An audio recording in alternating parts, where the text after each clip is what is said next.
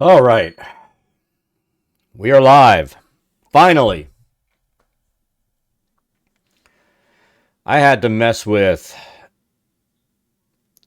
See, I had that multi-stream RTMP thing in, and you can't remove it the normal way. And I had to spend time tracking that down. I ended up reinstalling OBS Studio, as well as tracking this stupid thing down so I could take it out. Because while that was in there, it kept looking to send to multiple things. It was saying it couldn't send, even though we knew it was sending. So I knew I had a serious error. So we went ahead and fixed this, and everything should be fine now, theoretically. So hopefully it'll all work well. We're finally up.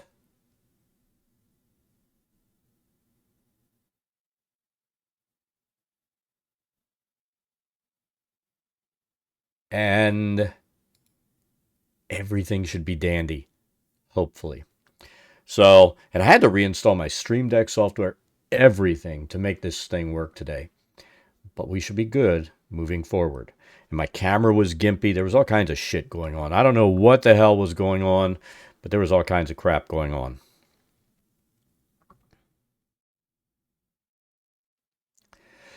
All right, so I did do a little bit of work off stream on this map last night. Um,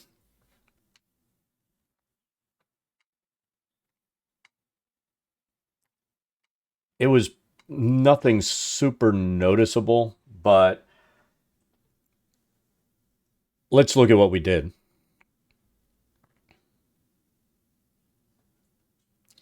We went ahead and I was talking about layers yesterday, and I think what I'm going to do from now on is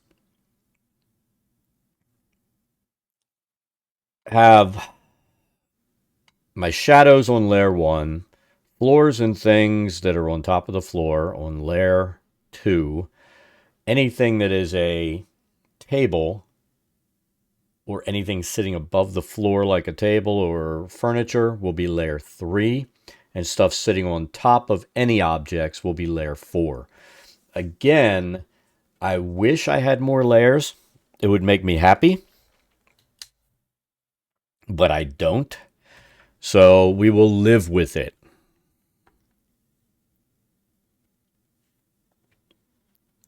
All right, now I'll be able to hear if anything happens in stream.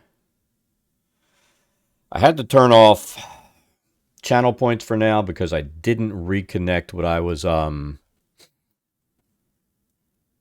using for some of the channel point things. So I've got some channel point things on that are just standard Twitch channel point doohickeys.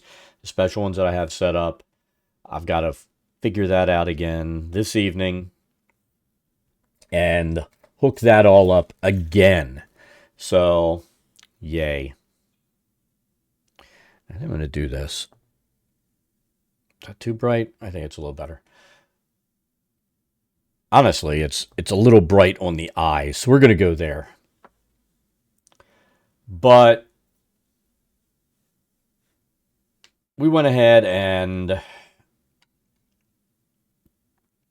placed our shadows around for furniture from our light source. Since the light's going this way, our shadows would be going that way and this way. Put a couple of things in to fill out this room. We messed with our layers off screen. And that was pretty much it. I threw a book in here. But I want to talk about lighting inside of this, especially if you're sending out or setting up the map to be like a just a PNG file, WebP file. Not necessarily designing the map so that it's going to be used in Foundry. And we've done small things like, so if you look, we lit the candles, we lit all these things so that it comes out and gives you an indication that these items are lit. And it really does, I mean, if we're being honest, even just a little bit we have here for the candle it makes a difference in each one of the rooms, that little bit of lighting. So, I mean, that's one thing you really want to do. And like my light sources, I've got a light source here, a light source here. I did do these shadows more this way. I could do a really light shadow going this way, but I'm not going to. We did shadow for this since it's close to these items. We took care of shadows for these items. So everything, let's face it, the smithy's done. I even put a small shadow inside of here, so we had a dark side and a light side. But without those shadows, again, it's a really flat scene. The same thing, if you take the lighting away, it's a really flat scene. So we're setting up lighting not so that it necessarily comes over as lighting. In the scene, we're setting it up as a decorative aspect. Now,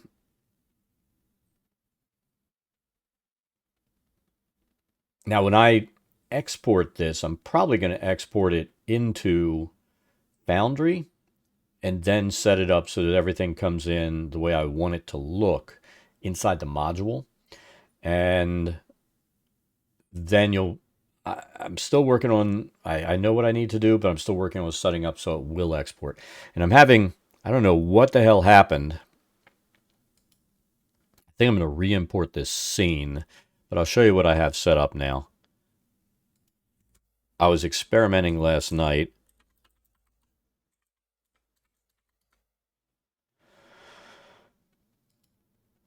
And I think I know what I did, which means I just have to rebuild the scene one more time.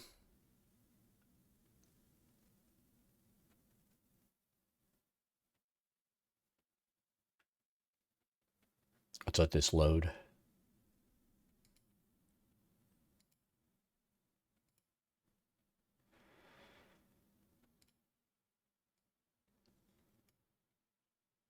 So we have this set up as a high-res map because we have noticed, and it's going to be big. It's going to be problematic for some players, but we have this set up so we have this first floor. The issue we're having right now for some reason is this. When I click on him, the roof is not showing up, and I think it has something to do with, how I have this, how I imported the scene and the components to the scene. So we're going to have to fix that. But I mean, here's our map, and I'm saying it's high resolution. This is 100 ppi, which still doesn't come in as nice as it looks inside of Dungeon Draft.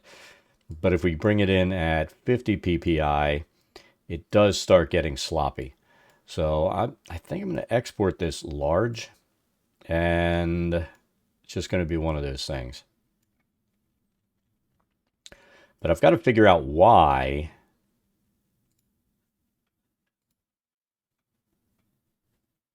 Did that take care of it? I don't think it did.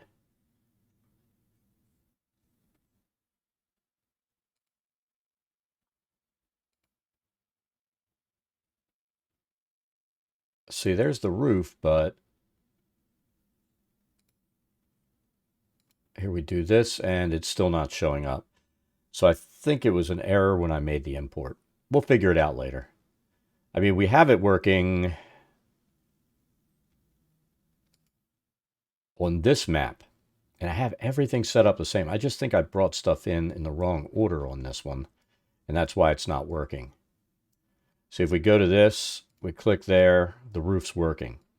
So I've got to fix how I'm importing my tiles. I don't think I did it the same way when I brought it in. So it's not doing the same thing like it should. But we'll figure that out, and everything will be fine. Let's close that out because we're not going to mess with that at all. I wish, I mean, if I was building smaller maps, I could bring this in at 200 ppi, make everything perfect, make it look nice. But this map is just too damn big, so I may end up having to start looking at these maps differently after I finish this. But we'll see. So, the blacksmith, like I said, we finished this off last night.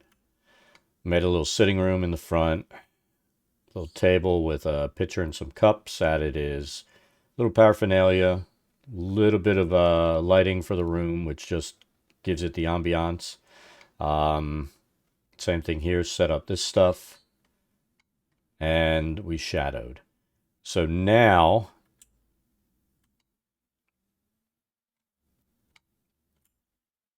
we're going to work on this house here.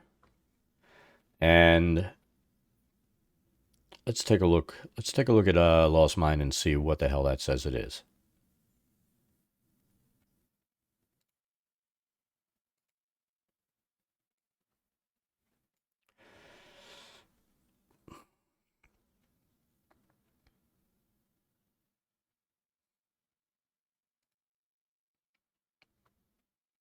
All right. So the only temple here is the Shrine of Luck.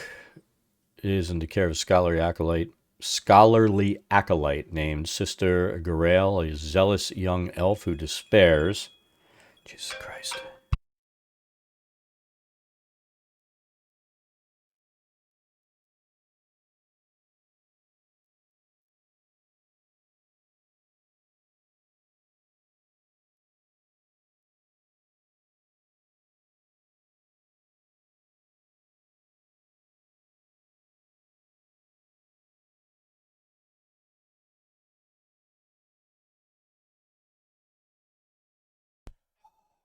That's awesome. So I got to go pick my daughter up. She was supposed to stay up there till like 2 or 3, and she decided not to do what she was going to do. So I'm going to go pick her up, and I'll be back. But what I'm thinking, we're going to start working on the texturing on the floor. I'm going to look up and see if there's an actual symbol for this goddess that's here, and maybe figure a way to put a pattern on the entryway on the floor, since this is like a zealot, very zealous follower of this god, or goddess, I should say. And then we'll build out the rest of this house that she lives in. But I'll be back in 10.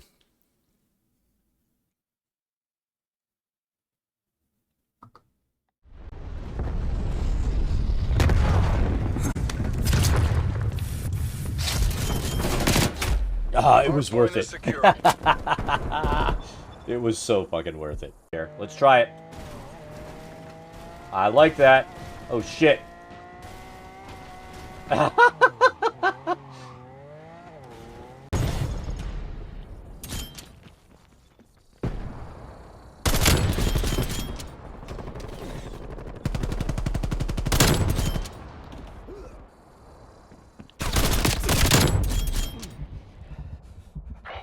Available for tasking.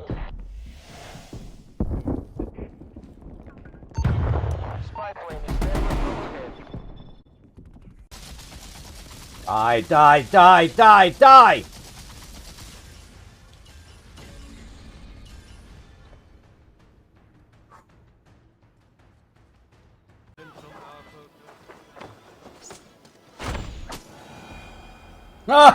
We got it to work that time. I knew we could do that, catch an arrow and shoot it back. But that was the first.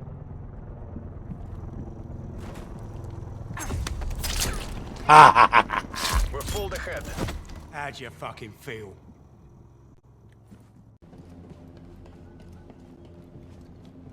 Yoda made it look easy because Yoda's a dick. Enemy spy plane inbound. His head was just popping up. Room in here with the computer and everything running. It's always warm. The wife's like, I want to go in the warm room. I'm like, no, you can't come into the warm room. You know, it's one of my rules. Anyone rude gets killed in a game. And he was rude. What's going on here? And it's funny because that's been the Mercer effect has been a nightmare for eggs. Let's see. Look, I don't even have to move it much. There's Thor. He's actually sitting up. That's all the excitement you get. Oh! Oh! How did we not get messed up there? How did that even happen? Generally, I'm gonna say no. Dad is not good at this game.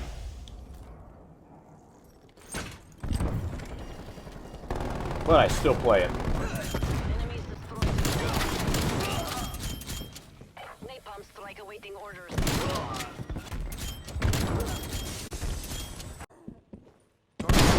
Hostile spy plane established overhead.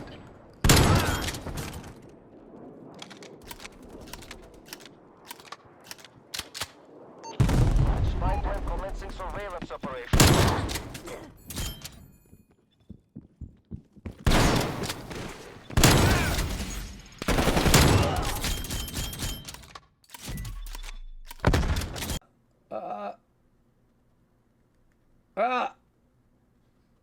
Like I said, you gotta tickle the spot. It's like finding the map's G-spot. God damn it. Oh, fuck! Yeah, we need to separate.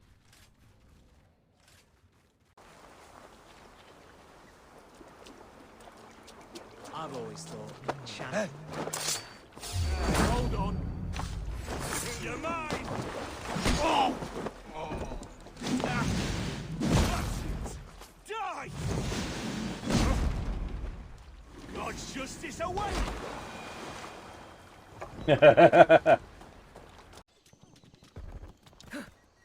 Enemy counter spy plane inbound.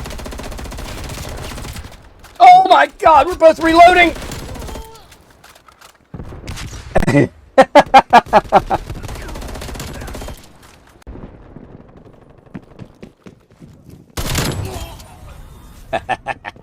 Counter-spy plane deployment.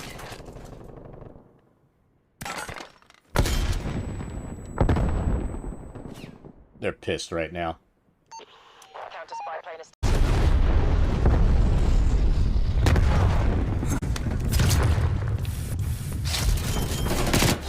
Ah, it was worth Hardpoint is it. secure. It was so fucking worth it. Here, let's try it. I like that. Oh shit.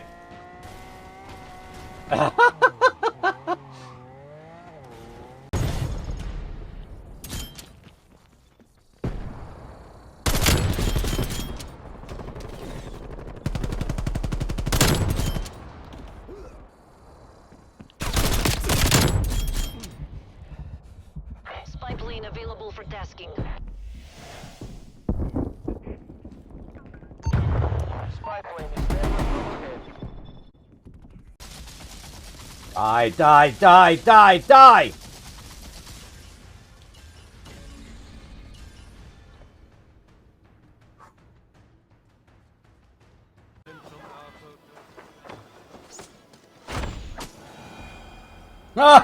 We got it to work that time. I knew we could do that, catch an arrow and shoot it back. But that was the first.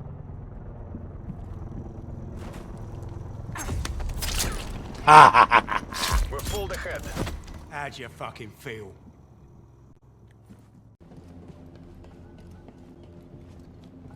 Yoda made it look easy because Yoda's a dick.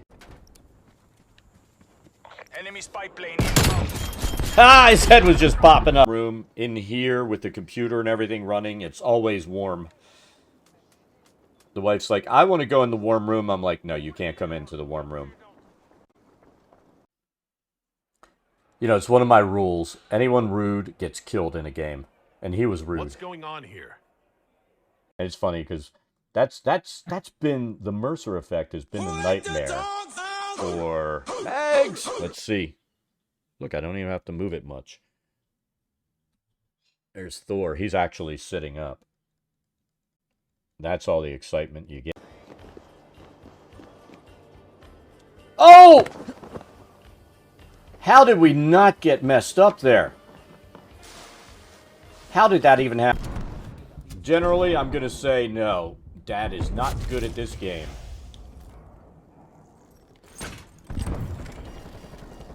But I still play it. Enemies destroyed. Napalm Napalm strike awaiting orders.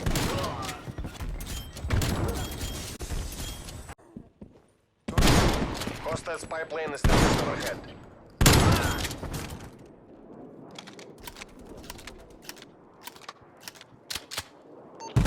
Spy plane commencing surveillance operation.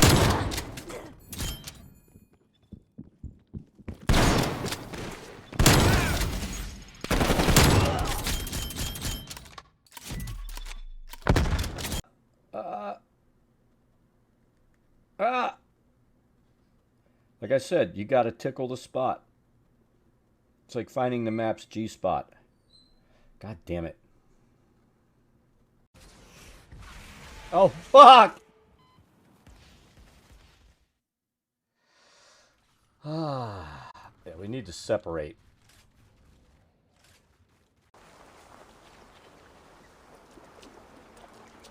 I've always thought channel. Hold on. You're mine! Oh! Ah. Bastards! Die! God's justice away!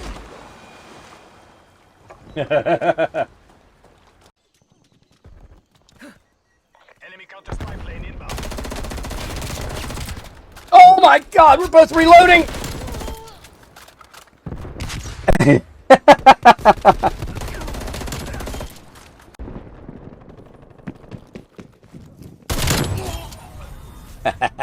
Counter-strike plane under deployment.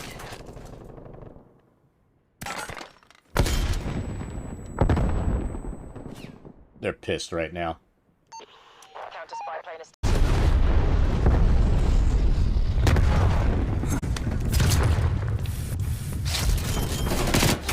Ah, it was worth Hardpoint is it. secure. It was so fucking worth it. Here, let's try it. I like that. Oh shit.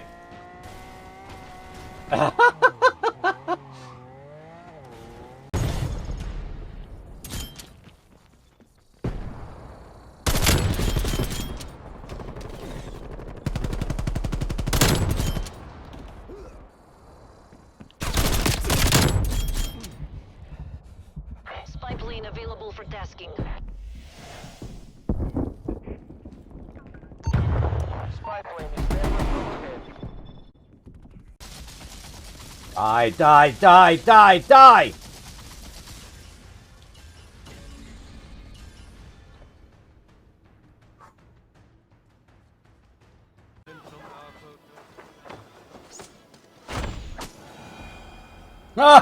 We got it to work that time. I knew we could do that, catch an arrow and shoot it back. But that was the first.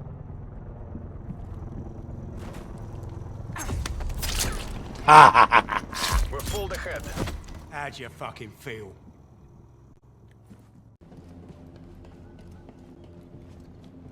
Yoda made it look easy because Yoda's a dick. Enemy spy plane inbound. Ah, his head was just popping up. Room in here with the computer and everything running, it's always warm.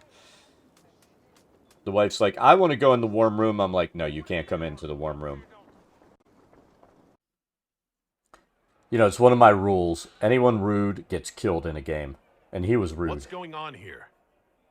And it's funny because that's been the Mercer effect has been a nightmare for eggs. Let's see.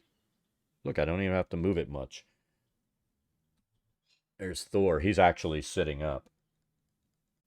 That's all the excitement you get. Oh! How did we not get messed up there? How did that even happen? Generally, I'm going to say no. Dad is not good at this game.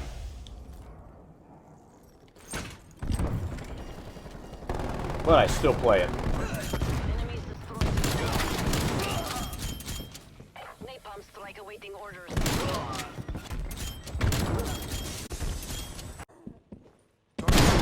Hostile spy plane established overhead. All right. We're back. We're done doing whatever we have to do for the day other than this. Let's see what we can do with this place. So let's do a search. for...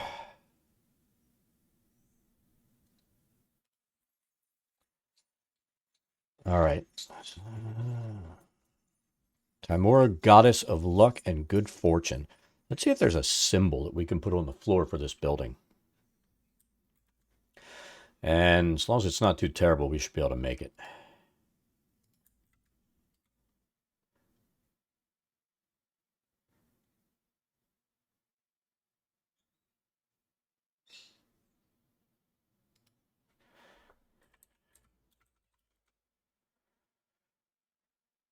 Symbol, silver coin featuring her face surrounded by shamrocks. Yeah. What's the matter with you? That's, I don't think that's doable with what I was thinking of doing.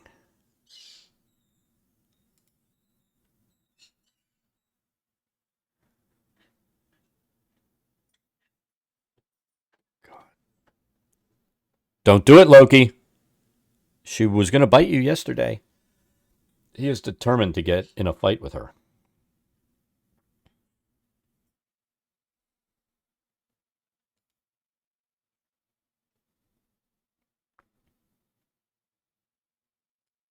See, I was hoping, you know, like some gods, it's a relatively easy symbol, but I can't really draw that with the tools inside of here as an inlay on the floor.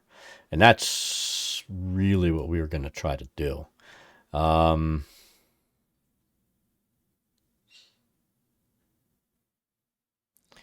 mean,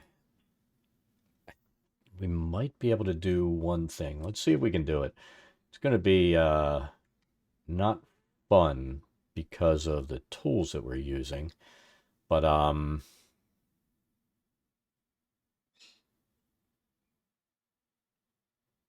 let's see if we can do something. So this is going to be I mean, if I could just get in here and draw this, you know, the shamrock, that would be okay, but that's not an option. So I think the first thing we're going to do is lay another overlay on top of this floor to give it a little bit of a worn look. We're not going to go as far as staining the floor up and everything like we did with most of these. You know, the smithy shop, it makes sense for that to be soiled and dirty and all that kind of stuff from all the smoke, soot, and everything. The one bar is like worn down, messed up, so that made sense. We're going to look for a floor overlay.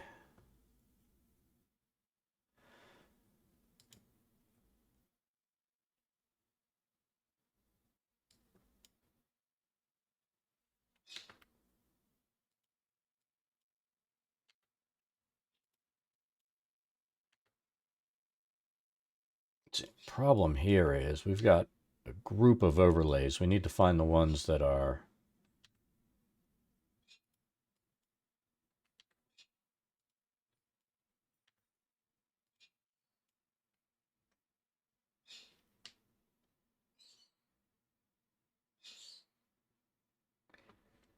all right, so we probably need to rotate that a little less than 90 degrees. Let's go up here to about 83, see what that does.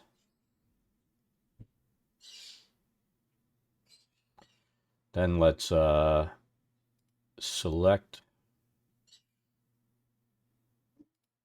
pattern. Let's see where we put that.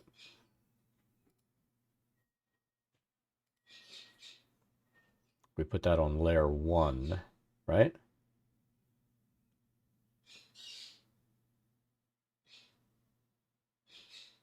Oh, and you know what? That's not going to work. We need that on layer 2.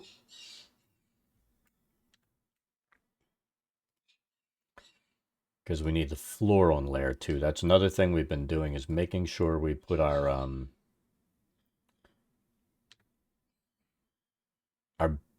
floors on layer 2, because we need to lay our shadow down for this.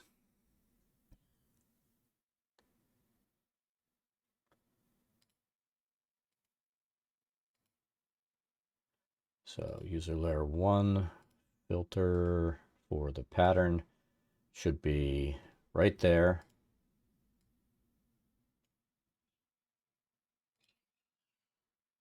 We're going to put that on layer 2 because our shadow path. So this is what I was talking about when we first got on before I had to run out. We're going to make sure that stuff like our shadows and all are sitting on layer 1 because that's going to sit right on the ground. This will sit on the ground basically as a new layer above. The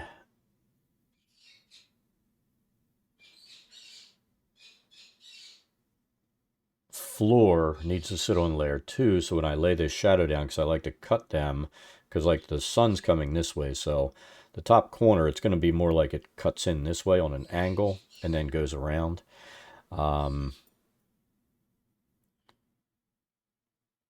So I can put the shadow on layer 1 without there being an issue. I don't need to put it under this, but everything else we sit now, like the pattern we're about to put on this floor needs to be on layer 2. Objects that are going on the floor directly are all going to be on layer 3, and anything sitting on those objects from now on are going to be on layer 4. That way everything will be stacked up, and if we put something on an object, you know, we've got that layer 3 object, something's on layer 4 sitting on that object, we'll be able to cast shadows and stuff down on them.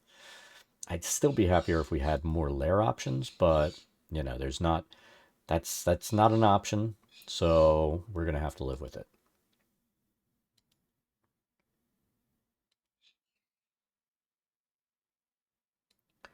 We're going to turn this up so we can see where we're going to place our door. We'll put it right there.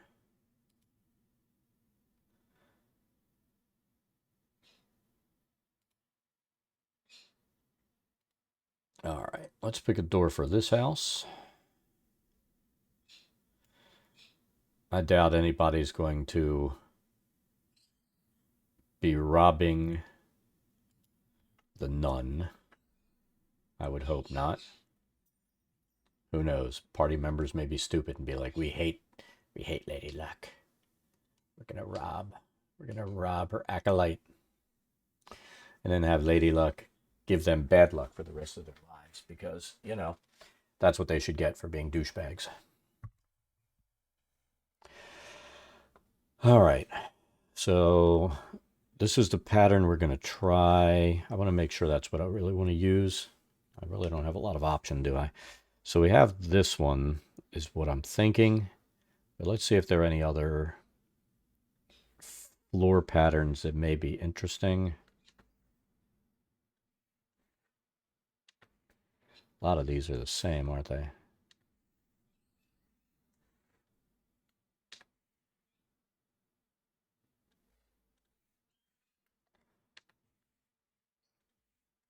It's like they assume you're going to use all these square floors. Because a lot of these patterns are really based on putting it down on like a square floor. I think that one works. So let's lay that down.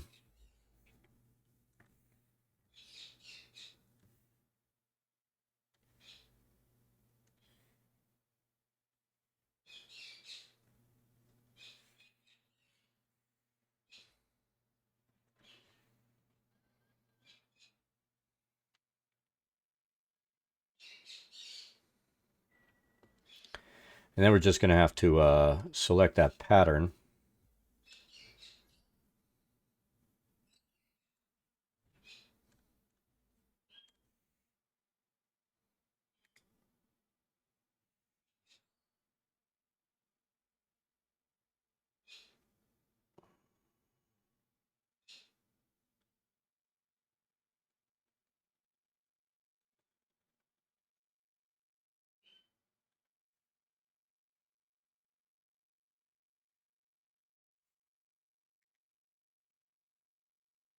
So we know that should be at 85.1, right?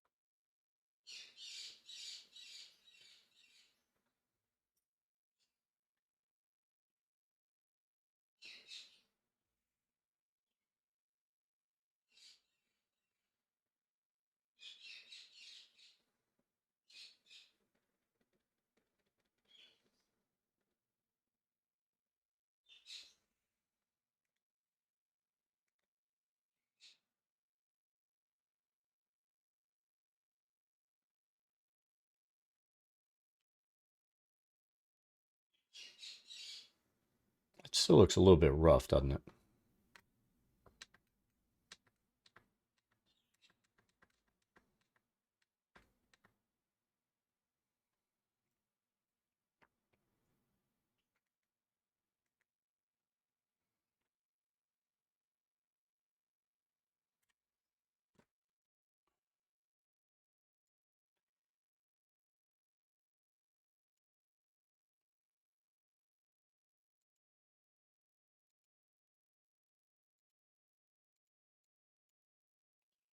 So I don't really want any of these massive holes. I just want it to be a little bit scuffed.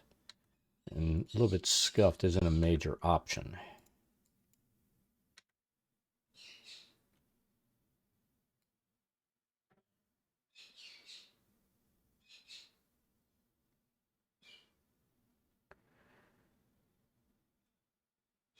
I think we might just need to put a different floor down to make us happy.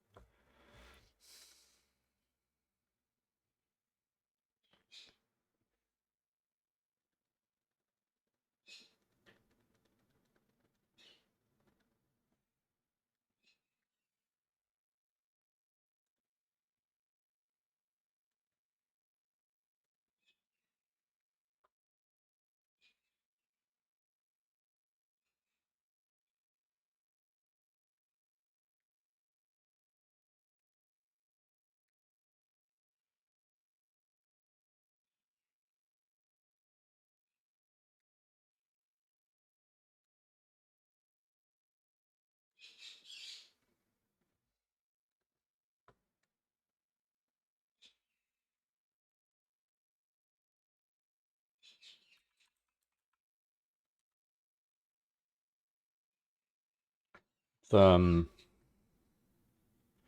let's do whatever is like the most sparse.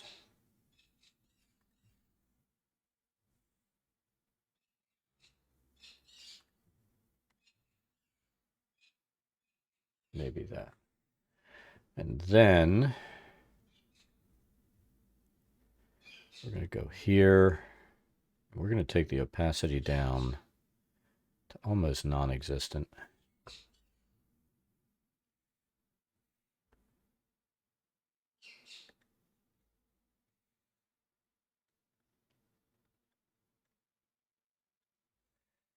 We're just going to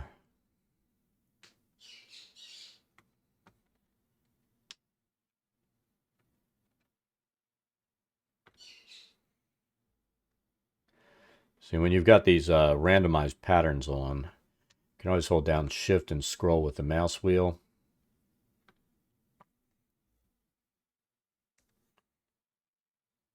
Until you get what you want.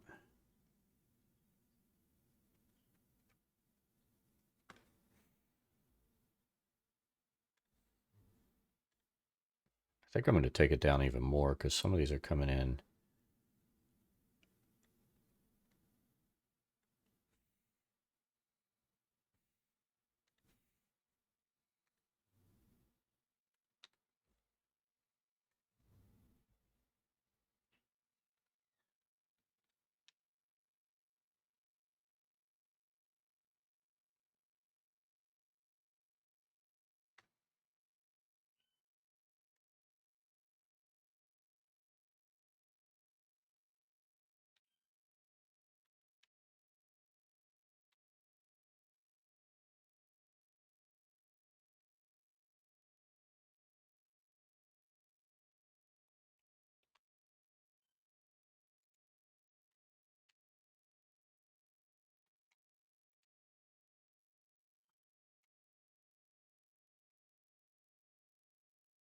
There you go. Kind of gives it a little bit of a lived-in look.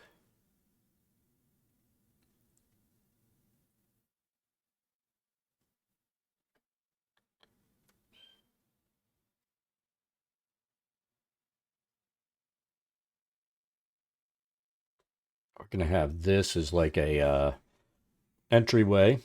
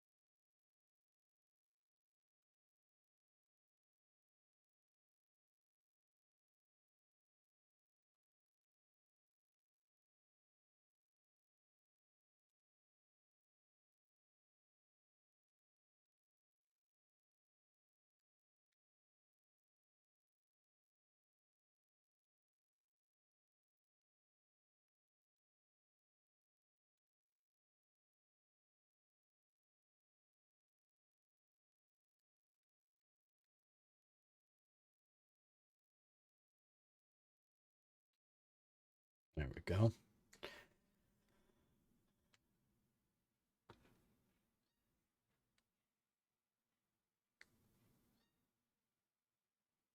Put another. Do we want a door or do we just want it? There's kind of a wall for a separation here and then a little entryway. I think we're going to put a door there.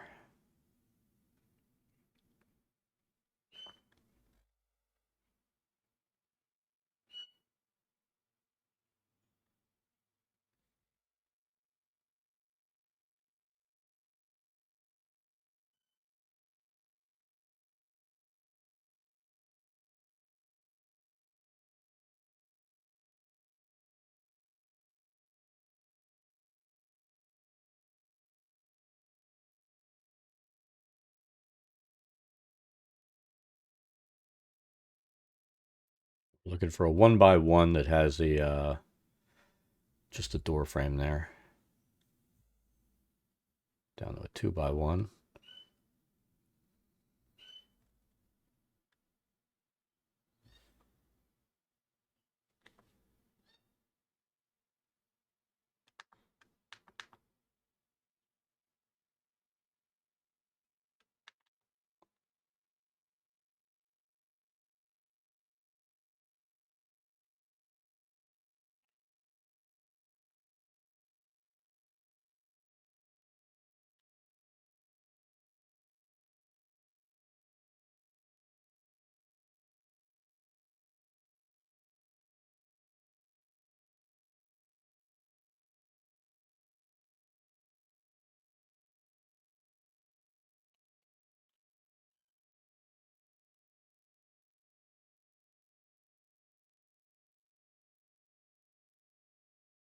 There we go. Oh, that's a window frame. That doesn't help me.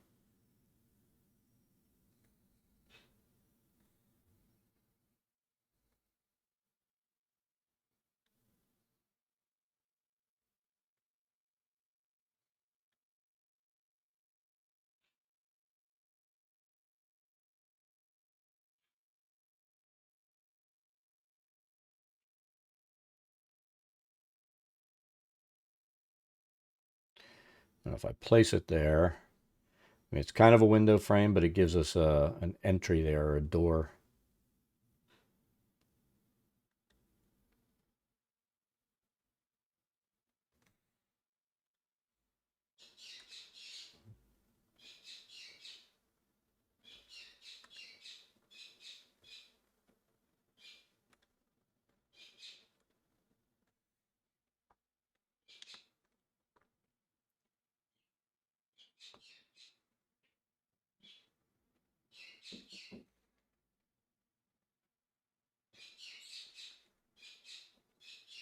Not real fond of this door right here.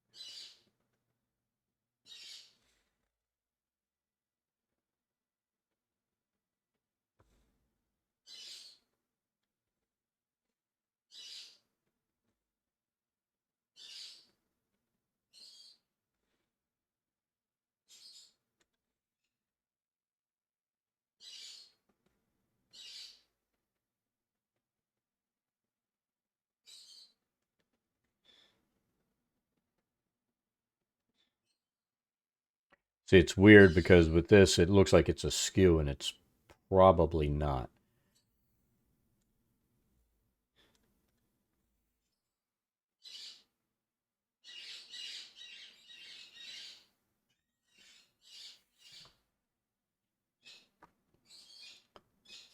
It's too bad we don't have like a measuring tool built into this so we can sit here and go, what's our distance here, instead of having to eyeball it. But I think that's right.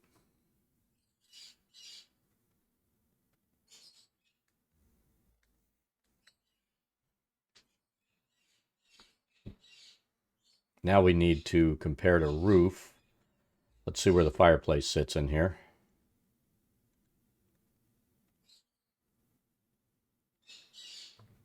Hopefully she has a fireplace. There it is. So there's a fireplace there. Or a chimney. So let's place that.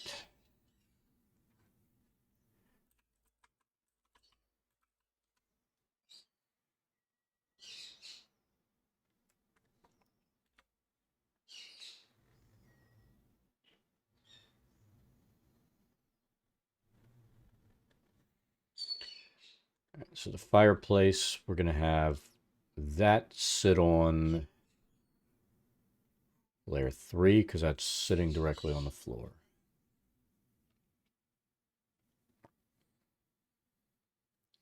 We want to match the brick that the fireplace is on, or the chimney has.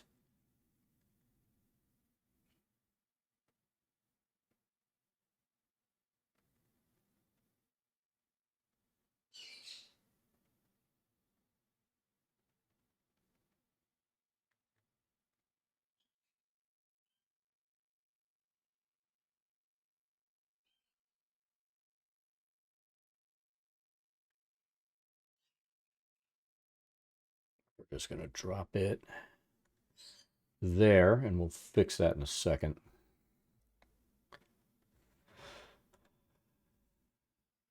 Filter objects. We know that's sitting on 3.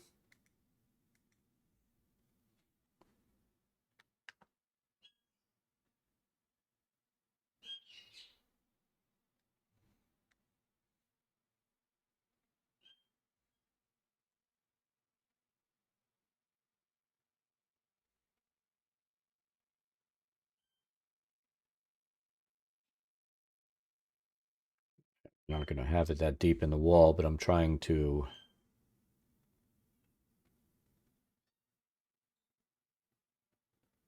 there we go.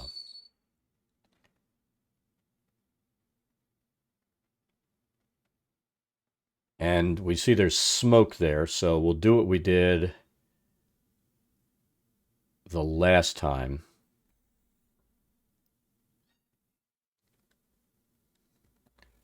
And we're going to place some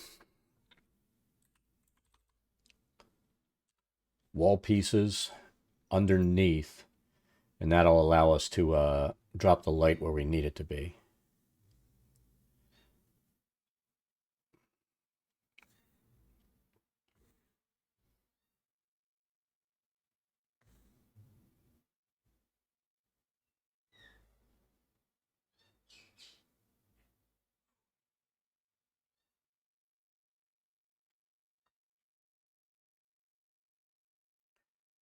All right, so we'll put one here going back.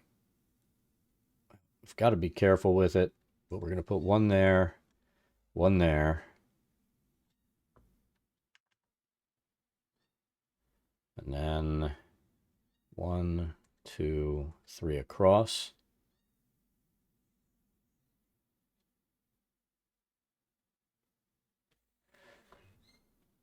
So we'll go ahead and select those, resize each one,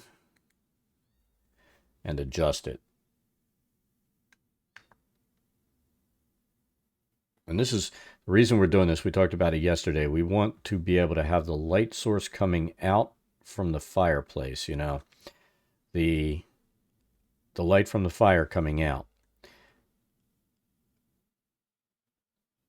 So we'll place that there, and that'll go send to the back. Same thing here.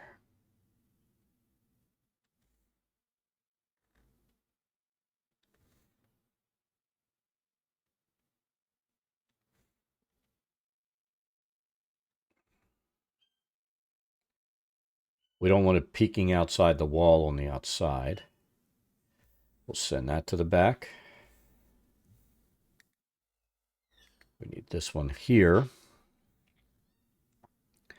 And this we won't have to adjust size-wise, but we're going to set it so it's like there. Send to the back.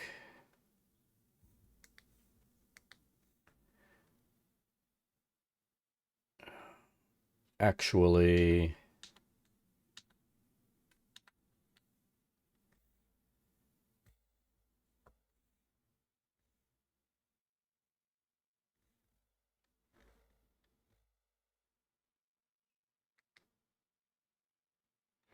move that one.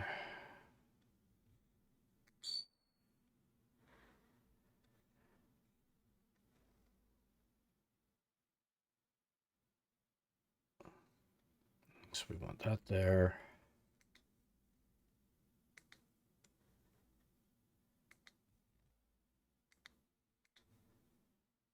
Come on, quit messing around with me.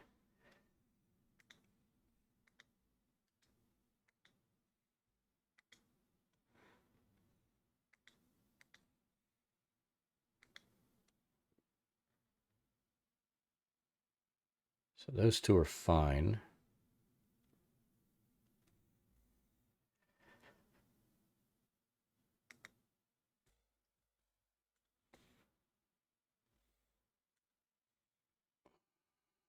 So I think we're going to line these three up, then we'll send them to the back.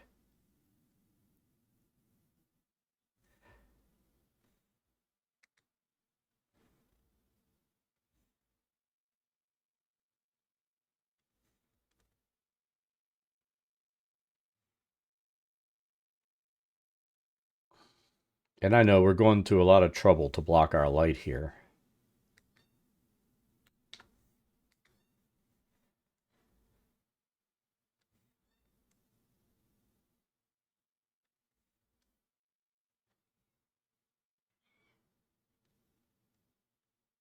All right, send to back.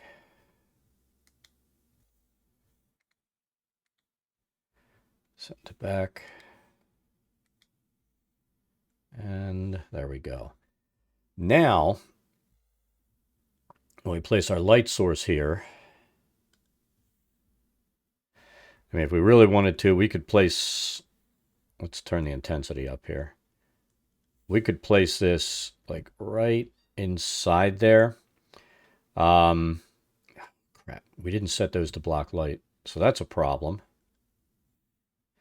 But it's not that big of a problem. We're going to do this. So, block light. And this, what we're doing only works if you block light with them.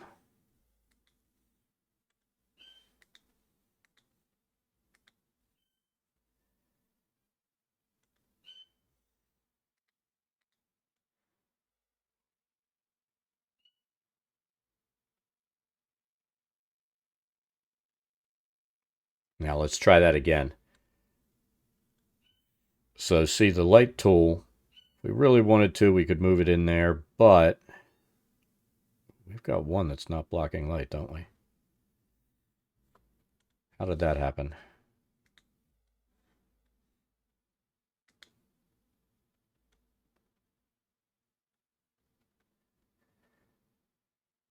It is blocking light.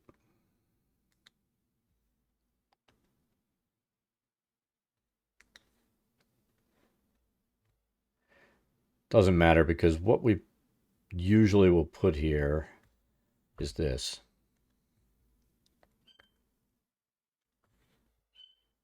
Because we don't need a full light tool. What we need is this. And we'll put this like right in here. We'll turn it down a good bit. Because all we really want is for this to give an indication of light. Like right in here. And we're going to have to, we'll have to turn it a little bit once we have it in. Turn it down to like 0.7. So that will be there.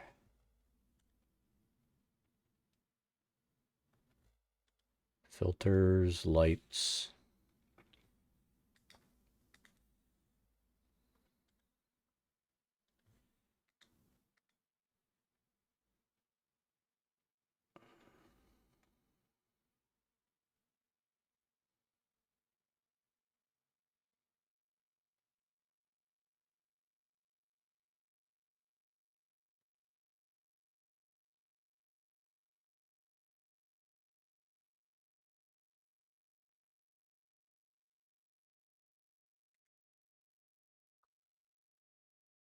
All right, so let's zoom out. Light on, light off.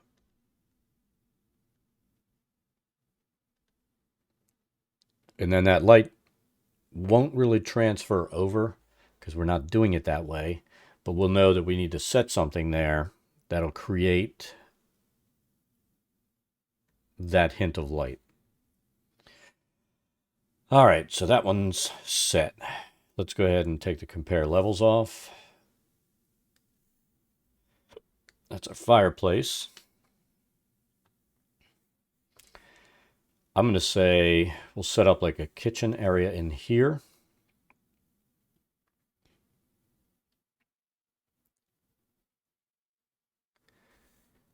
Maybe bedroom.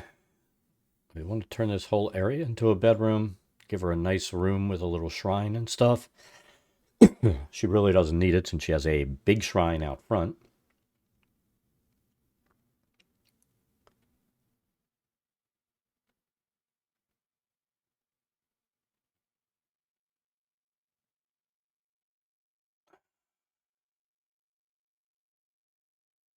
You know what we haven't put in we didn't put up here?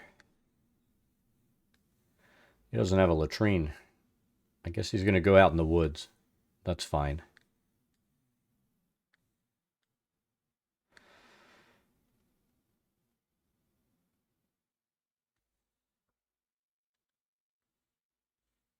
So we're going to do the same thing here. We're going to create our wall and we're going to do this.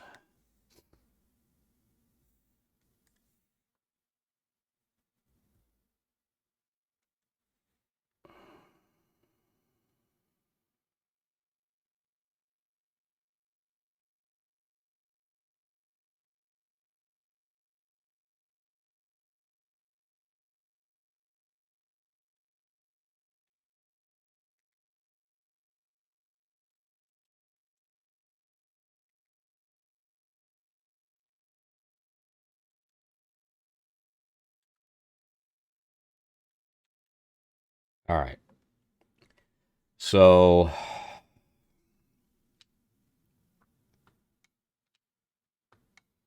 that wall is ever so slightly askew.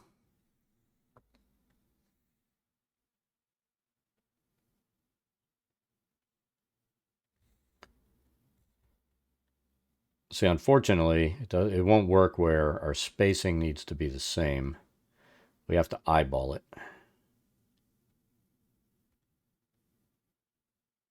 I tell you the easiest way to do that. So if you've got a weird thing like this, instead of doing what I'm doing right now, you can just go in and let's do this.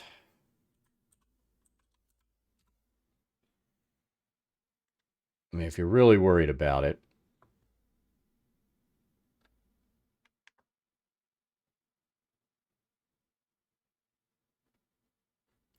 just go in and place an object there and there. The object's going to be the same size, right? So do objects on layer 3.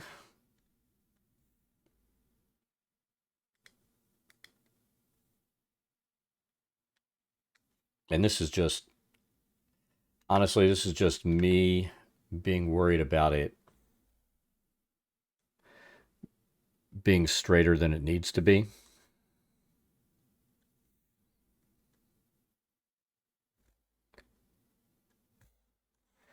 But we'll put one there.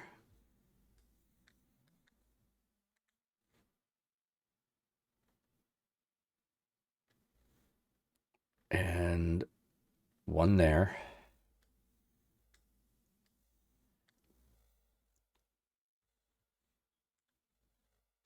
Filter walls. Or actually, let's just go to the tool itself. Edit points.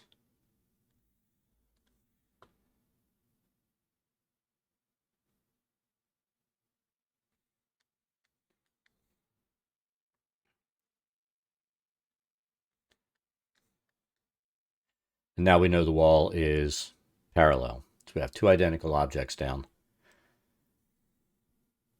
And we're going to just take those off. So since they don't really give us a measurement tool or anything like that, that's kind of a workaround if we're really worried about it, which I am.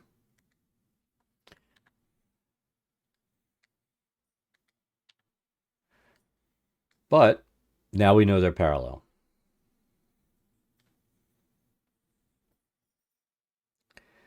So this will be her bedroom, and then we'll probably put like a washroom down here. And for this, we'll be able to just put that, directly across here. And as long as it follows the floor, we'll be fine. So let's see.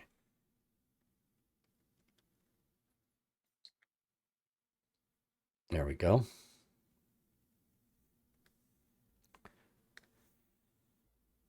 And we'll put an interior door in here.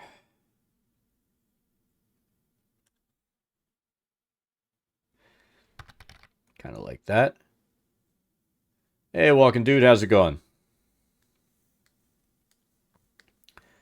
And put an interior door here. Then the bed will be back there. Won't be messed with by having the door when it opens. Everything will be fine. So there are doors. Just another day. Nothing wrong with that.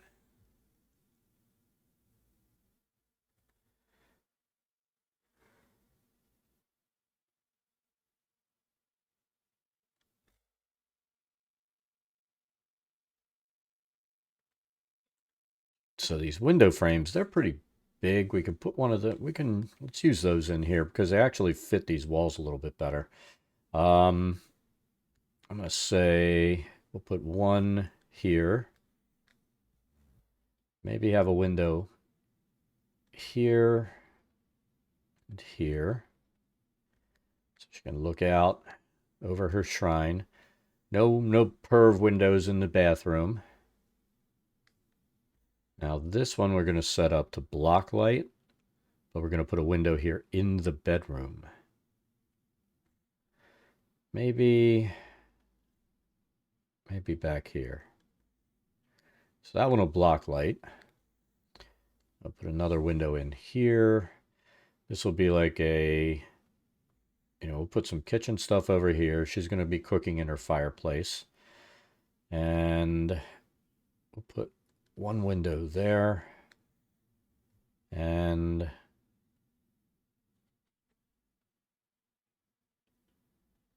maybe one window here.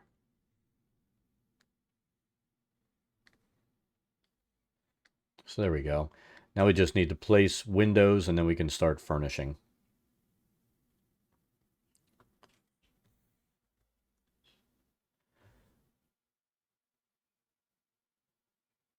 And I tell you what, objects, we're going to do portals, all layers. We're going to set that. Yeah, it's to block light. And then this one here, the ones that we want to allow light, and we'll put a window in, and we'll actually put a curtain across it.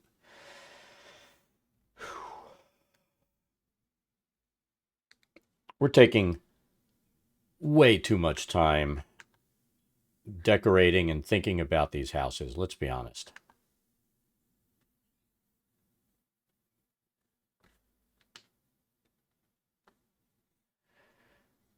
I don't know, have you seen the other ones that we finished? We finished off this. This is the smithy shop.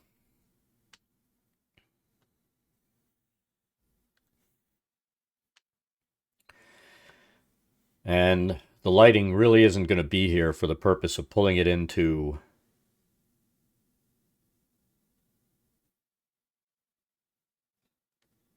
Foundry. It's here to highlight, create a little more effects on the floor. We even have little lights on the candles and all. And then we finished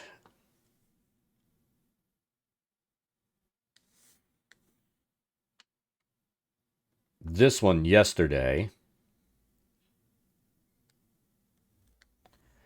And, the lighting really makes a difference on this building as well. But we're pretty happy with what we have there.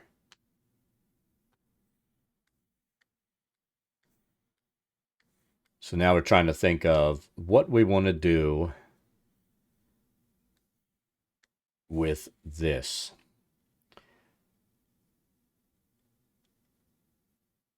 I tell you what, we might create another little room here and make that her library. Seems to me she would have a bunch of books.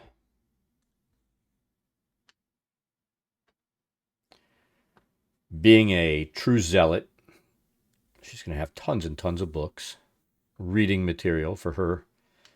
Well, I guess zealots don't have off time from being a zealot, do they?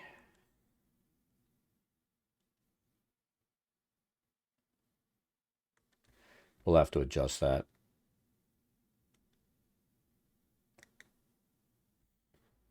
And we know we need to get rid of that endpoint that got in there and got all gimpy. There we go.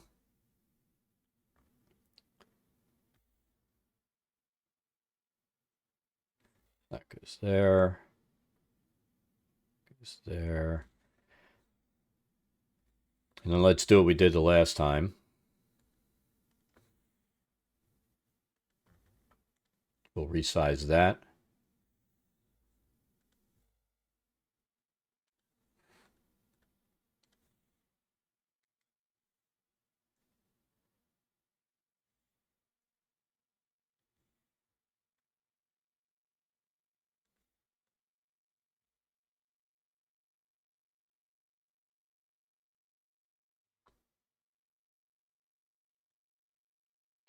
We're going to bring it out so that, tell you what, let's do this.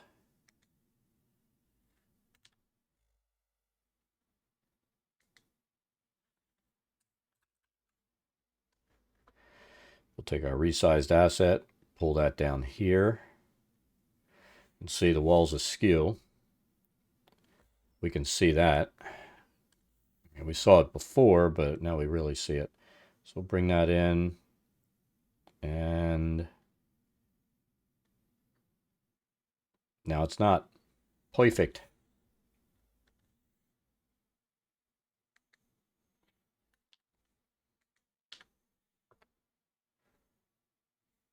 All right, so this will be a little library she'll have in there. We'll put a chair in, some books, maybe a light. Reading lights aren't overrated. I mean, she is a half elf. She has dark vision, but, you know, who knows? Maybe it messes with their eyes too, reading in the dark.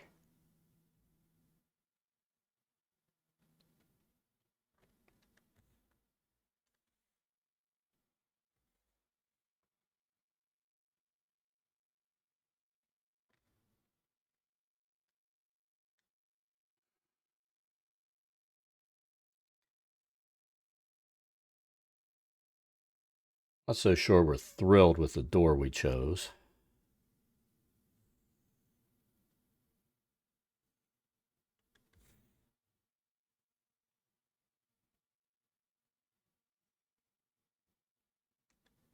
But that's good.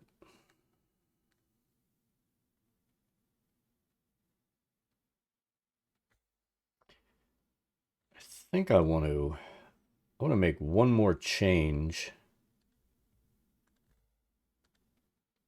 to the walls inside this building.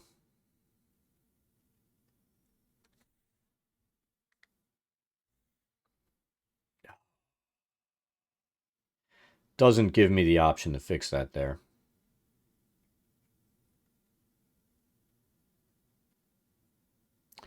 Damn you. See, I really don't like these beveled corners.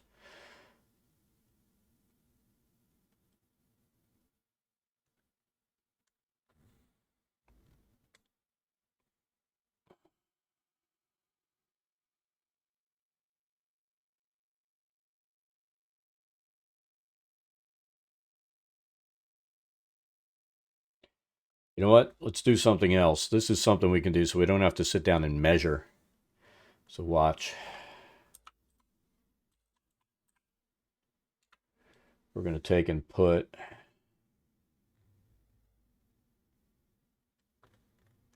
like a small pillar. Let's brush size this thing down.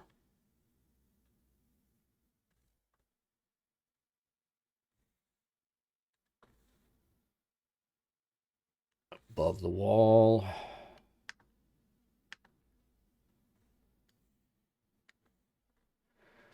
So we'll put it right there.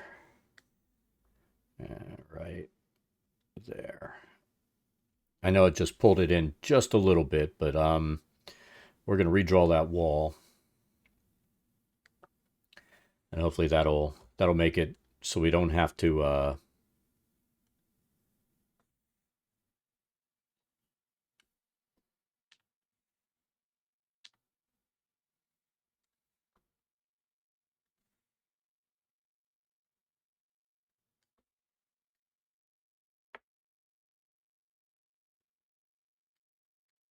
so we're going to place that dead center. And dead center.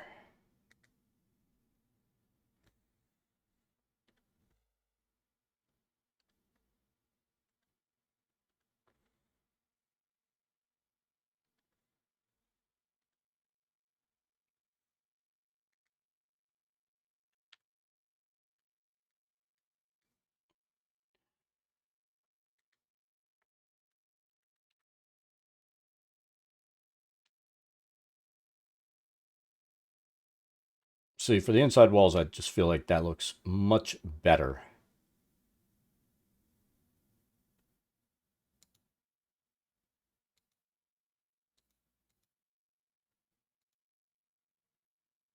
Oh, we took that wall away, so the portal went away. Makes sense. It shouldn't stay there once that's gone. There we go.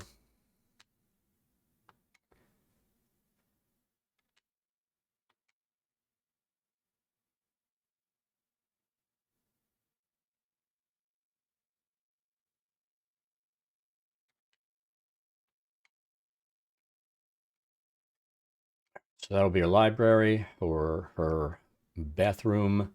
Let's place the windows down now.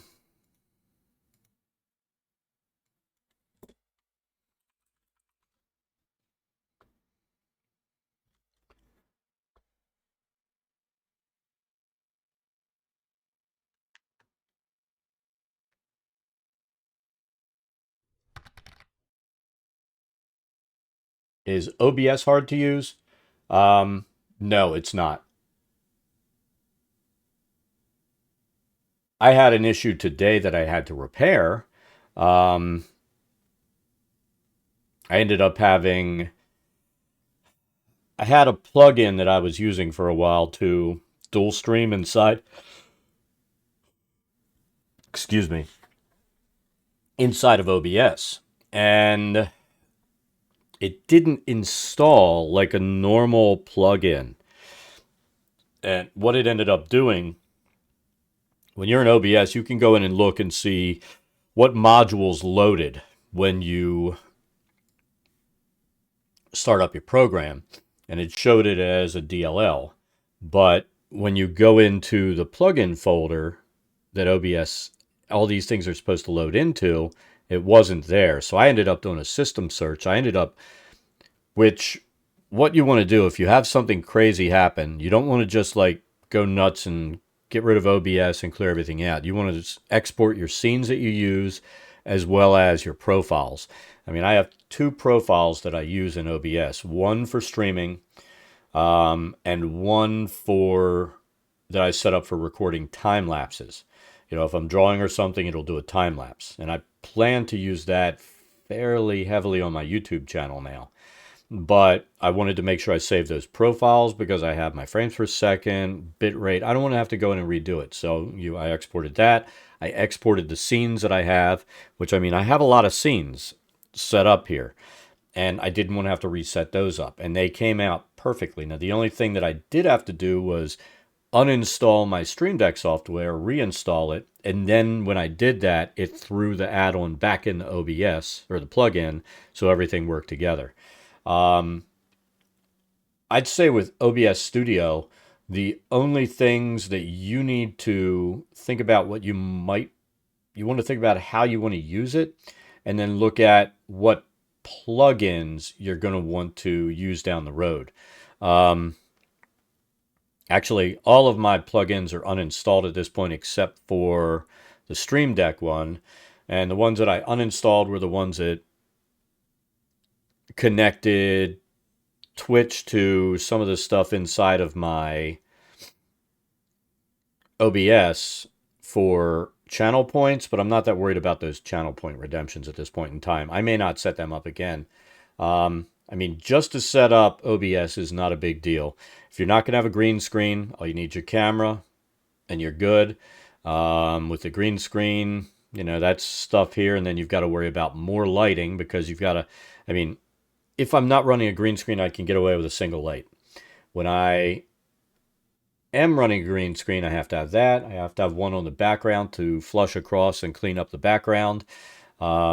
You know, there's more lighting you have to do. Now, when I don't run a green screen, like I said, I have that, but then I have a bunch of background lights that help make the background look the way I want it. But that's inside of any streaming software. As far as how you set up, I mean, right now, it's looking just at this monitor. Whatever I put on the monitor, that's going to go in stream. You can also set it up so that it looks for applications. I could set it up so it just looks for Dungeon Draft. I don't want to do that because I want to have it pick up if I use Clip Studio Paint or another program to work inside of something while I'm working on this. And then, I mean, I'll be blunt. It is no more difficult to use than Streamlabs OBS. The least amount of light. You know, I don't worry about that. I'm only getting older and it's only getting worse, so I don't worry about it. But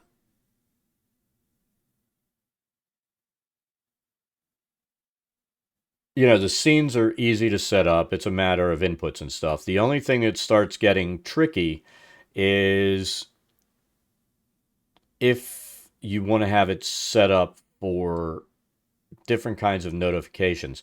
That's where something like Streamlabs comes in. If you set up all your scenes and everything inside of Streamlabs and use Streamlabs OBS, it kind of integrates together.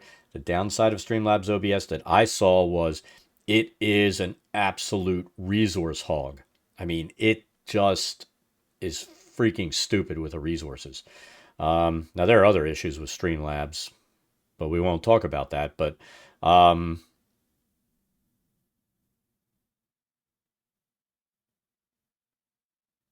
you have to do a little more work in OBS to get it set up. But once it's set up, it runs fine. And there's very little we have to do. I mean, I use Stream Elements for notifications, alerts, and stuff like that. And I went through and I set up so that my sub alerts have the GIFs that I want to go all inside of that. And then I just bring in an URL and it goes ahead and pumps it right out and inside of this. So if you want something that is basically dumbed down where your grandmom can probably use it, use Streamlabs OBS. If you're willing to put a little more work in to make it look nicer, you use Streamlabs and you put in some plugins to make everything work the way you want it to. It's just how you want it to go. Does that answer your question?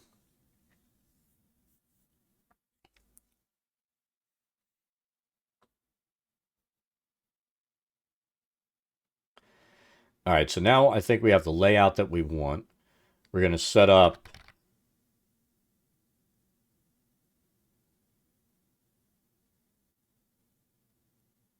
but I mean, personally, if I was setting up a new stream, I would take the time to learn OBS Studio and not go with something like Streamlabs OBS. And Stream Elements, all that does, it brings in a little plugin so you can pull your stuff in from Stream Elements and have those alerts up there. It doesn't create this massive resource hog. COC.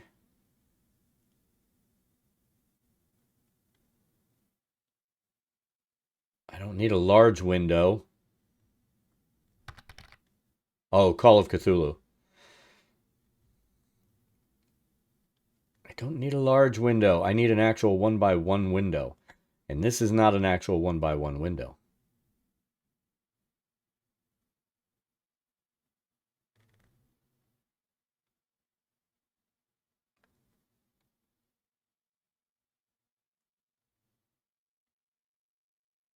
There we go. Ooh. Ooh. It is a, here's the thing. No, it's not a church, so we're not going to put a stained window in. I just want a freaking 1x1 window. I don't think I'm asking too much. They might think I'm asking too much, but that's all I need is a 1x1 window.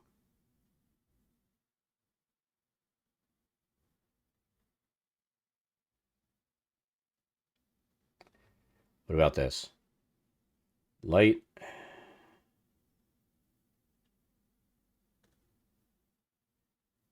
Window wood dark 1x1. I don't really dig that metal.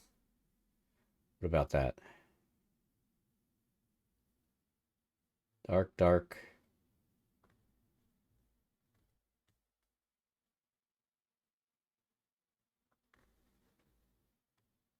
Come on. I just want a plain window. I don't really want anything else. That's a plain window. What the hell? Oh, the scale's 0.25.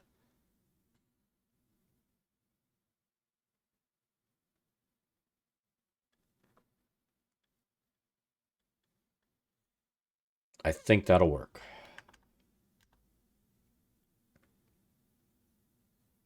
One, two, three.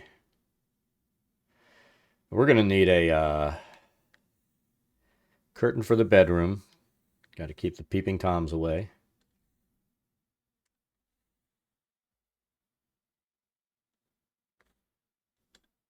Got to have that.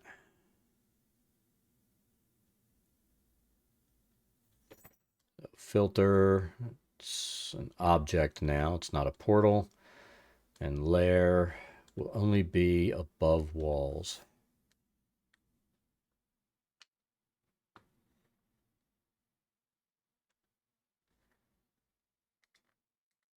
Come on. There we go.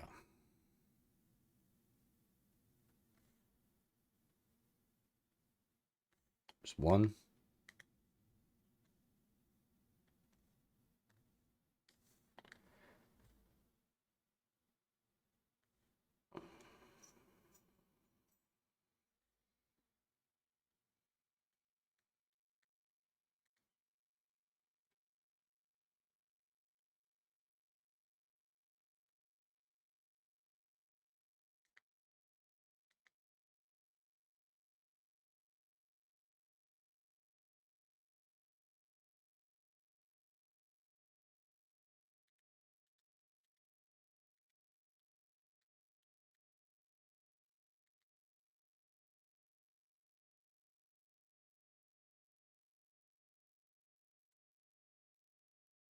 We're really worried about it. We bring it down and look at the whether it's perpendicular or parallel, I should say. Just failed geometry just then.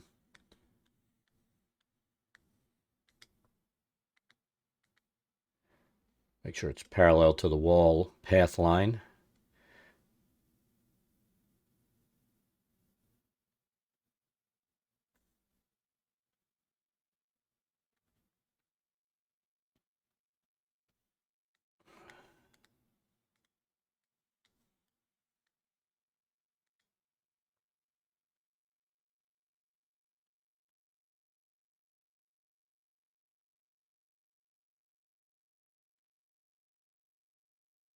See, that's a little off.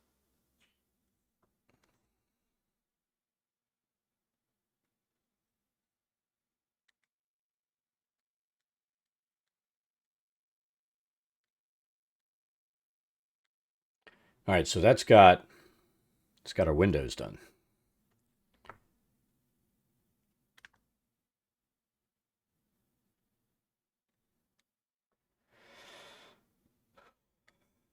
The less we have to touch our mouse, the happier I am.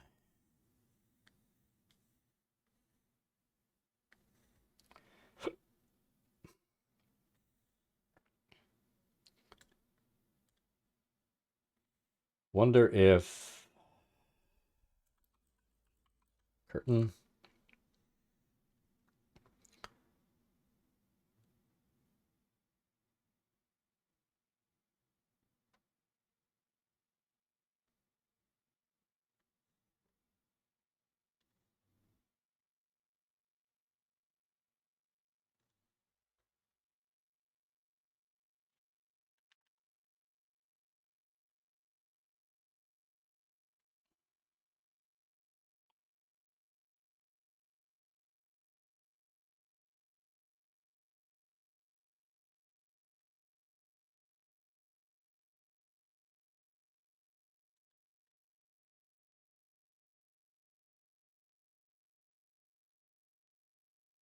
Doesn't really look like it's going to fit that, does it?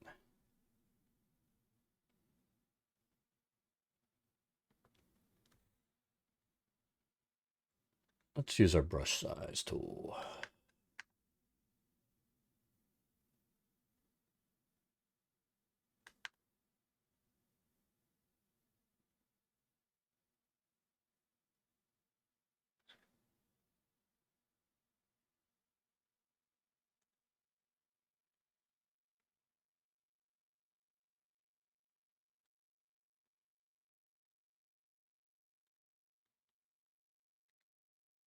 We don't want that to be above walls. We want that to physically be, let's make that a layer 3 item.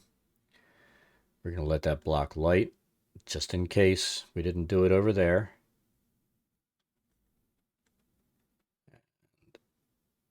We're going to mount that right there.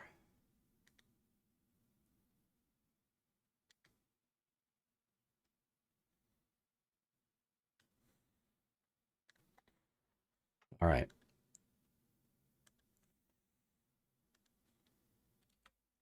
Now let's see if we have some open curtains.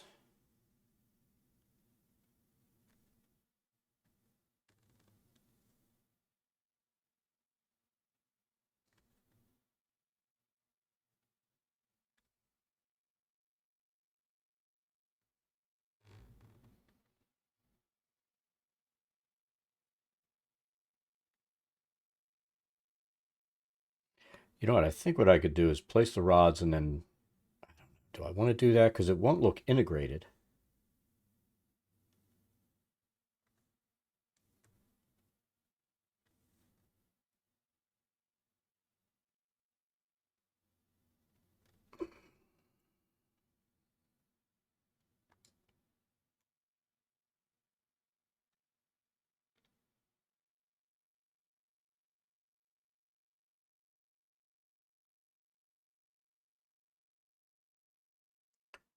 I mean, I guess we could do it like that.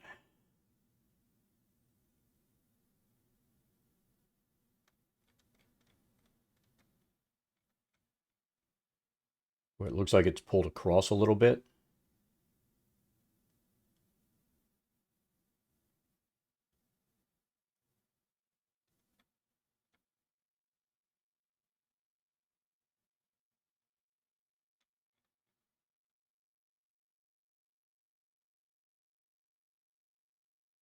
See if we had big ass windows, we could plop that on there.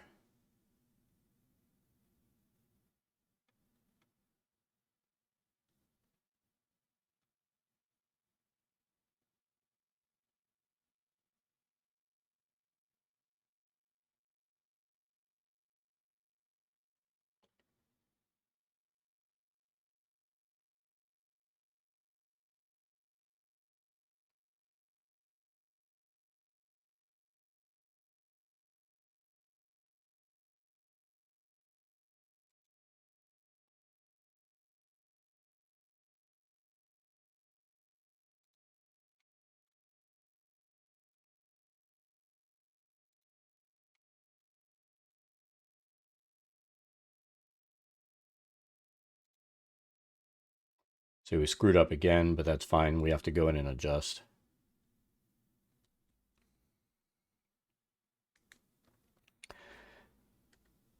We want this one layer 2.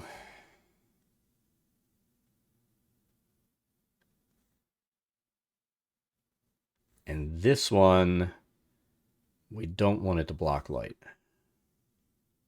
because they're kind of pulled to the side.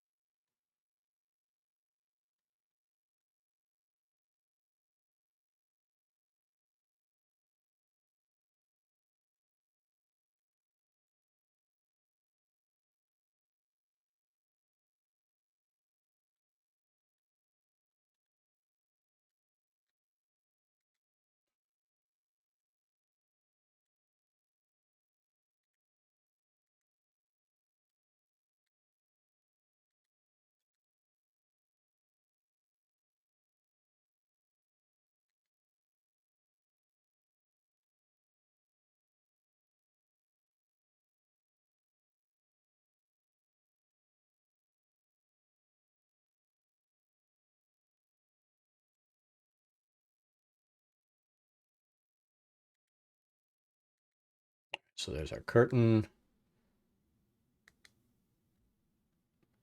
Curtain, making sure we didn't move our windows. Curtain.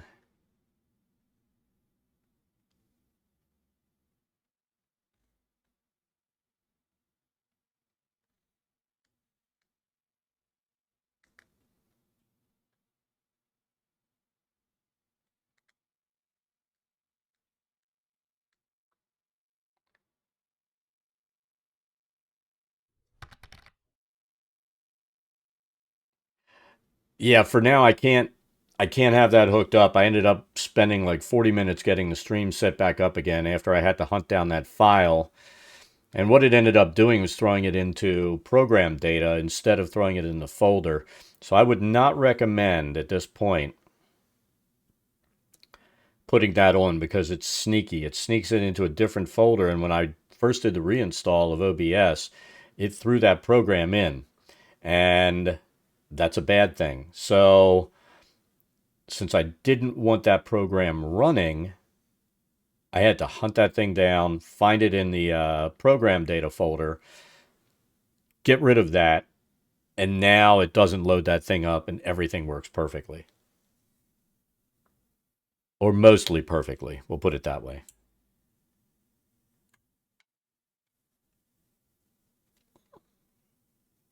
Once I get my plugins reinstalled that I want, which there are a couple that I do want, but I didn't have the time to mess with that this morning. Trust me, our posture is better than it was when we were using our graphics tablet. If you remember, I was always over like this with a graphic tablet. Now I've got a pen tablet and I'm using a 28-inch monitor to draw on, and life is much more comfortable. All right, so now we've got the floor, a little bit of staining, a little bit of character to the floor, and our windows, portals, and interior walls in. I take way too much time doing this stuff. Let's start in the bedroom.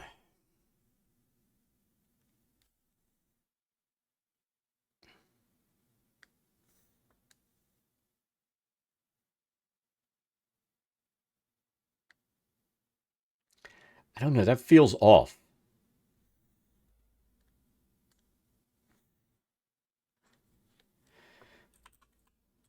It's probably not, but it feels off. I'm going to double check.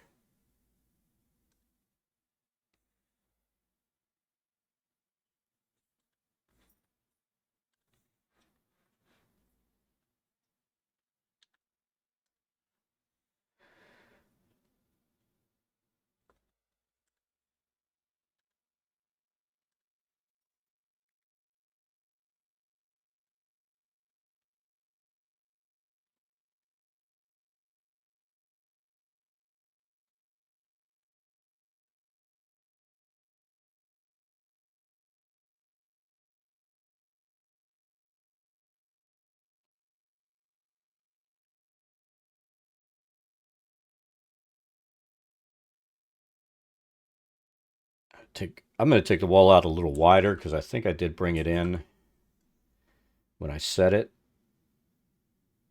See, but it's not off, is it? Maybe ever so slightly there.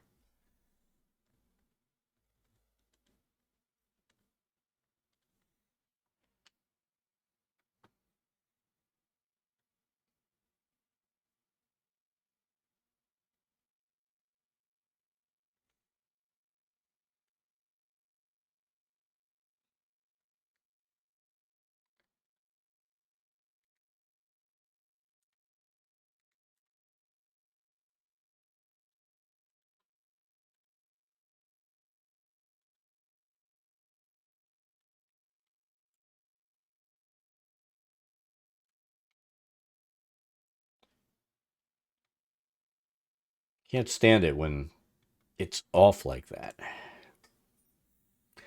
All right, we get her a bed now. All right, so this is going directly on the floor. So this will be all user layer 3.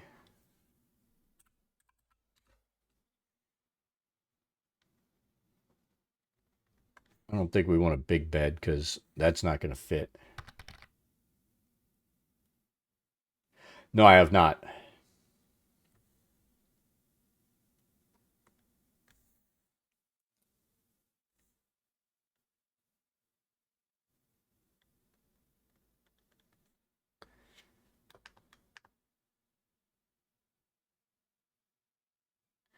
All right, so bed's going to go there, but let's color it first. Let's make it...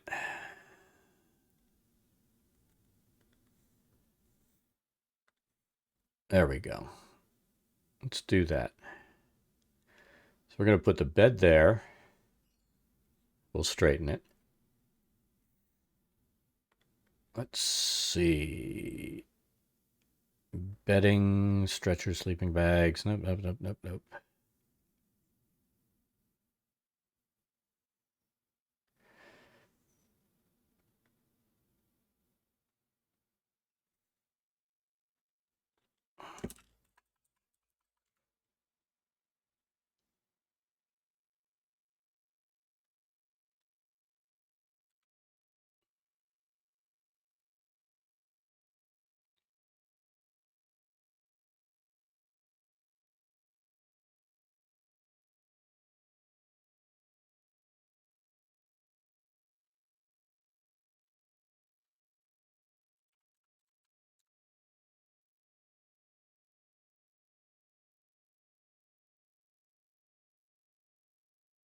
All right.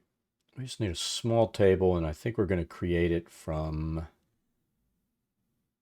this.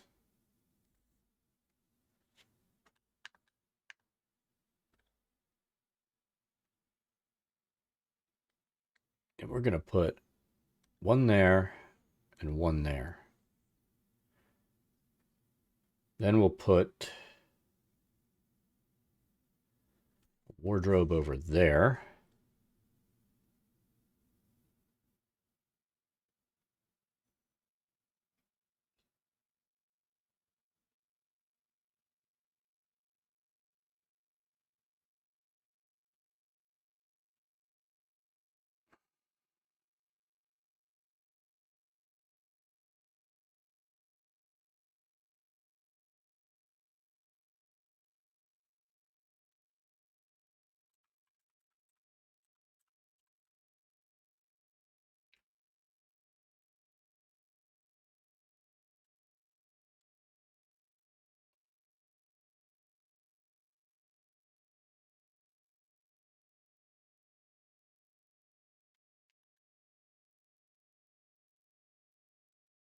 Over there. Can't really put anything here.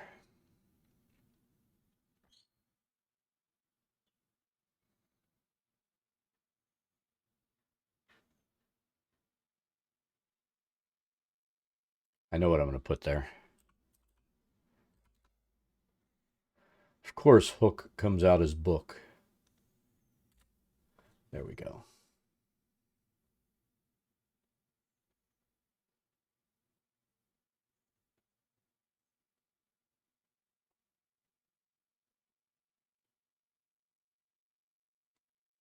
See, they don't really give us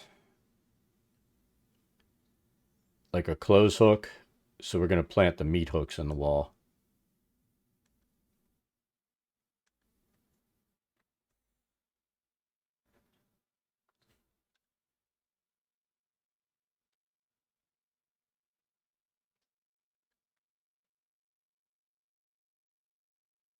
So these objects are all going to be layer 3.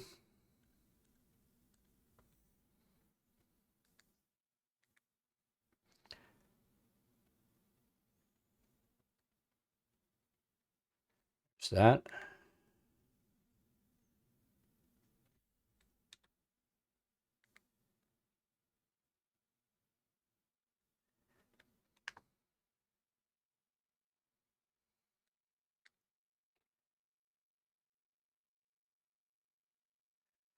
Works.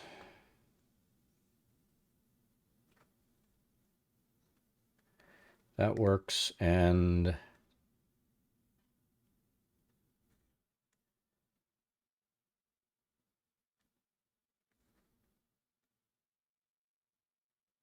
that works.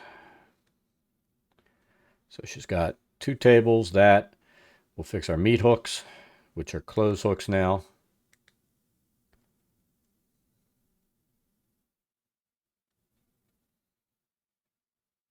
Yeah, you make do with what you have, right? My kids used to say, get what you get and you don't throw a fit.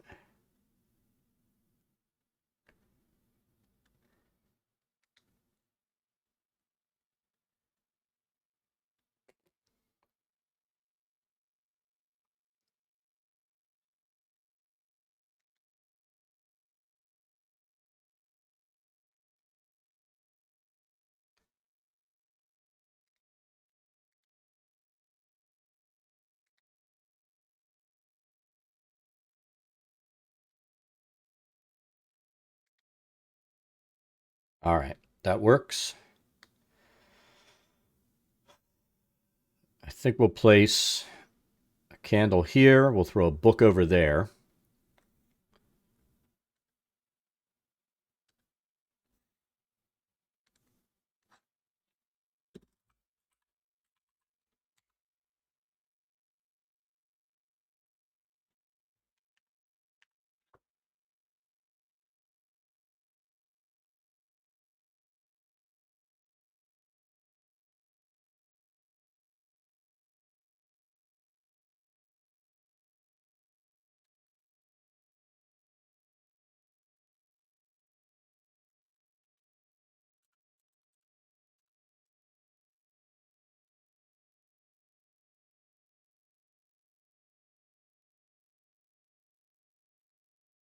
Dragonomicon. There we go. Put that there.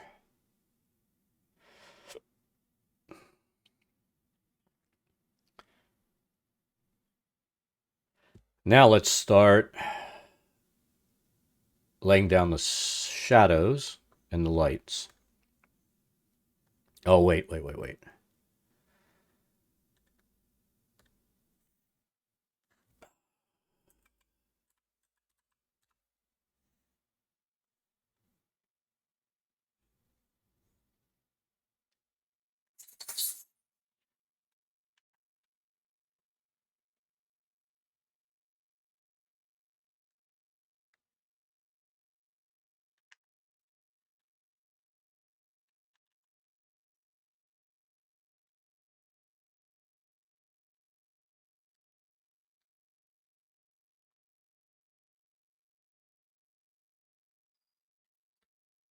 That's important.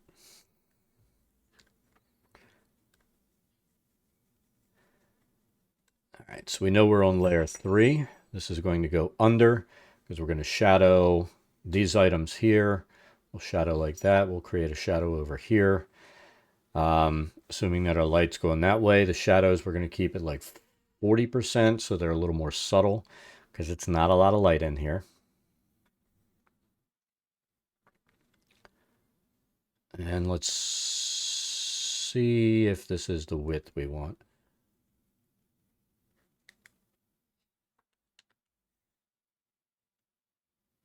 Let's go there.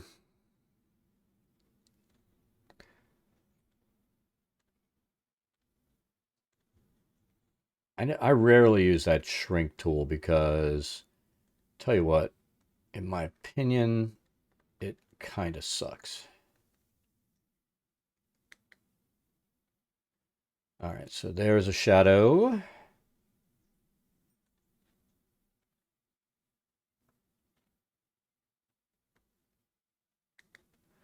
There's a shadow.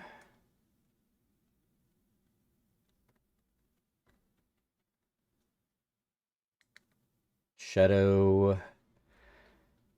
This one, we're going to have to do over.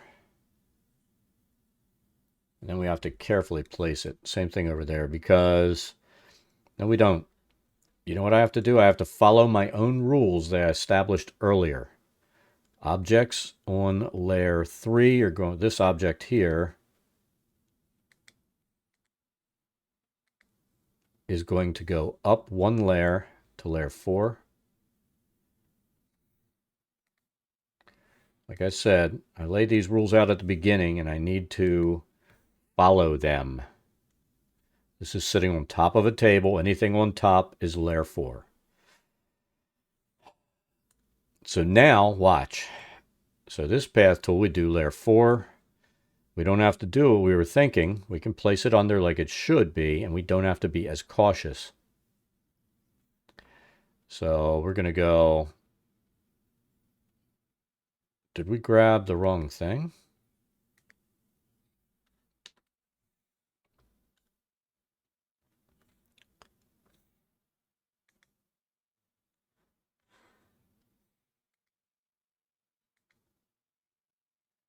It's on layer 3.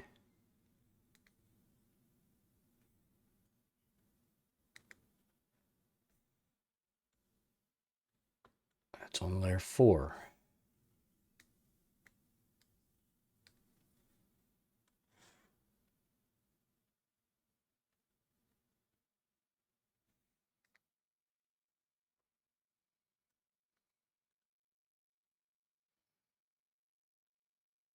There, now it's doing what it should be.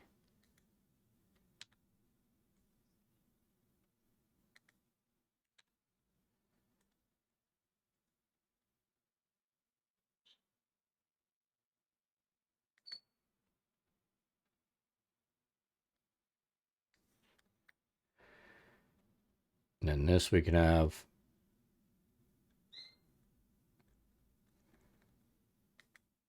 like that.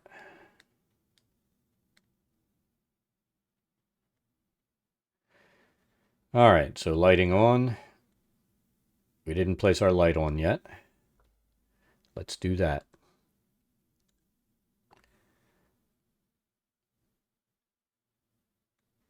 For this, we want the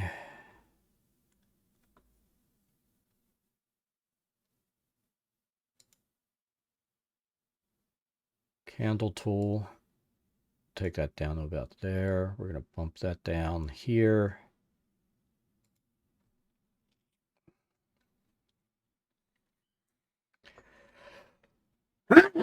Excuse me.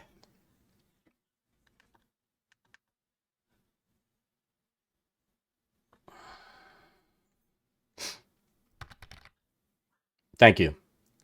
So see, there's light on, light off. Definitely looks better. And it makes sense having, with that on, having a little bit of shadow here.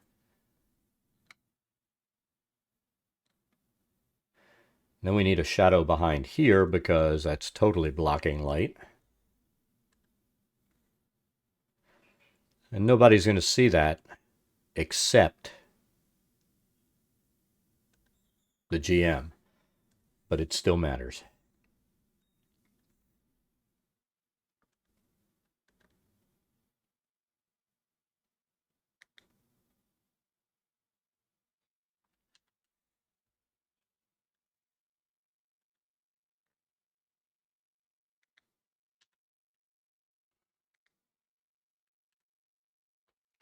I think I took my light away.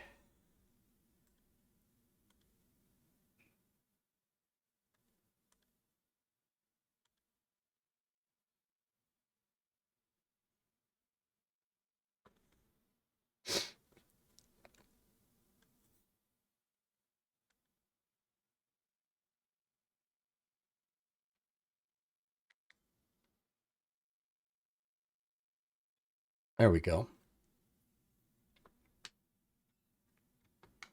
Let's make sure our light's still on. That's on. And that's on.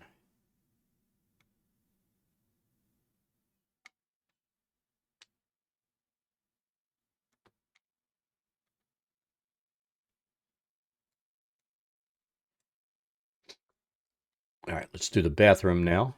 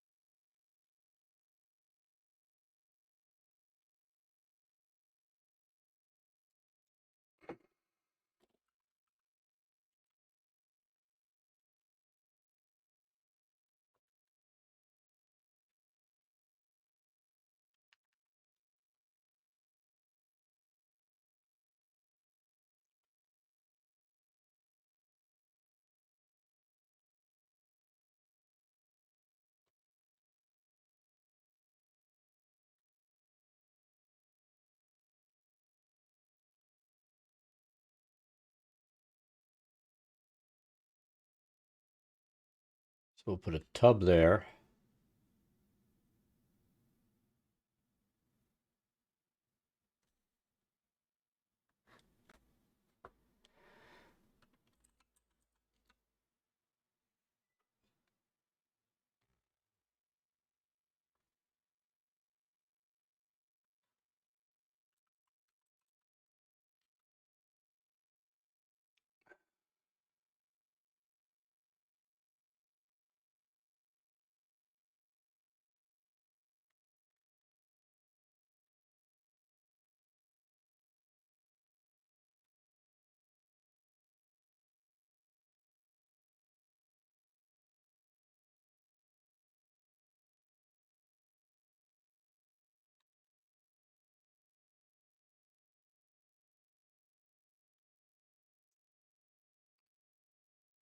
Basin there.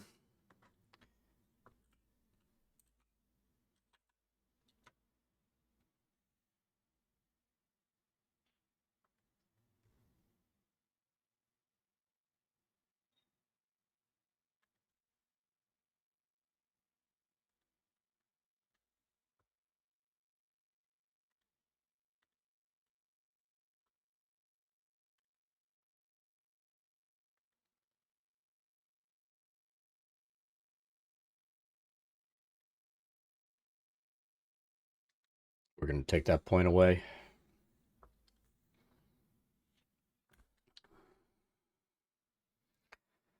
Surprisingly, that looks like it could be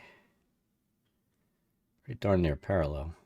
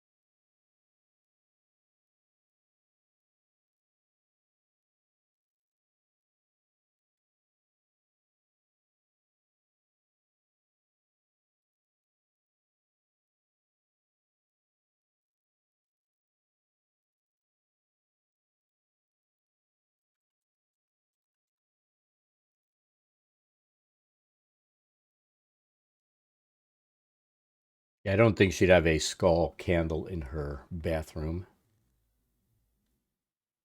She's really a goth chick, I guess.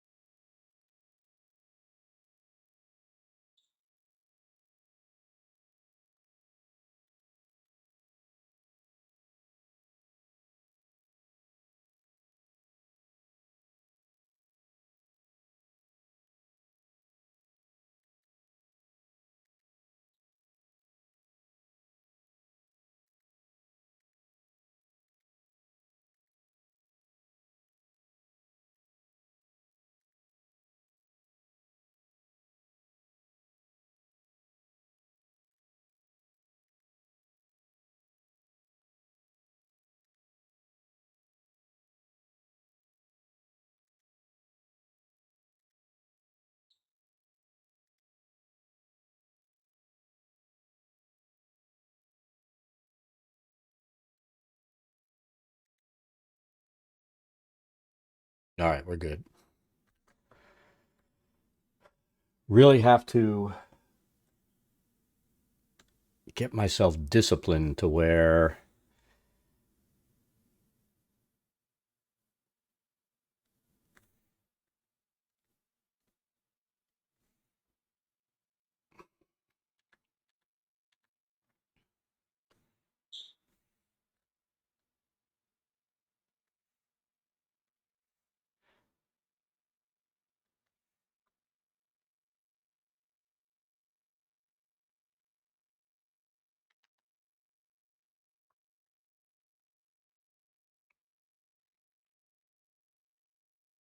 we're actually placing these things on the levels we want them to be placed on.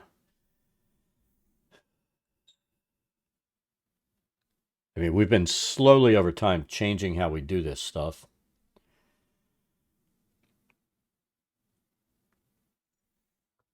Just to give more detail.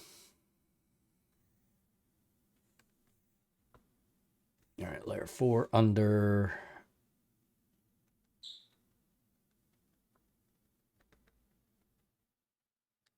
There we go. Nope.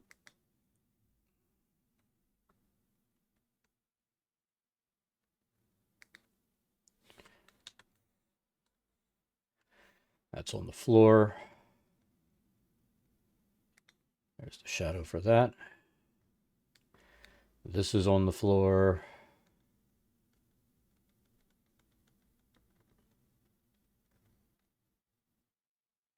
That's the shadow for that. This really doesn't necessarily have a shadow, but we're going to give it one kind of like that. Even though we've got a wall in the way. And then this, do we want to bother?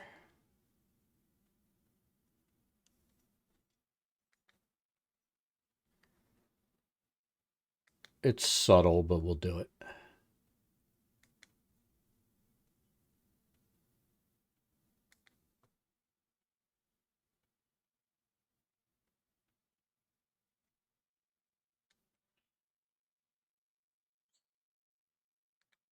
All right, so that's got our bedroom, bathroom, go and do the library.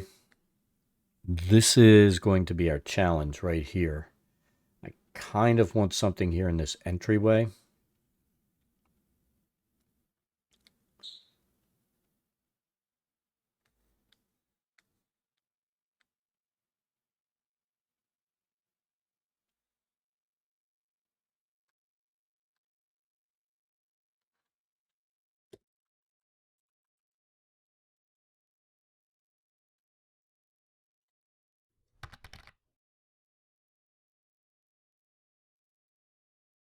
Well, I don't think she would have a sculpture there because let's go to our first floor, or our ground floor.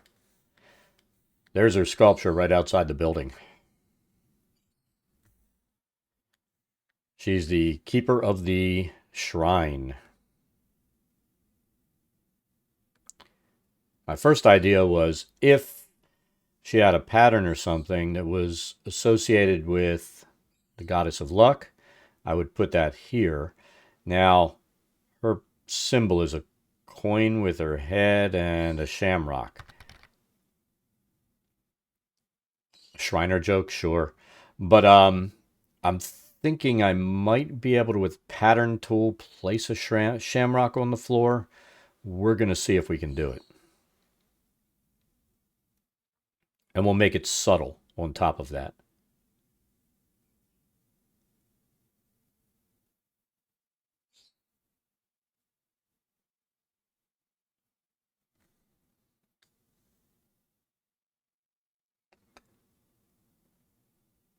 So I think we're looking good so far.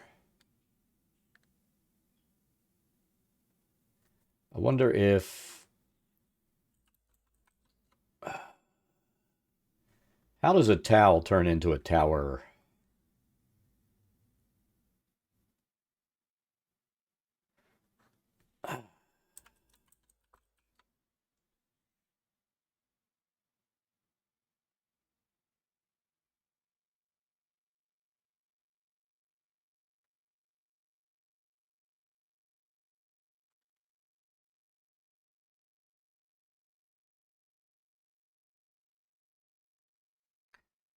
Tell you what we're going to do.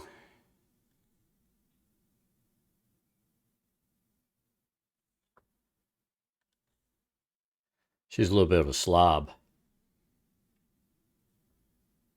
She doesn't let anybody use her bathroom, so they're not going to know that she threw a towel on the floor.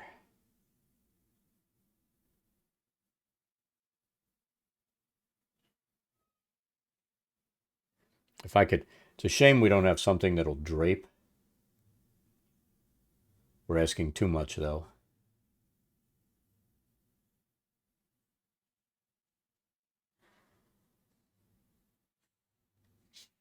But that's what we're doing. She threw a towel on the floor. Ooh, wait a minute.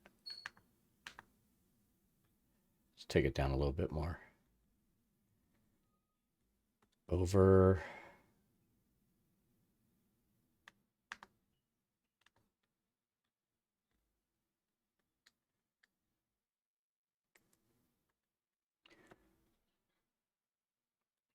We're going to put that there.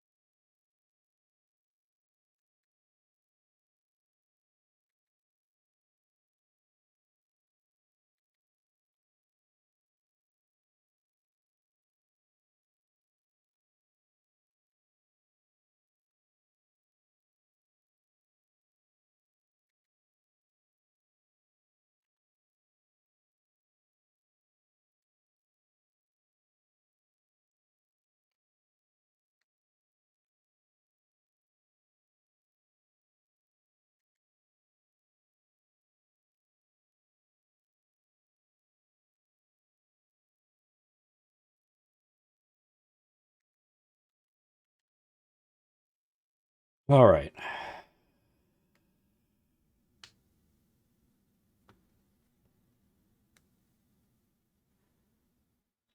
She's a little bit messy. She threw a towel on the floor. All right, so now we'll go back to layer 3. Let's make sure we hit that before we start popping. Object tool. Bookshelf.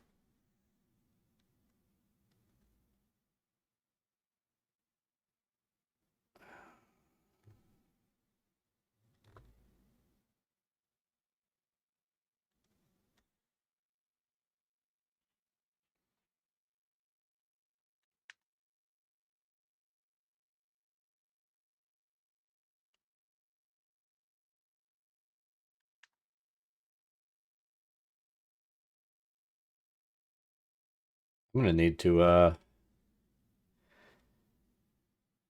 tell you what, we're going to put this here in the wall, and we'll back it so that those books,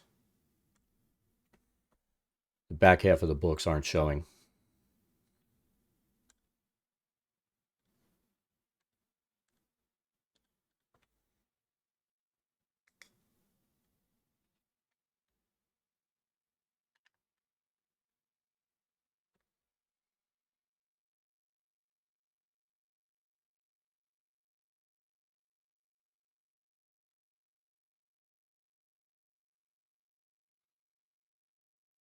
So like that.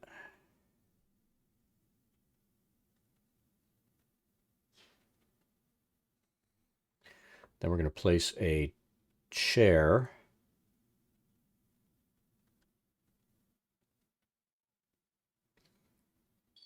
chair, a table, and a lantern in that corner. Just a small table.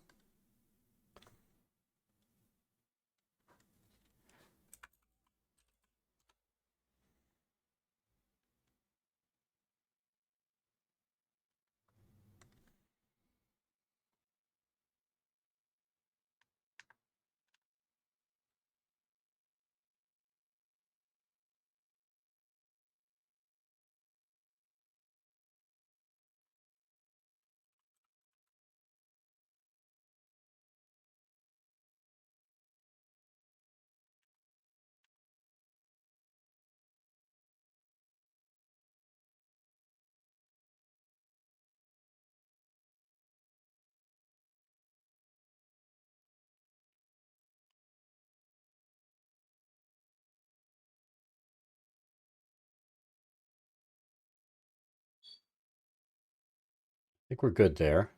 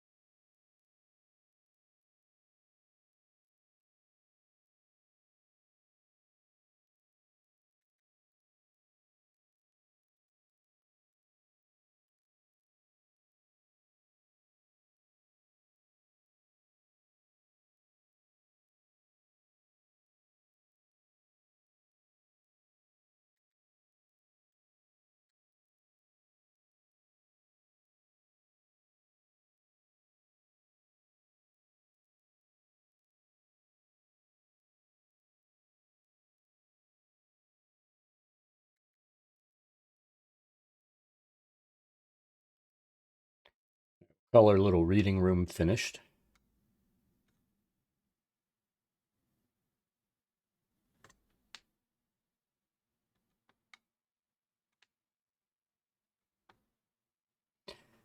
Now here's the trick. Let's see if we can do this. We're going to give it like 3 tries, and if we fail miserably, then it's all good. All right, so for a color,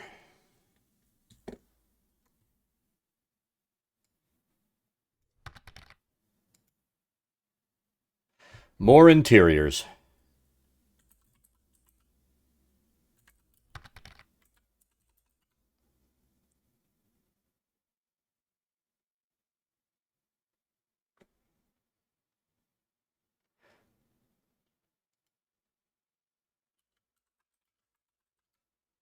And some of the stuff we're doing is, I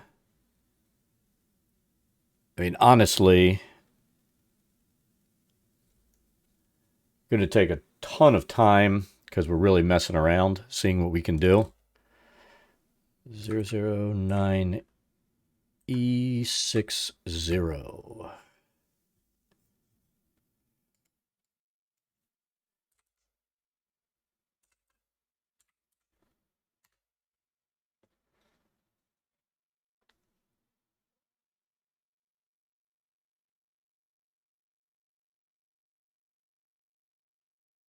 All right.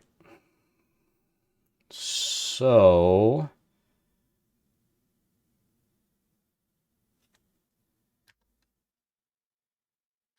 let's see how this works.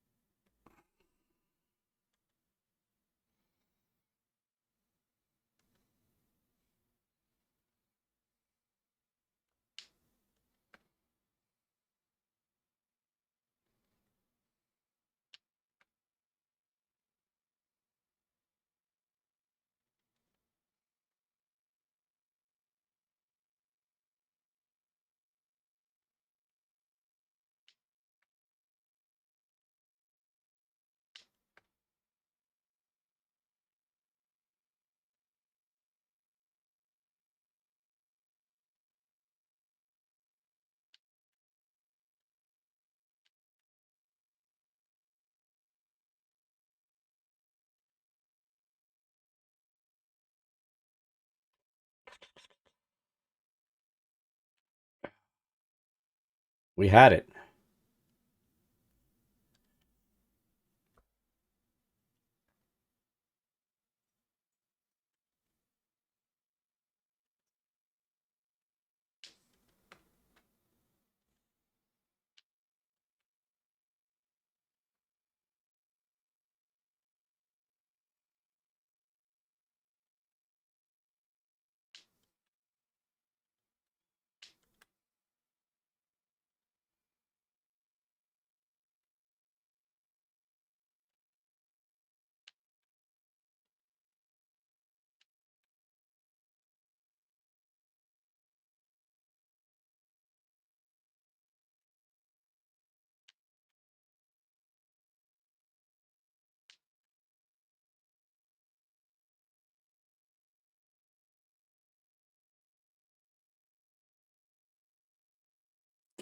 Nope.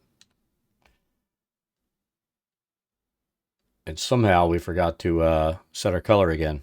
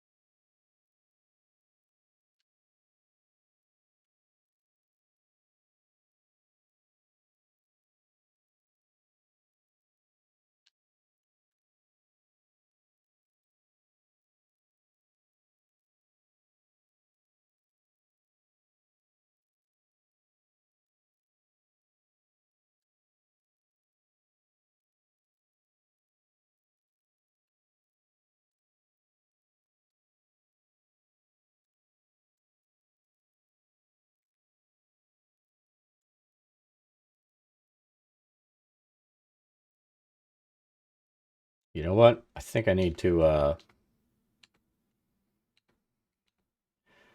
do that off and then move it on. So this is our last go to see if we can make it work.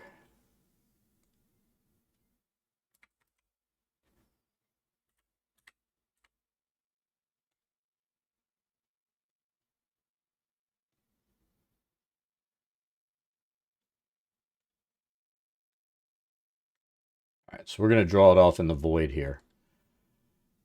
So let's do this.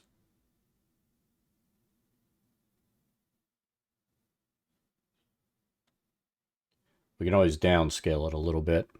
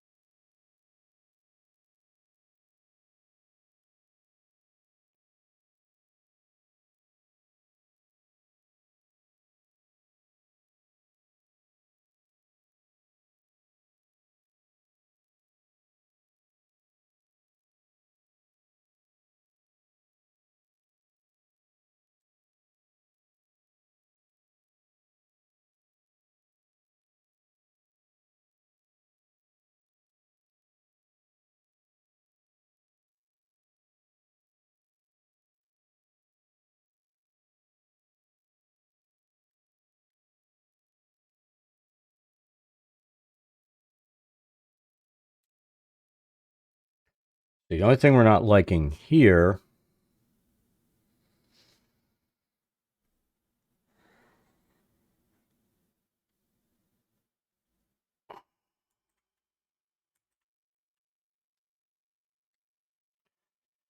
is that overlap.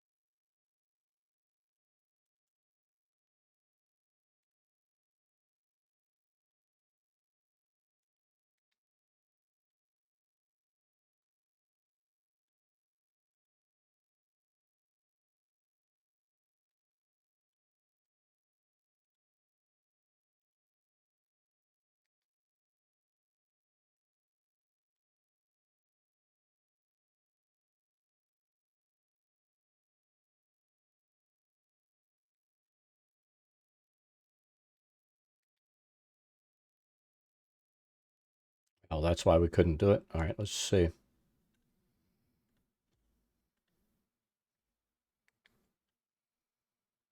Really?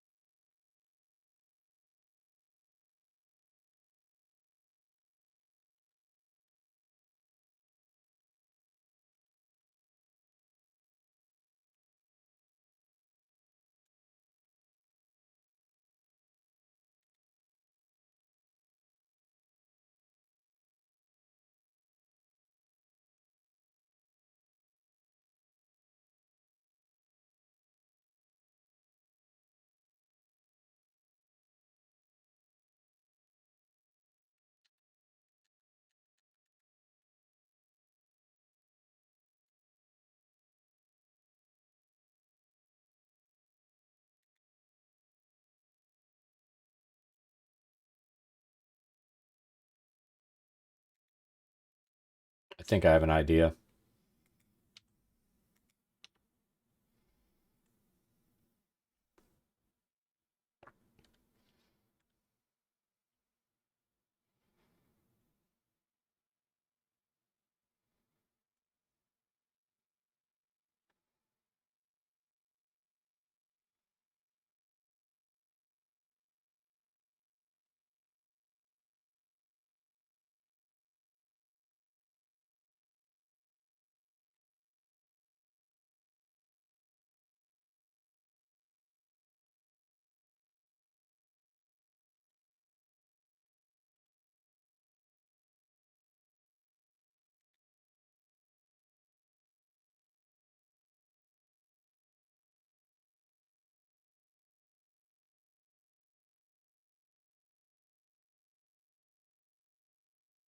I think that'll work.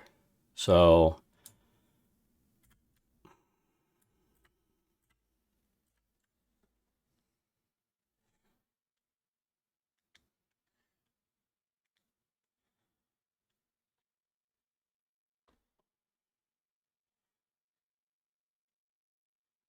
I'm going to get it roughly where I want it. Shit.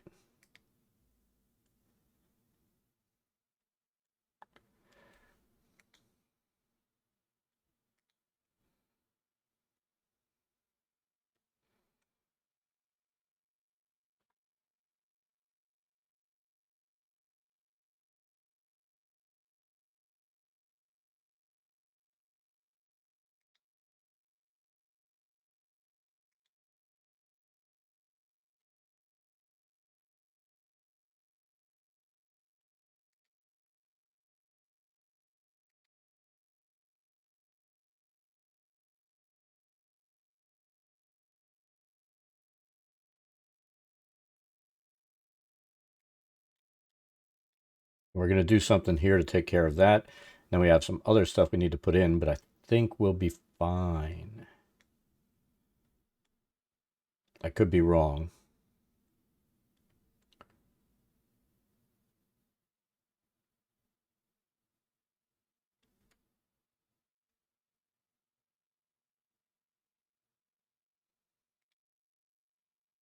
So there's little overlaps we'll be able to cover there.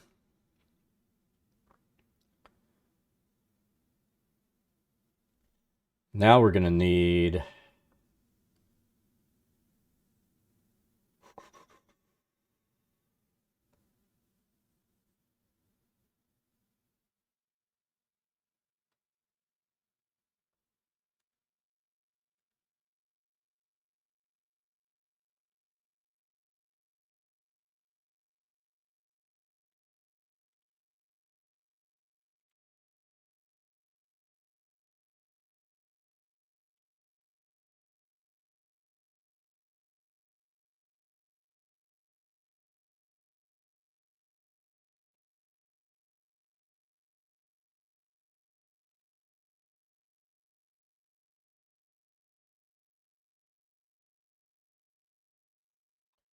Gonna have to get creative with this.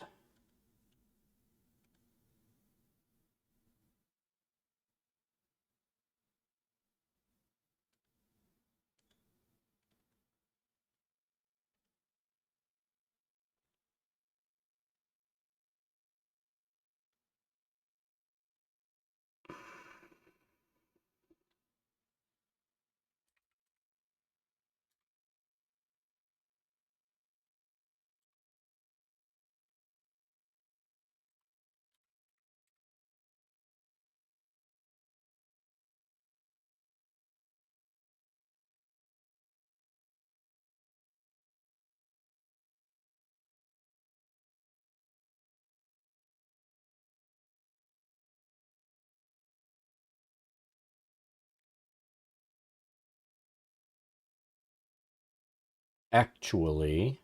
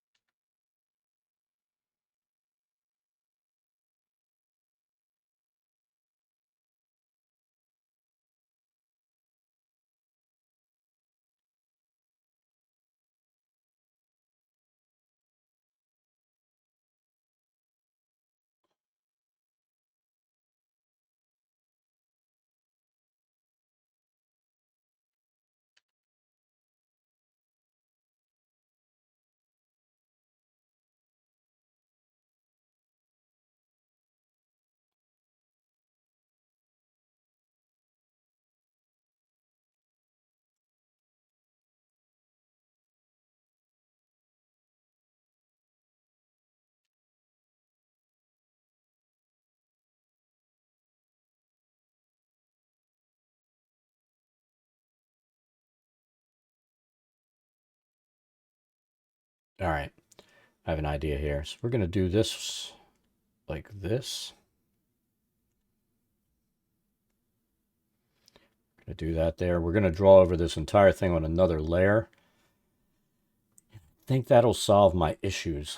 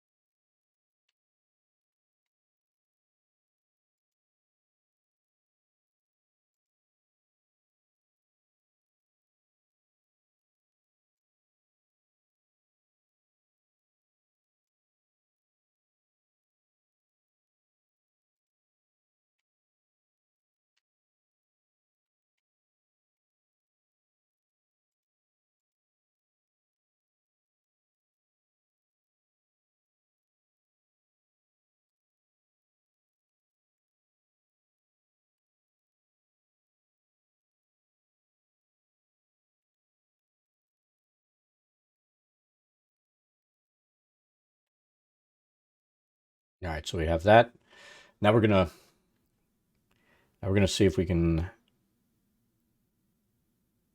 add a little depth to it, and we'll make it on top of this again, and we'll drag that over.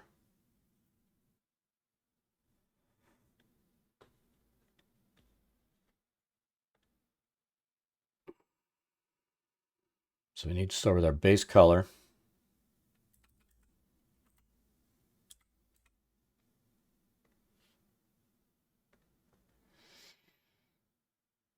We're going to bring it down here. Make the opacity down about like that, except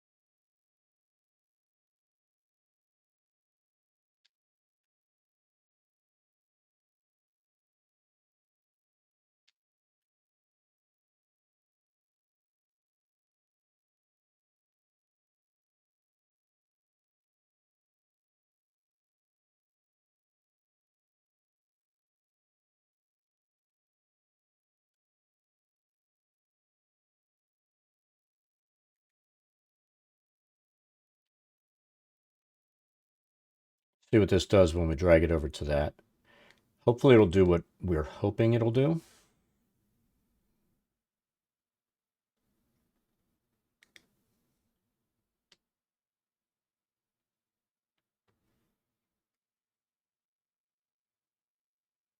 But it didn't do it.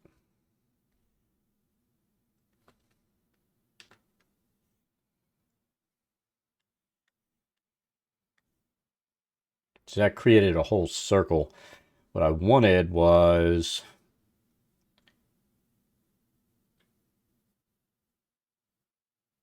I tell you what.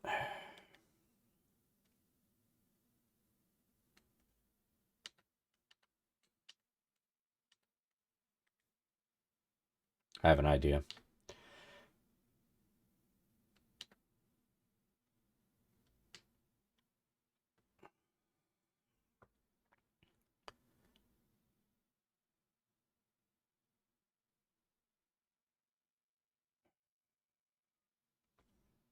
We might have to live with this. Unfortunately, I don't see a way to do what I really want to do because we don't have, actual brushes to put in what I need to put in. So, I mean,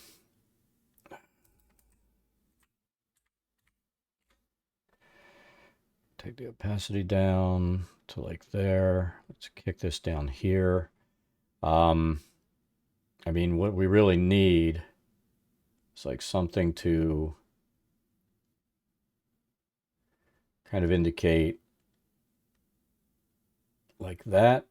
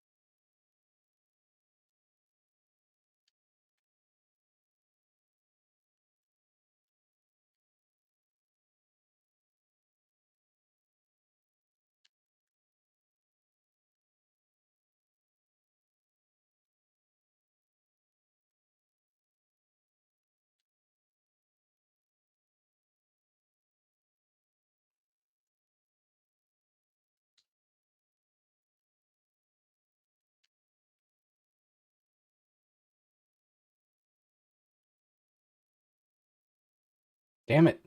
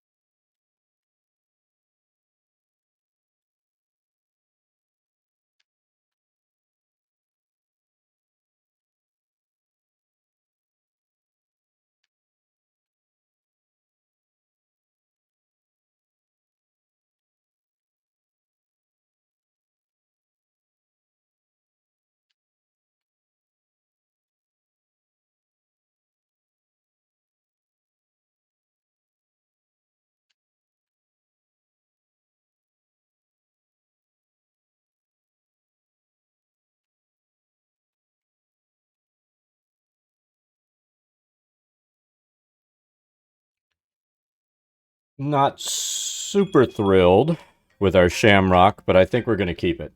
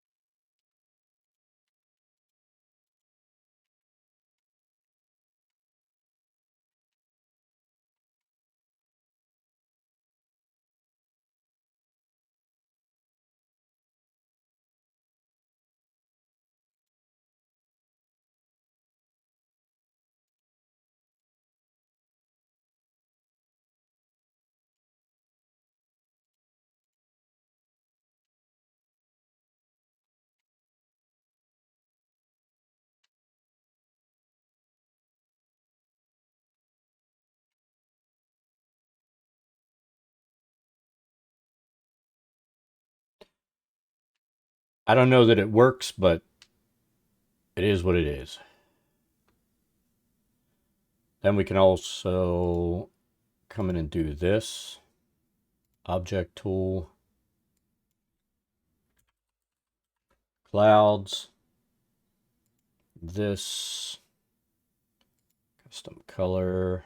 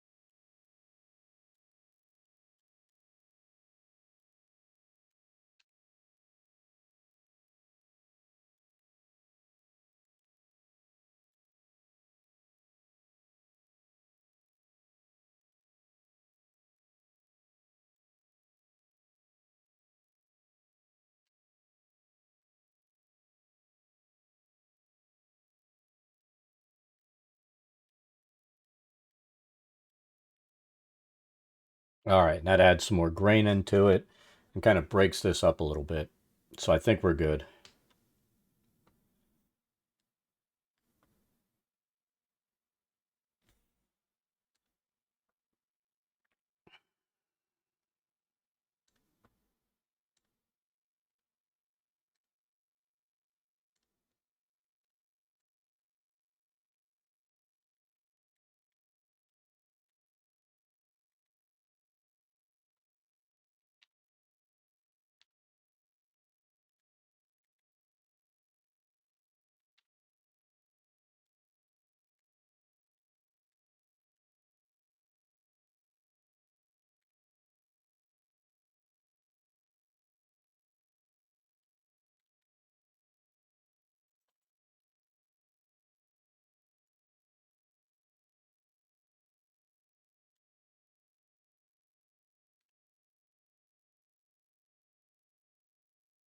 So we're going to do some kitchen area here, living room here, dining room there.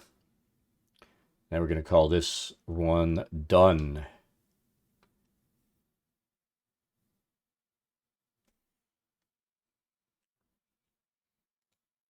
I mean, it's a good thing I don't have my pen going over to my other monitors, but I still catch myself trying to go over to the other monitors.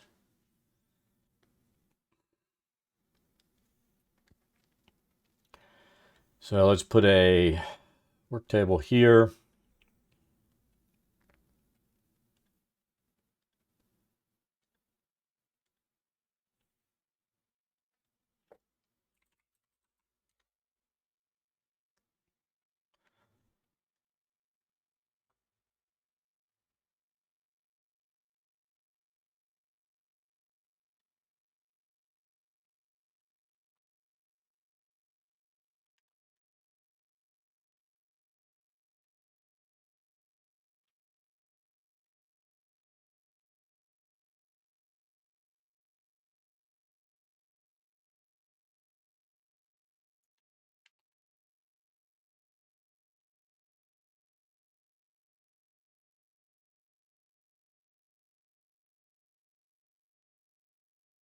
Actually, I think I'm going to put it here. We'll put a cupboard over there.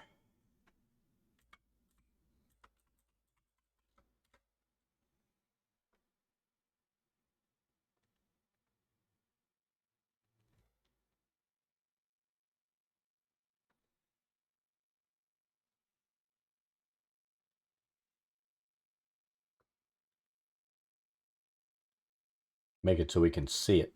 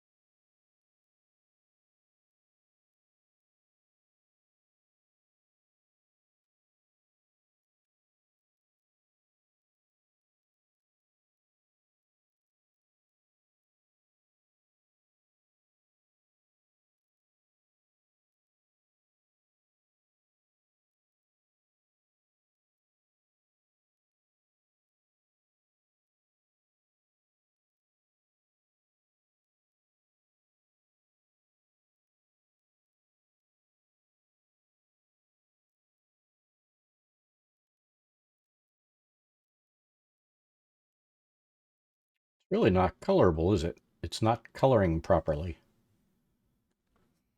Or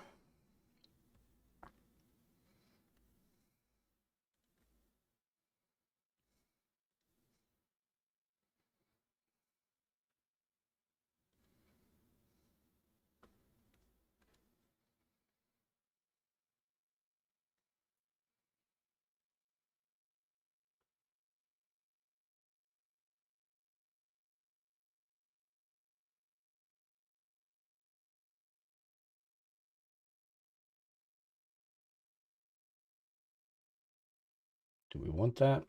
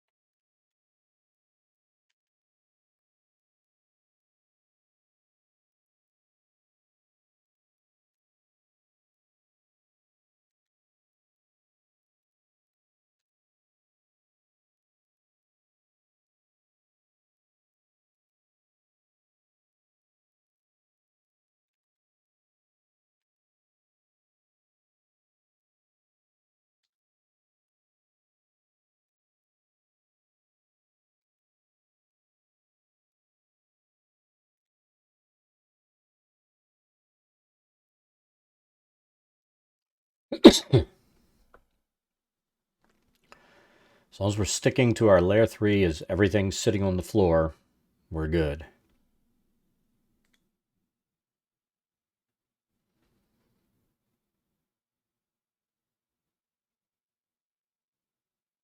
We need something for light.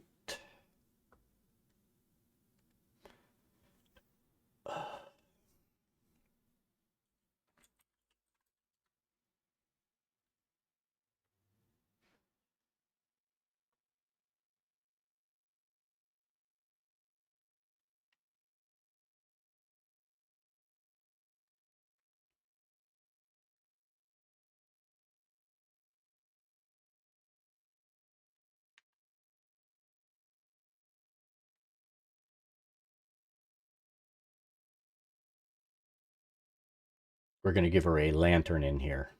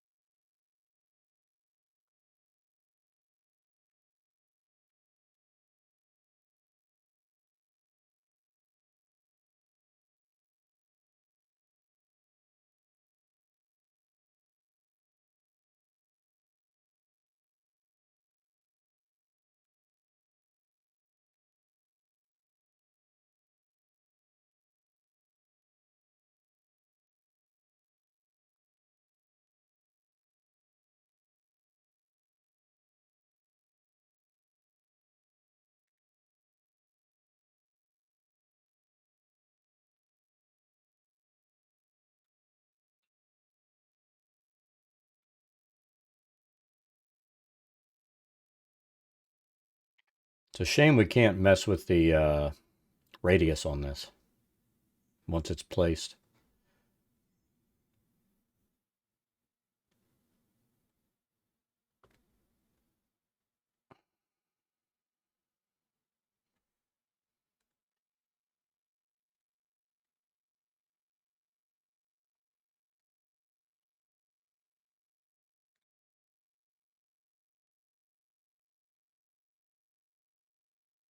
All right, now we'll place the shadows around this stuff. I think I'm going to put a couple of items on the table.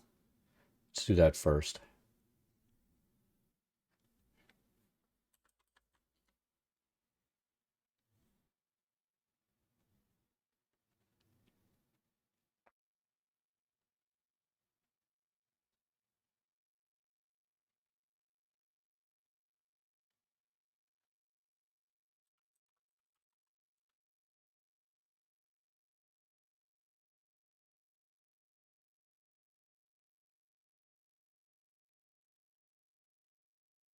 This is going to go on layer 4.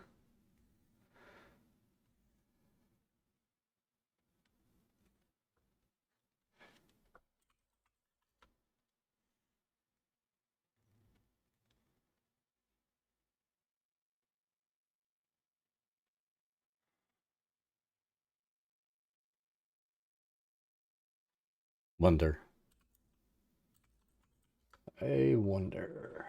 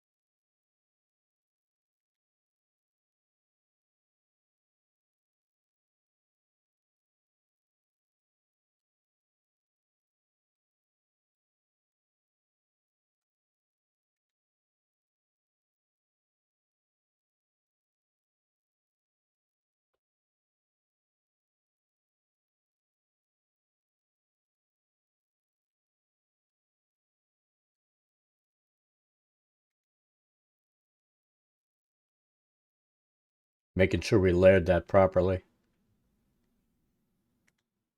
We did. We would get in the habit of doing it that way eventually.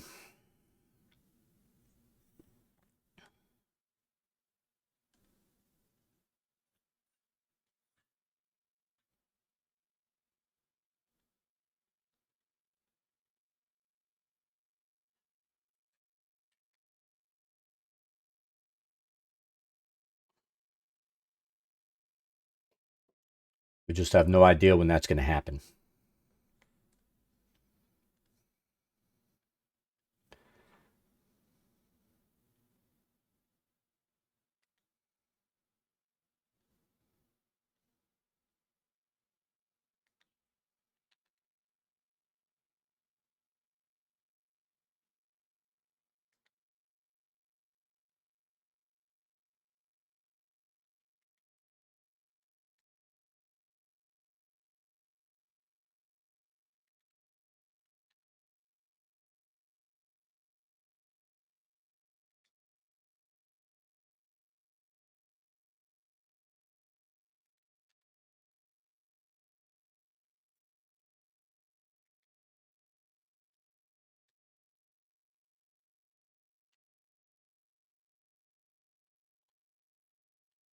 Shadows there.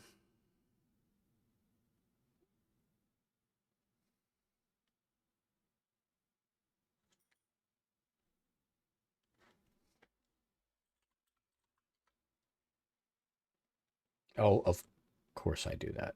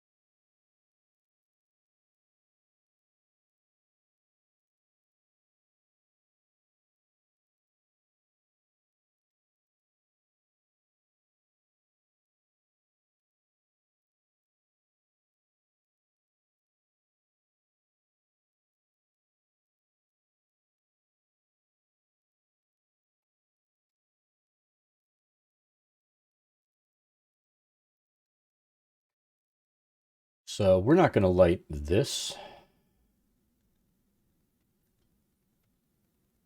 We'll light those. Leave this the way it is. Have this here.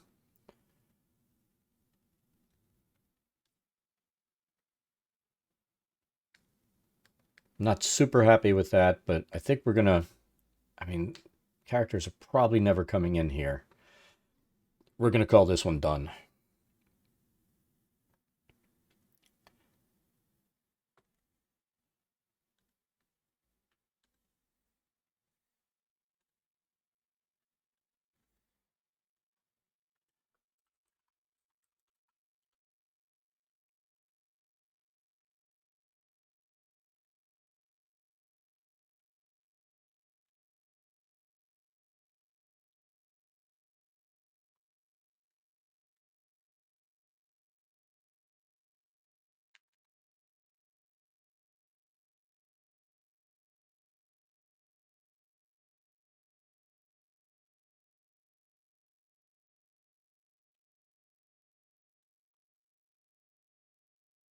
So yeah, we're going to call that one done.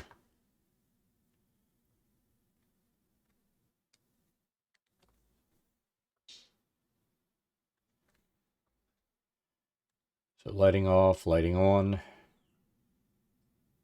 We'll leave it on like that. And we're going to test one thing with our light tool.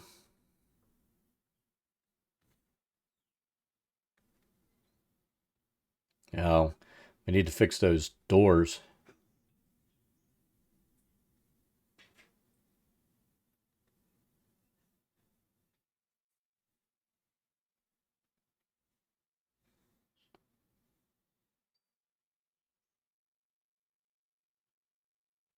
Good thing we checked.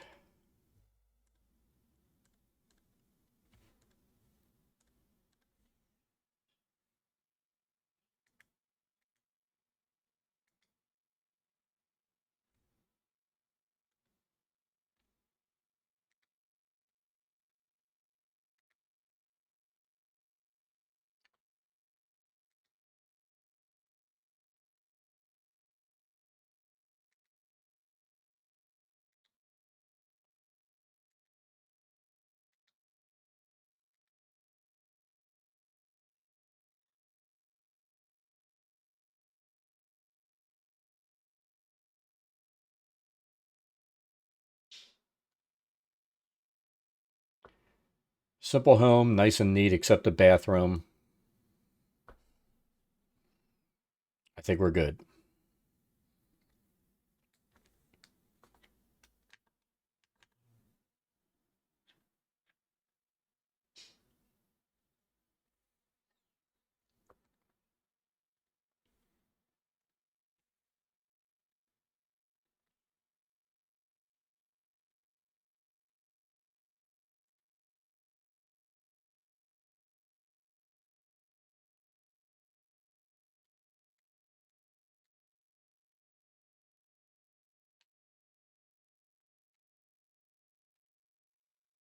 All right, so we have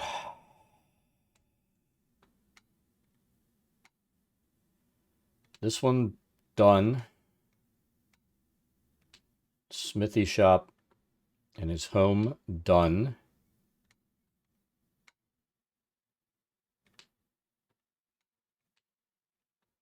We have this tavern done.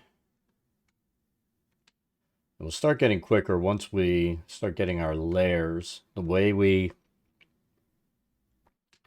need to get this stuff done so that it looks right.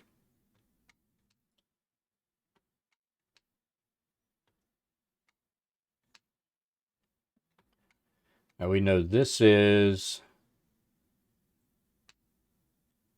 the outfitter's place.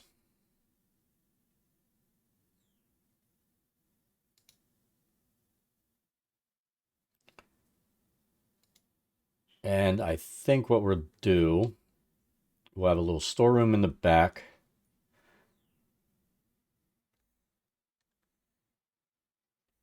And before we place these walls, let's, I'll tell you what, we're going to place our objects and do the walls around that. So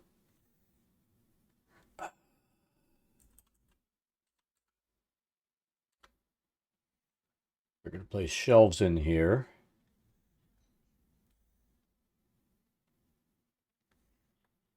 Is that the size we want?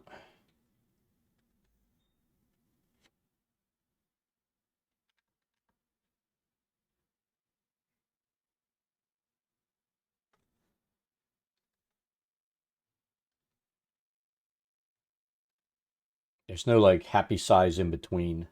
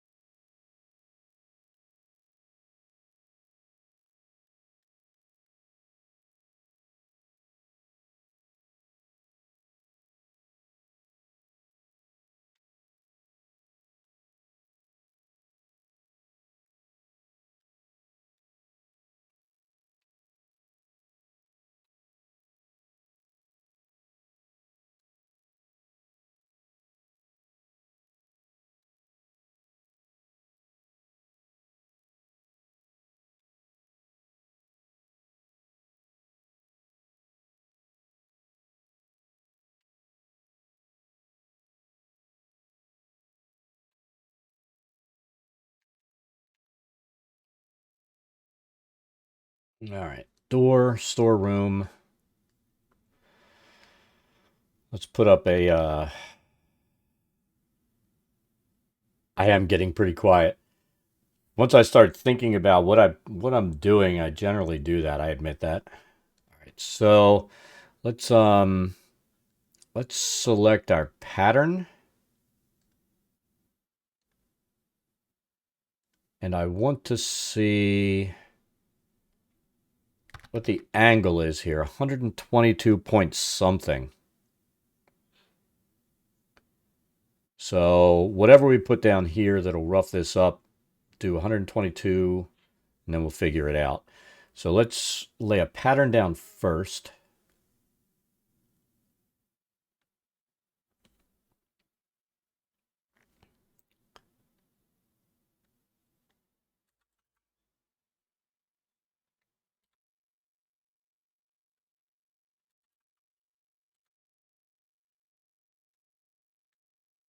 Let's see how this looks.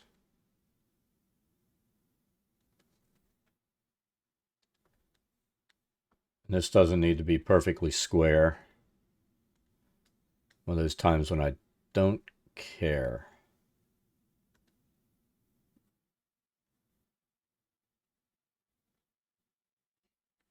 So let's undo, redo. There. Definitely looks better than just the normal board. Gives it a little bit of character. Now we're going to go in and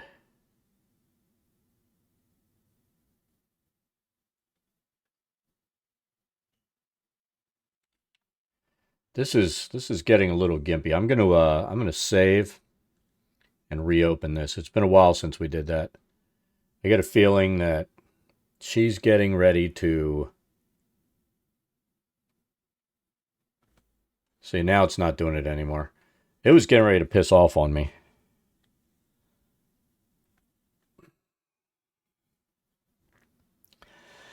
You gotta love when that happens.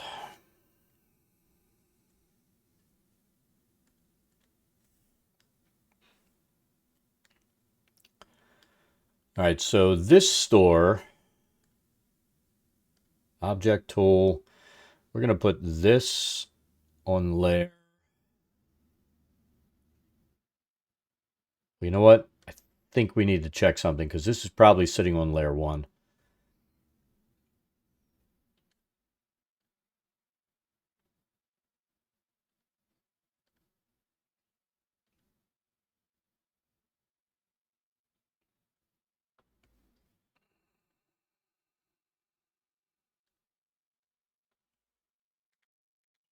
Oh, it's not. All right, so I dropped them all on layer 2. So before we forget,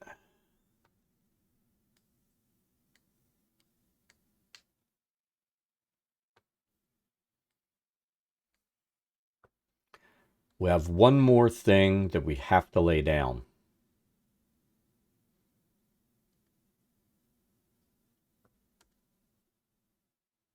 And we want to be consistent with this stuff, because we forgot to do this. Lay down a 60% shadow. We're going to set it at like 0.35. Layer 1, under. Sun's coming this direction.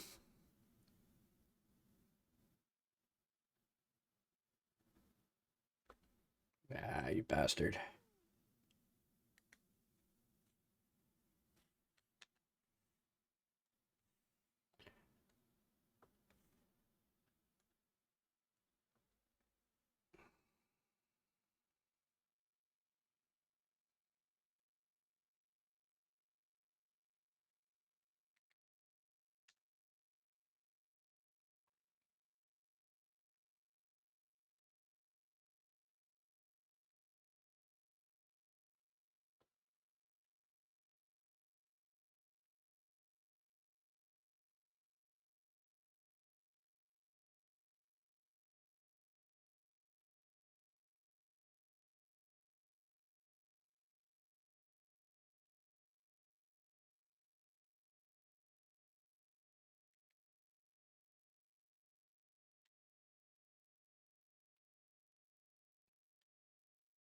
Gotta have that.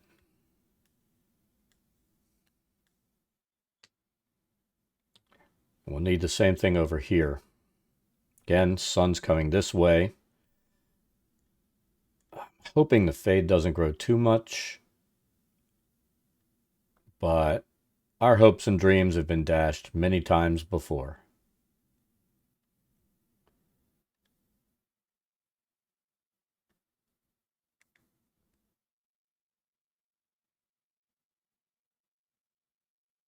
So we've got that little error right there. So we're going to do no fade. We're going to go like this.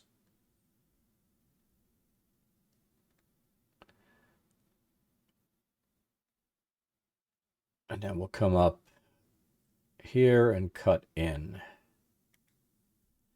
That'll give us our shadow.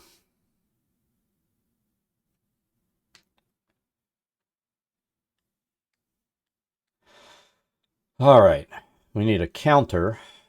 Now I'm guessing we're SOL, but let's see. Let's just look up like shop. Nope.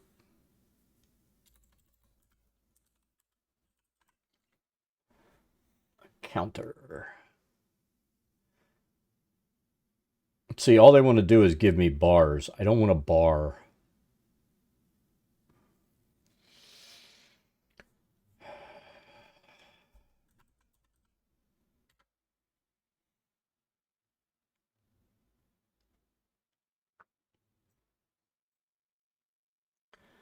Don't really want a desk either.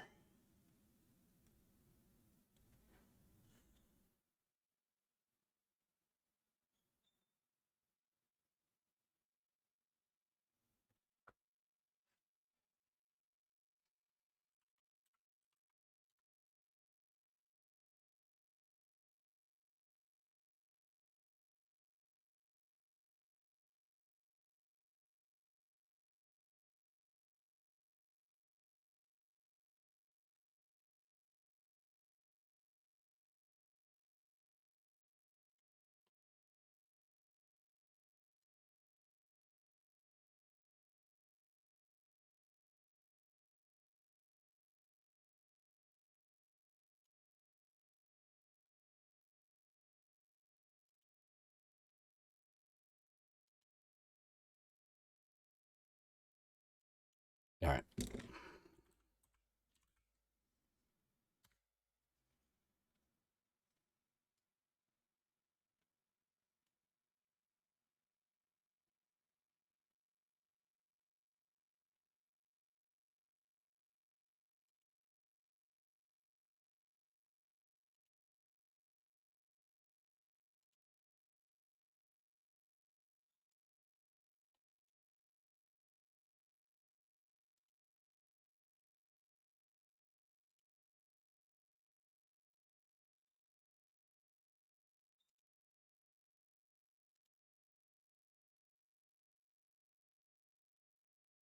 See if we can get 2 of these in here. No. We can.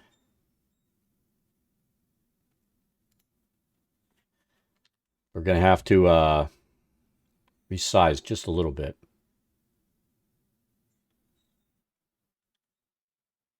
Is that going to work? It will. So 1, 2.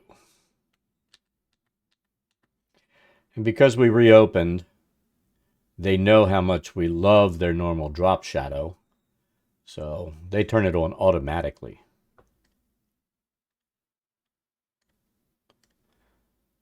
User layer 3.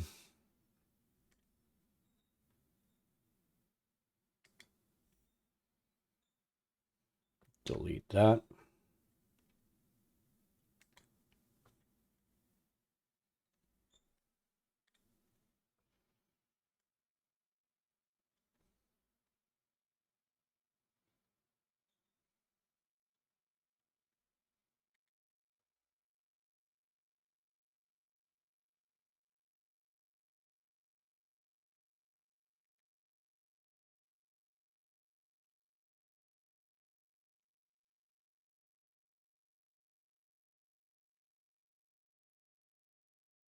So I was thinking about putting shelves out in the middle, but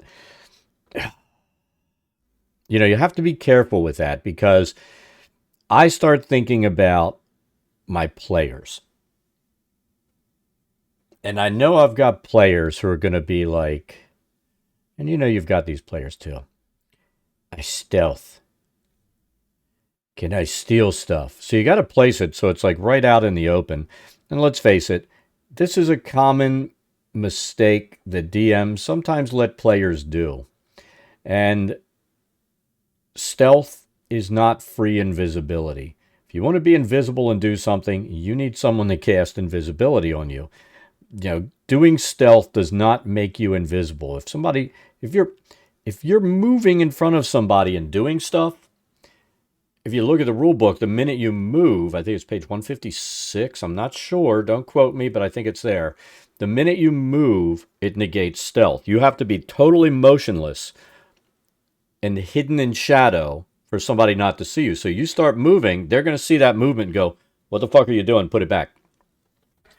And I even saw, who was it? XP to level 3. He let somebody do the stealth thing, and it's like, he's like, I do stealth, and I go behind the counter behind the guy, and I steal something. The minute you move, it negates stealth. So that's when you say, you move behind the counter, the guy slaps you upside the face because you broke stealth the minute you moved, and says, get on the other side of the counter. So, I mean, you've got to remember, players are going to try to break every stupid rule they can and do everything that they can't really do in game.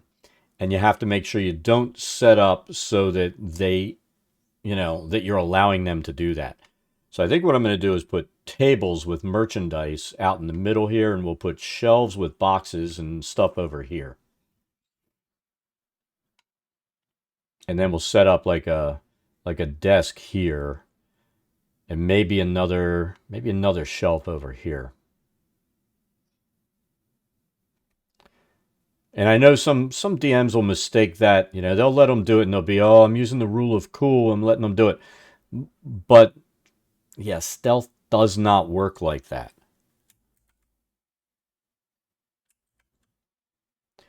So you're using the rule of bad DM by letting somebody do something that they want to be invisible and do what they want to do. They need to have somebody blow a spell slot. Oh, you're not high enough level to do that yet? Tough.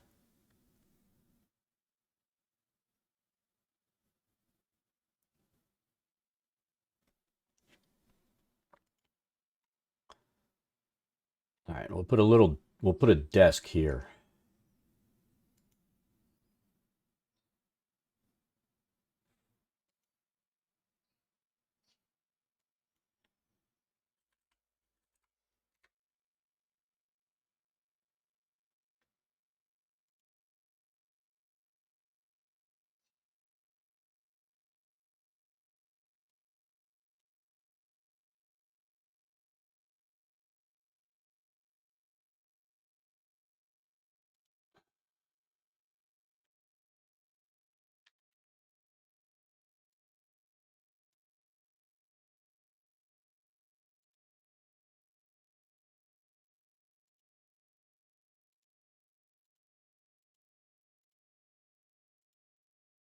And, I've heard DMs say shit like, oh, well, if I enforce the rules, my players will quit. You know what my answer is? Fuck them, let them quit. The thing is, if they don't want to play by the rules, then they need to play a game that doesn't have that set of rules involved where, they have to follow rules.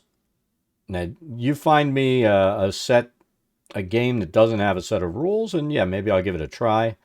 But I don't think that exists. So shopkeeper will be there. I'll put a table here. You know what we haven't done yet? We haven't set our portals in. Let's do that.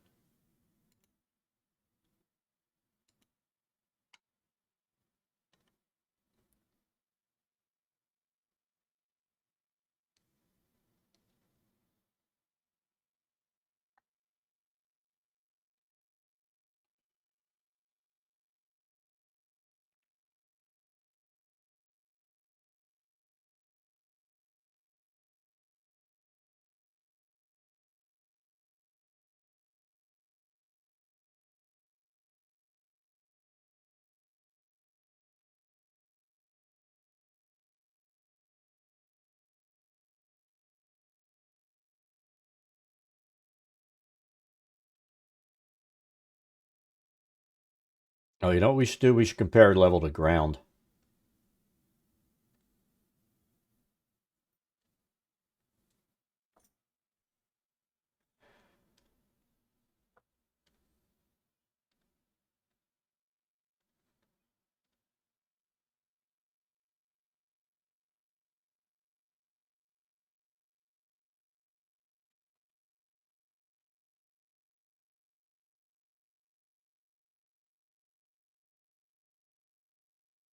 There you go. They got to come in there.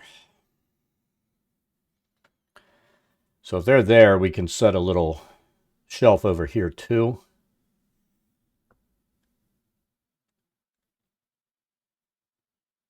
I always forget to do that, and then I have to move doors and stuff around.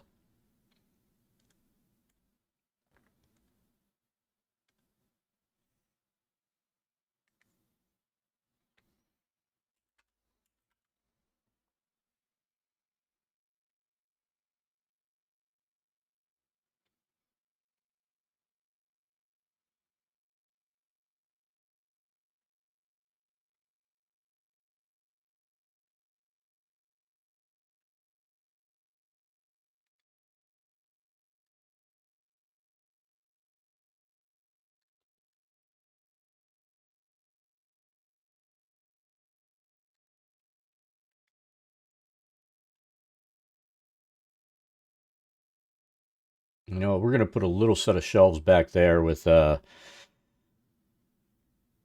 we'll say that's valuable stuff back there.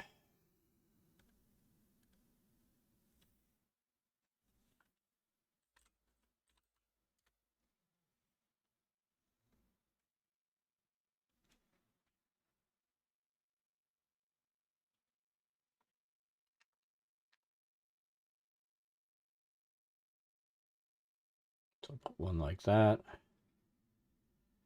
And one like that.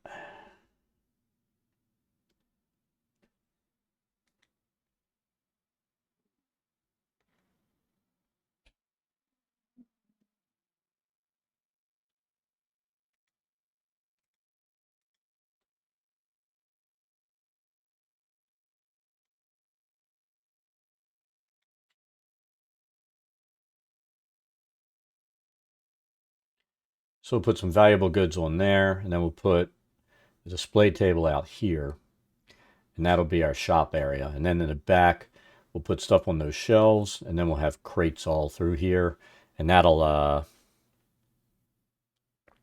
make it easy to decorate this place pretty quickly. Let's go back to our building tool. Now let's go to our object tool.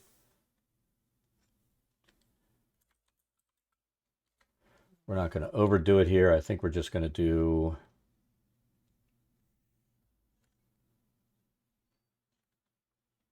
layer 2 is the floor.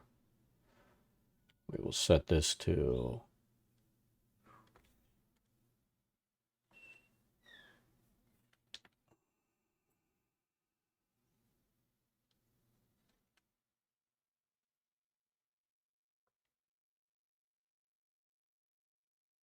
tell you what, I think I'm going to reset these two keys on the bottom. I've got this one set to control, but I really want like a copy paste down there. And then I'll move control up next to shift.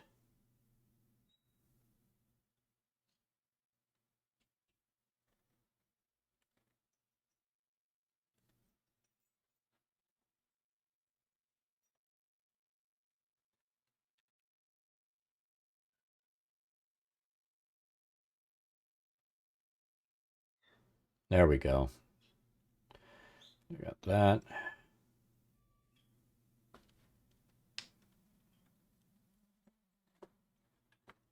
So if you go through, you can actually go through a couple of those by, what are you doing? You hit shift until you get a random pattern that you like.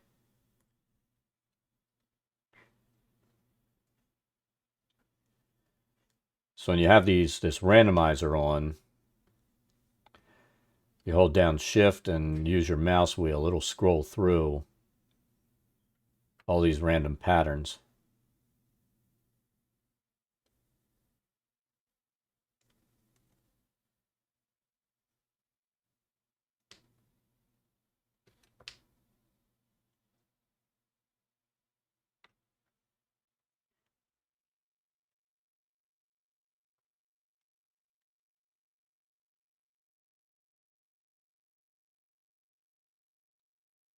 All right, I think that's got that.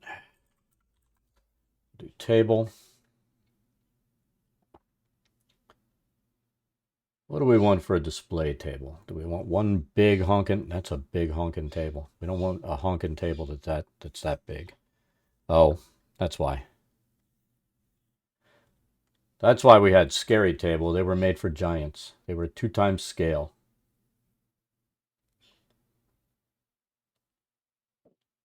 And let's do table, colorable.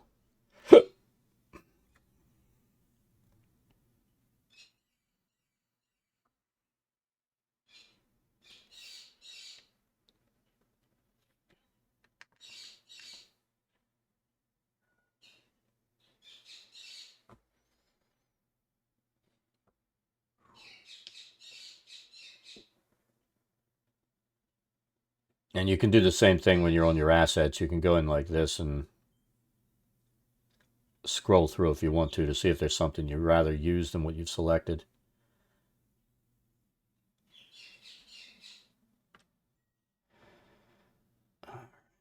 think I'm going to adjust this color a little bit.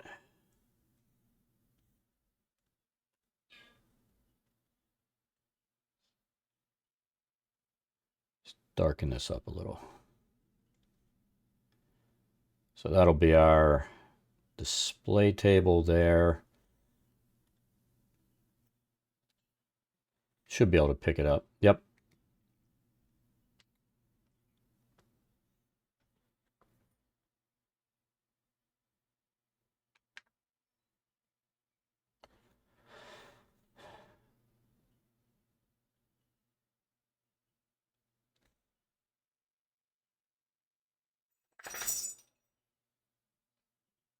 So we'll place this here. I know it's kind of in the way with these squares the way they are, but I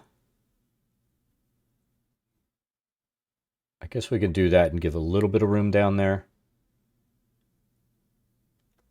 We could also make it just a little smaller, right? And that takes care of it. And then they'd be walking through there.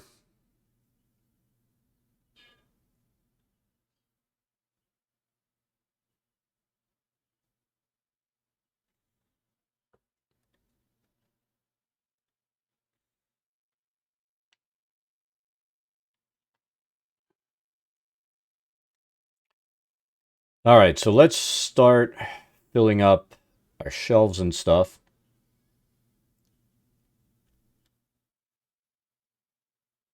Let's turn off the compare levels. We've got our shadow turned on. There's no fireplace in here because there was no chimney on the building when it was first put in, when I did that. Just make sure. Yeah, there's no chimney.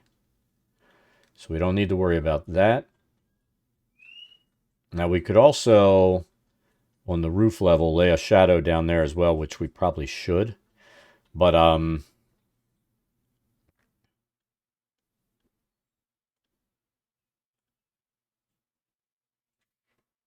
let's do that. All right, so this is our supply place.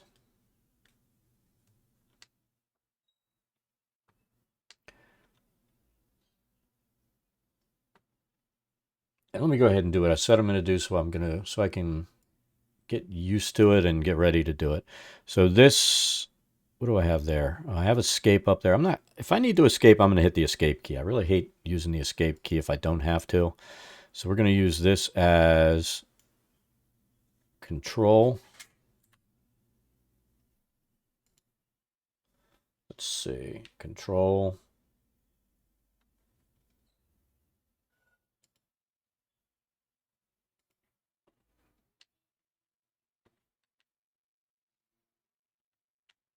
It doesn't like that I put control on two of them, I think. Keyboard, this will be control C. And that's control. Let's see if it works now. Yep. And then if we want to copy an object, now we can just do that, and we've got it. Awesome.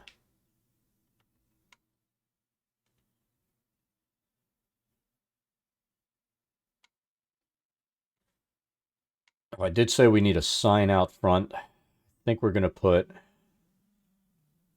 let's compare to ground one more time. Yeah, we've got to have the door there.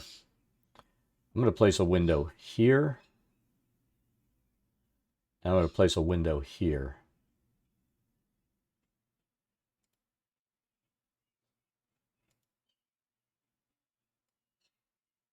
And I'm looking at the time.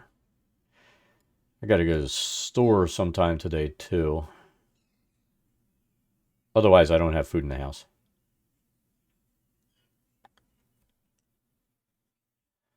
I got to figure out what I want to cook. Window frame, ashen. We're not going to block light with this. So we're going to put a frame there. put a window frame there. We won't put a window directly over any merchandise if we can help it. This is kind of dangerous here because the valuables are there.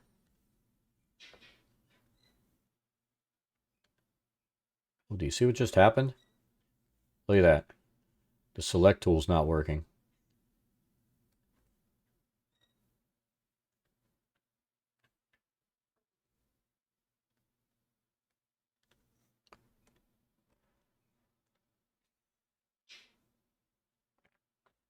Just make sure it's still broken.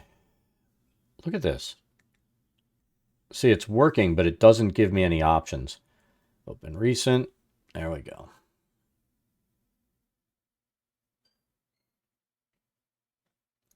And it always makes you wonder, you know, why is it doing that shit?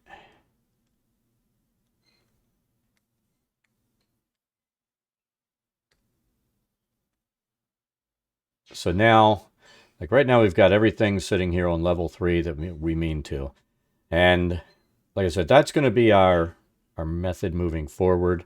If it's on the floor, you know, it's an object resting on the floor, it's going to be on level 3. If it's an object sitting on top of an object, that's level 4. And the floor itself will be level 2. Now, if we're doing a simple map that doesn't involve all this level stuff, then we won't worry about it.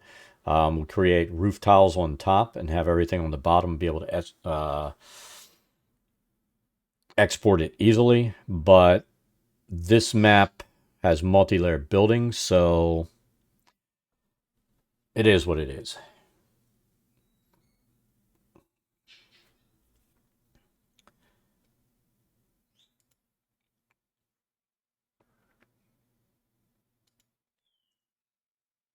So filter, we're going to go and move that portal just a hair.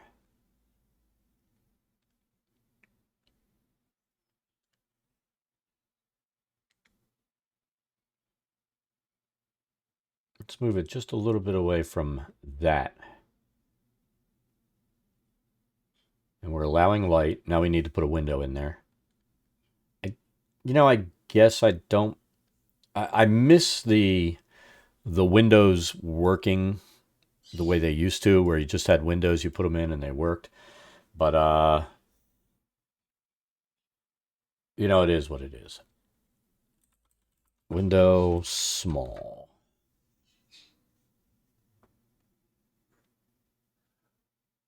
We know we don't need metal.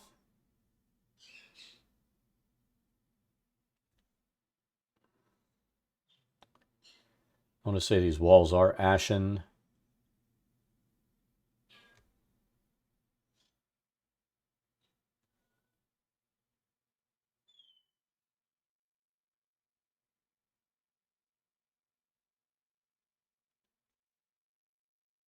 This needs to be on layer above walls. So we'll do 1 and 2. Filter portals. We just want above walls.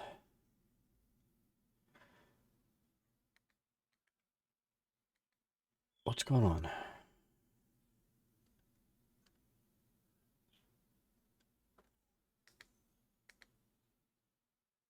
So we want that to allow light. That's fine.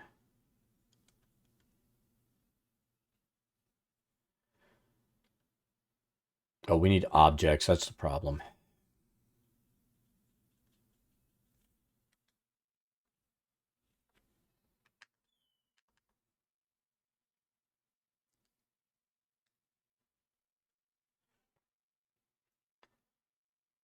No, we are not about to... See, the shadow just really fucks things up, too.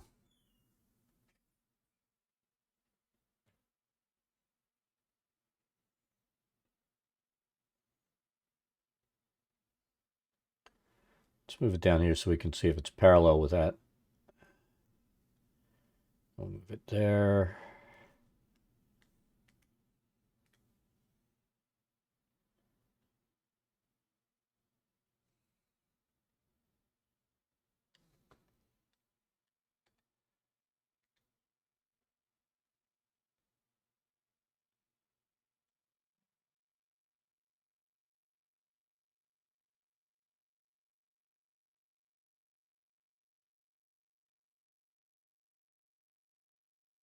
That shadow.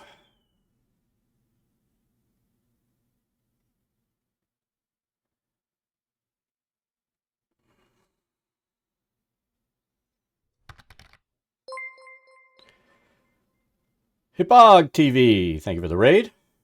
How's it going, everybody? We are busy mapping.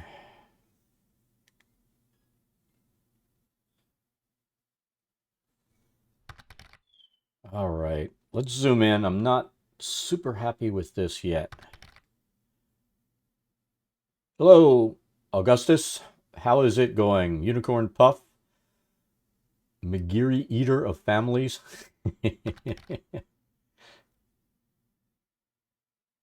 think I want to set this so we're going to make it a little smaller.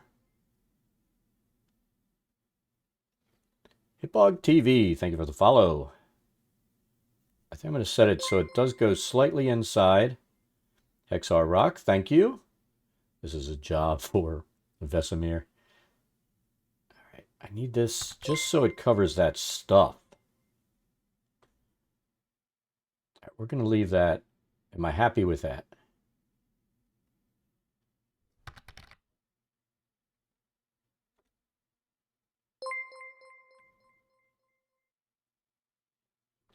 So what were you doing before you headed on over here? Gaming, D&D, mapping. What was up? And this is a job for Vesemir. Thank you for the follow. All right, so I think I'm going to adjust this one a little bit. This is why it takes so long making maps. I worry about silly aesthetics.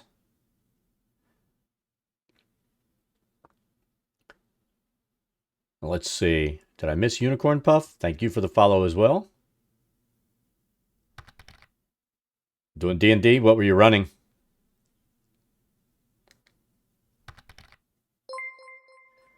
Augustus Dens, thank you for the follow.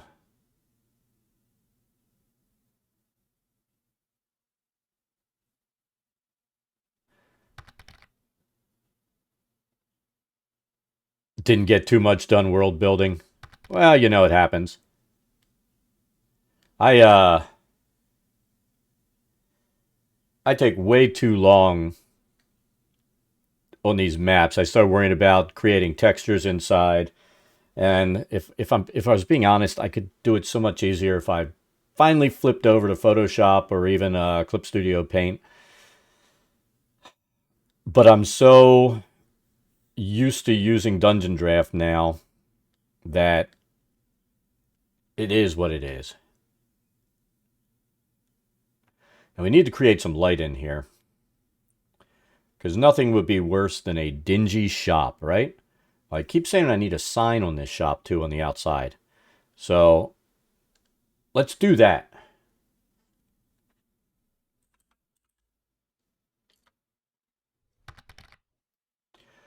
So here, I will show you what I'm building. This is, in Dungeon Draft, you can do, I don't know if you're familiar with Dungeon Draft, right?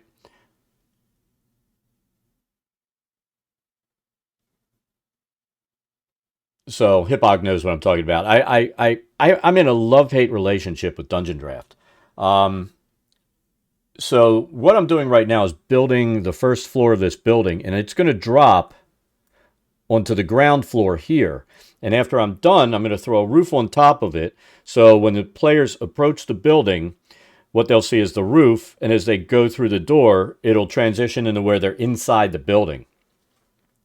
And this is all the center portion of Phandelver, from Lost Mine of Phandelver, right? So I've done, let's go to the first floor. I've done the smithy.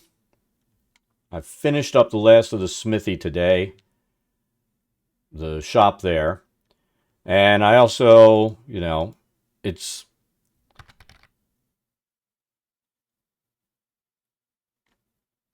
I also finished up this, basically this nun that nobody's ever going to talk to. But if they do, they can go in and talk to her. Then we're working on the provisioner shop. We finished off the Sleeping Giant Inn. So that's ready to run. And each one of these buildings will be explorable. Now, when you look at the ground floor, the unnamed buildings don't have a plot that they sit on. So I'm not going to make those explorable. So the explorable regions are going to be where these plots are. So I've got, this is like a trading company, owns this building here. I think this is the town hall. This is the main inn. I've got to do that. And we're doing this, and I'm probably going to do this guy's house next. But I don't know. Sarah, you've been on a lot. I don't even know how many hours I've committed to getting this thing done. And that's not even the only map that I've done for this thing. So here we go. Let's save. This is a sub map. And I'm going to create it so that you have points of interest on the map when I export the module for just the maps. And you'll be able to go up to the part up here. Over here is Tressendar Manor. But let's go ahead and open the big map. So I'm pretty sure this is the whole Phandelver map.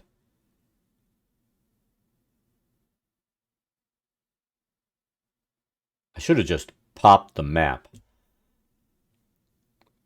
By the time this is done loading, I will have already popped the map. I ended up, man, I got started late today. There it is. It actually loaded faster than expected. So this is the entire town of Phandelver from Lost Mine of Phandelver. And my original idea was to, have the characters travel on this, but these are 5-foot squares, so I'd have to just bunch them up and move them around. And then once I got here, I was going to place a marker in Dungeon Draft where it would pop and open a new map, which would be just this building, which in all honesty, that would probably be easier. But we decided not to do easy. So what we're doing right now is like this center part of the map. On this part, I'm going to create a point of interest, and it'll pop over to this map, which is an encounter in like an underground lair. There's another thing over here that can lead off to some stuff, so I'll create another point of interest map there, and then both these roads go out to zones. So I will have this map open for them. It'll pop to going there. And this is all after you finish in the cave encounter map that I built for all this stuff. So it's pretty big. I mean, it's a big map, and it's been a fairly big endeavor getting this all done. And I plan to do the 3 chapters of Lost Mine, and then I'll move on to something else. I mean, I spent, 2 years when I was only mapping on Wednesdays, 2.5 years doing Wednesdays and sometimes one other day a week. I did all 23 levels of Dungeon of the Mad Mage, and that was true nightmare mapping, because those maps, even when I took them down to 50 PPI, were still at like 100 squares up and like 80 squares to the side. Thank you very much, Hipog. But yeah, it's MVG Charity, how's it going? So yeah, this has been a big project. I think I probably got 30 or 40 hours in. I have no idea.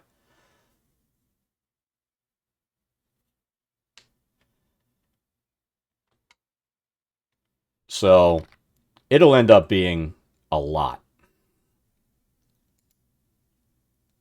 But we did... Here, let's...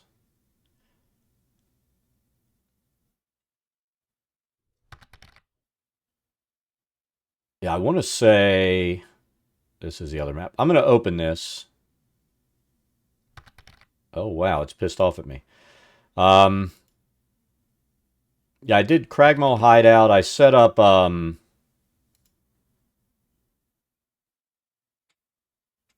is this thing getting ready to crap out on me?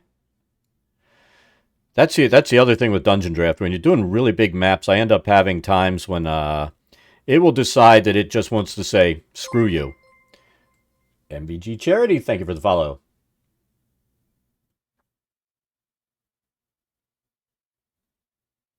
Currently at work, ready to go to bed. Do you mean you work at home so you're going to go to bed, or you still have to drive home? Yes, I made all of these maps. These are this is a reproduction of the Phandelver map. So I'm making it so it's explorable inside of Foundry. And here, I'll show you what it's going to do. Let me pop Foundry. I've been testing this map as I start putting all the tiles together.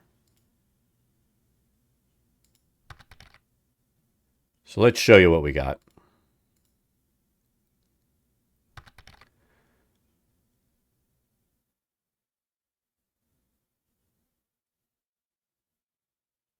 You live at work.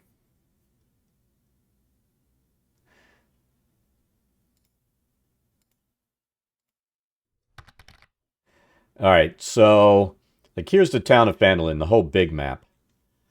And this I had highlighted so that I could see how big the town would be, but my original idea was to have this, and I killed the links, and it would open up the Sleeping Giant map. But now, and this is not updated, I haven't updated this test map in about a week, but this is, where is my guy? There he is. So this is what it'll do. Inside of Foundry, you know, you walk down the street and, you know, you see the building, you walk up and you go in and the roof will go away. And you can go around and explore everything in the building. But, you know, it's more immersive that way where, you know, you walk up, you see the roof. These are non-explorable buildings. And I didn't put a door on this, but you walk in, there it is. You go inside. I haven't started working on that. So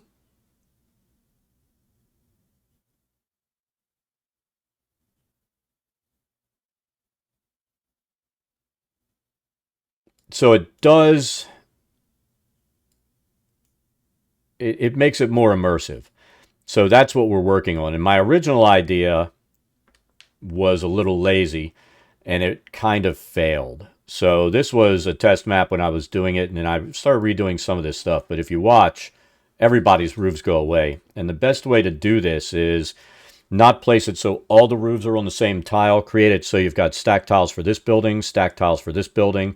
And then when you go in this building, only this roof, second floor, and everything will go away when you go in. And this is enabled because I'm using a thing called the levels module. And you can set up your roof, ground floor. You set it up so that it stacks.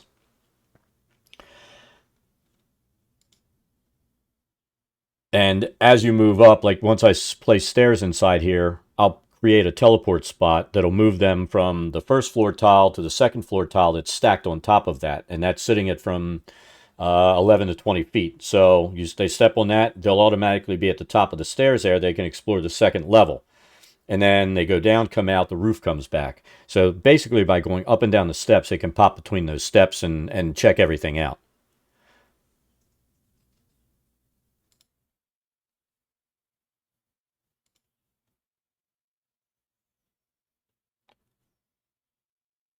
And that's, you know, the ability to do that is inside of Foundry. The mapping itself, you know, you do that in Dungeon Draft. I think I could probably do it and create a transparent background behind these maps in Clip Studio Paint. But I've got to figure out how to export to WebP to make it work inside of this as the format for the map. And there's got to be a way to do it, but I haven't figured that out yet. And I'm going to finish this project in Dungeon Draft. McGeary! Well, hopefully we'll see you again. You have an awesome evening.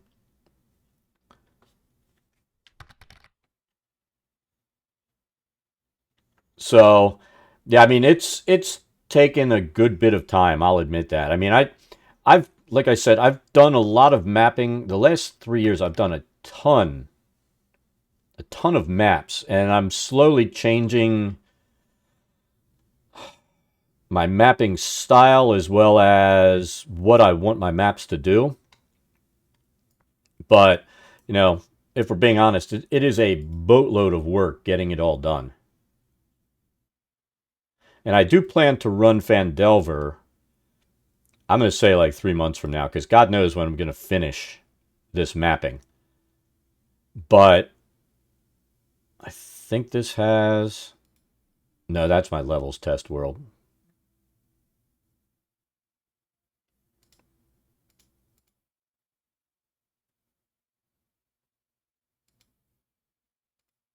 Yeah, this is another one I set up so I can do some other testing on this one. I'm always testing to make sure that everything lines up and works. I'm curious, is this the one that has all the stuff in it?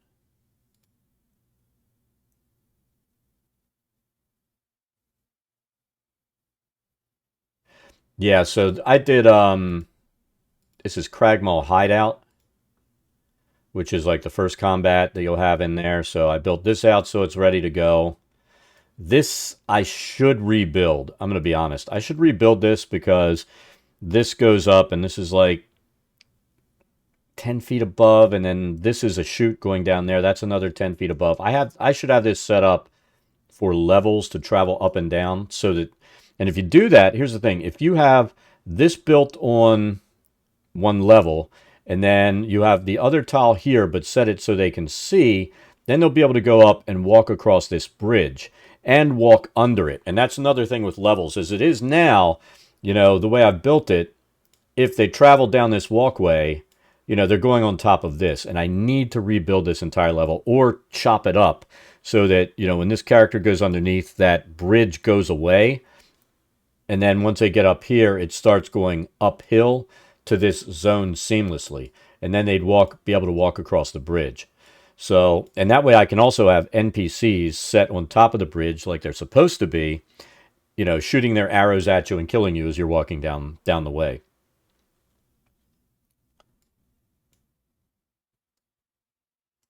But I use, you know, this is my local server, which I use to test everything. And then I actually use a hosted server to play on. And you always have to watch, you really have to watch your size of your maps on a hosted server because it goes nuts. But let's close that down.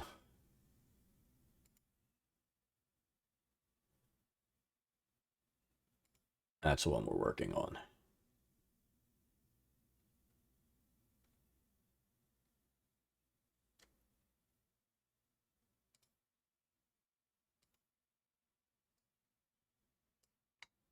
But yeah, some of the work I got a little redundant on because I had this built out and then I changed my mind how I was going to set this up. But it looks better now anyway, so it's all good.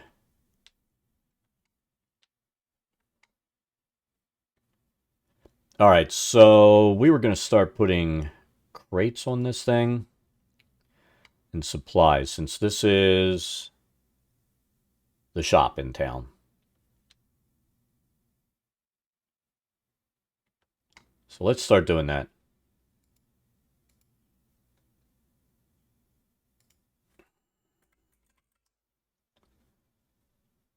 So I'm wondering, you know what? I'm going to do it I don't know if I want to do it the lazy way. I'm not going to do it the lazy way.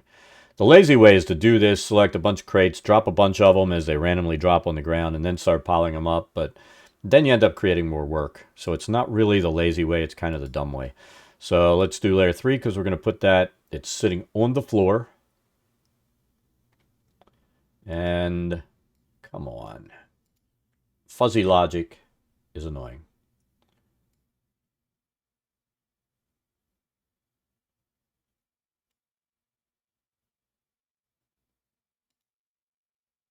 I think I'm going to take it down in size just a little bit. I always downsize everything. And I always like, I admit, I kind of like to,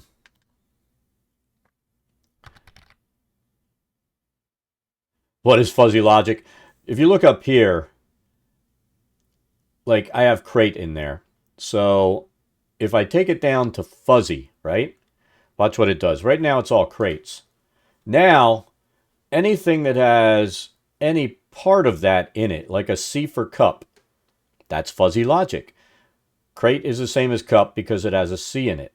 Great is the same as crate because it has a G and ends in rate. So if you don't kill fuzzy and at least narrow it down a little bit, and when you go to exact, because you can't be 100% sure how somebody, when you package these assets for Dungeon Draft, you've got to go in and for every asset, put in every possible search term that should bring that up. And you're never sure if the person that packed those assets thought about what they were doing. You know what I mean?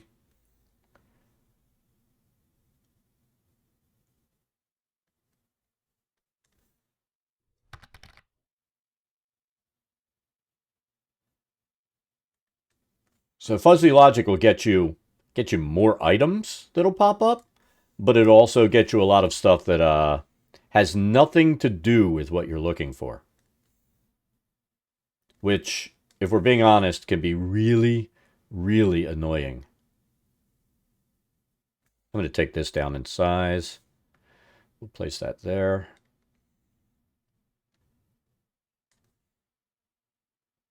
Take this up in size. We got all kinds of boxes in here. They got a fancy box.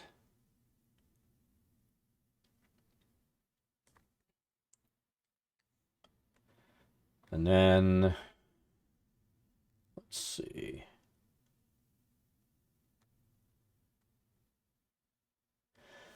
And we'll probably, I don't know if I'm going to put a light. I think I will put a light in here, and I'll put something against this wall as well. We're not going to overstack this zone, though.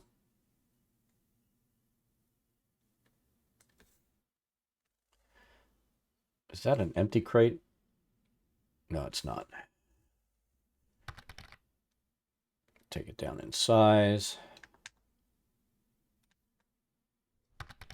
Turn that way.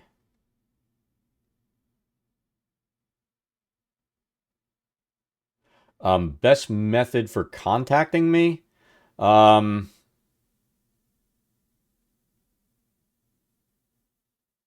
a good question. How about Discord?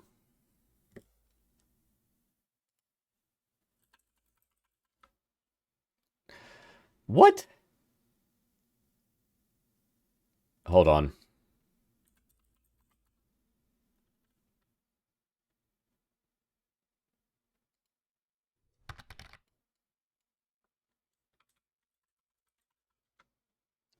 All right. This thing is being stupid. Oh, I'm getting mad because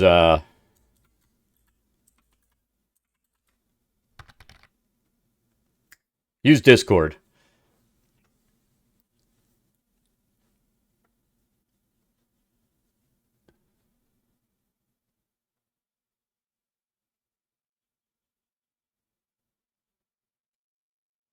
All right, so let's find a box that's not the same color as those and put it on top.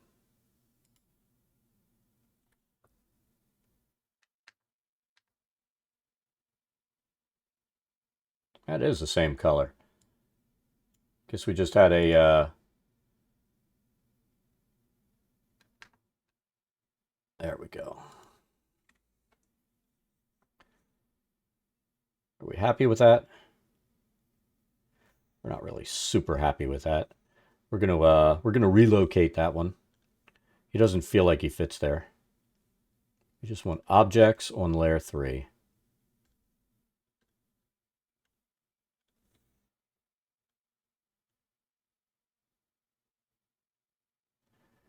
Tell you what. Let's take that crate size down.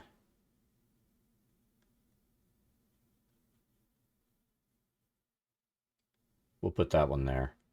So we've got that. I think we're going to put some sacks across there. I'm probably going to put some stuff that looks like small treasure chests there, because those are the valuables. In my mind, those are the valuables.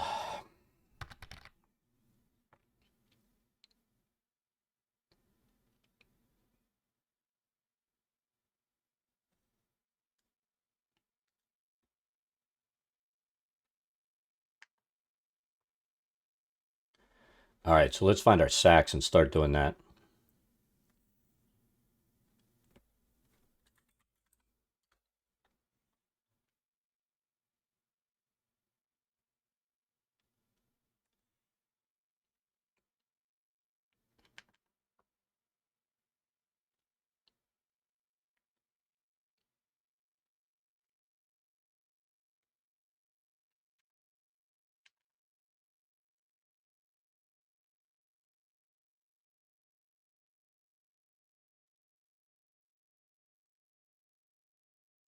We're going to lay down a bunch of different ones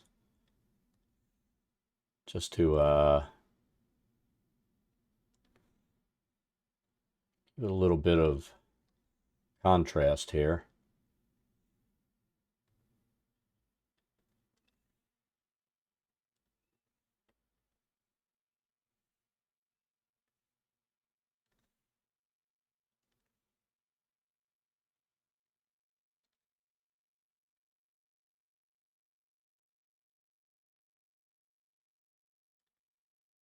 What's that say? Grain. We'll put grain there. Maybe a sack of coal there, because why not? Let's undo that and do it this way. All right, so that's got that there. I think we're going to tell you what. Now let's go with some of these sacks.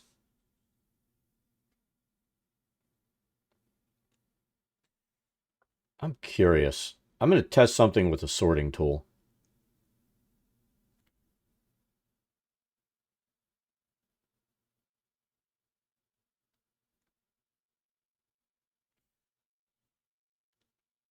If I can get it all pointed in the same direction and not...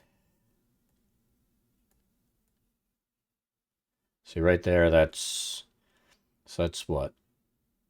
I want to say we need to bring it out to like this much maybe. Let's see. Close.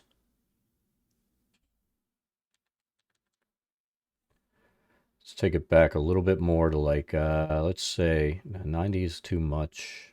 There to there.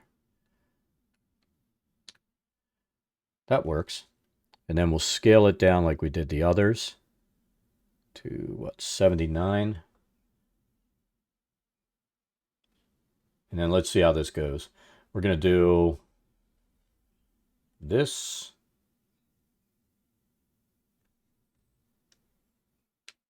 This. And this. And then we'll drop a couple like that. And let's see how that goes.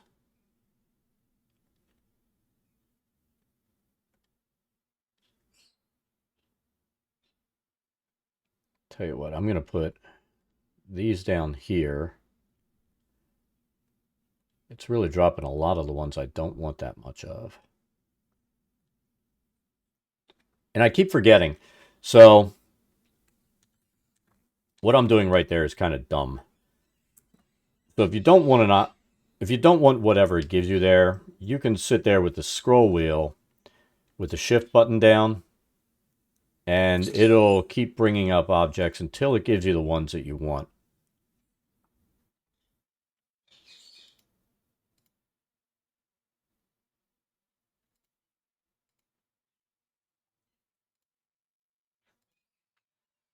All right.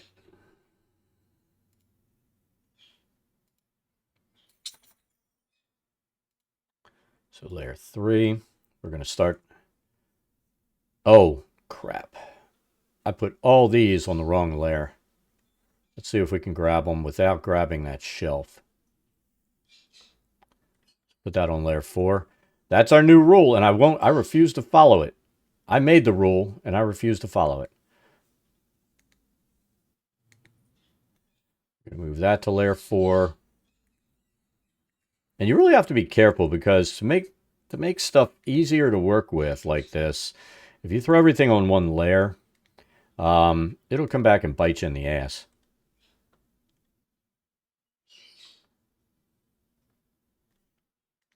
And let's see.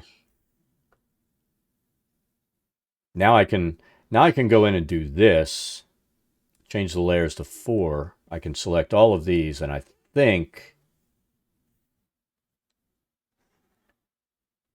they all have the shadow on. I don't want the shadow on.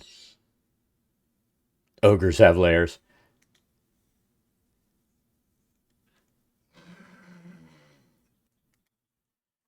All right, so we're going to start piling this stuff up the way we want it. We probably have too many bags down or too many sacks, but that's fine.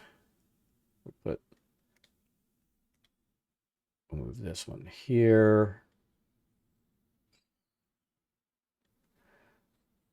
We'll pop this one like that.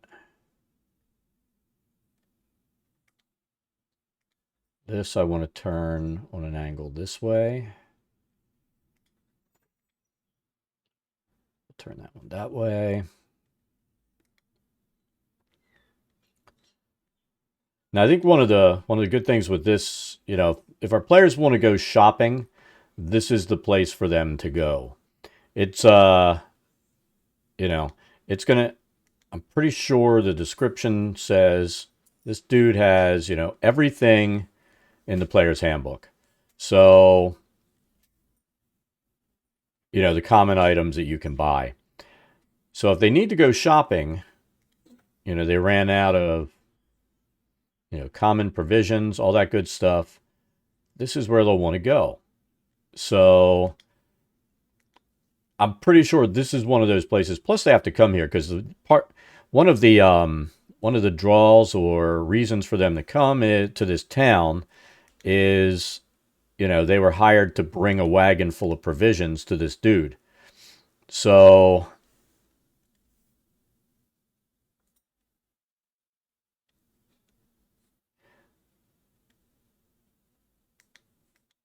you know, they've got to come here anyway, and then they can reprovision here. Because they're on the road a good while. And I think that's something that's another thing that we as DMs, we forget, you know. They have rations and stuff in their bag. It's going to be gone after a while unless they actively hunt or they have a druid dropping good berries, you know, every day for them.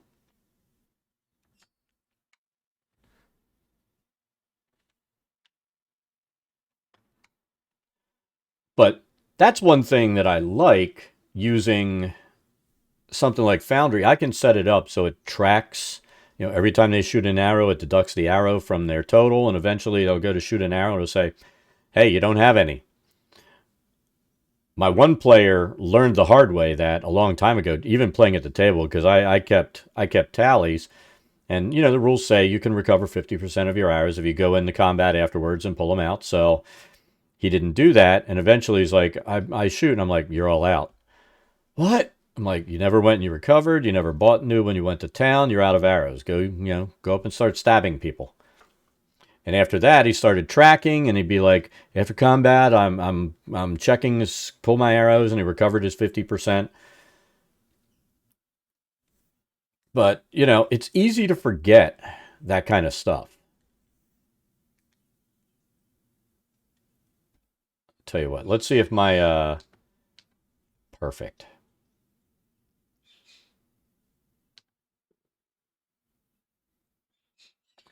It's easy to forget that stuff as a player and a DM.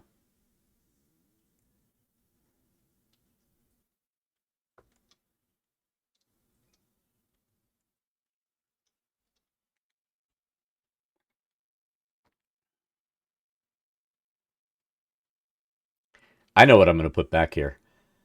This is totally out of place, but we're going to put it back here.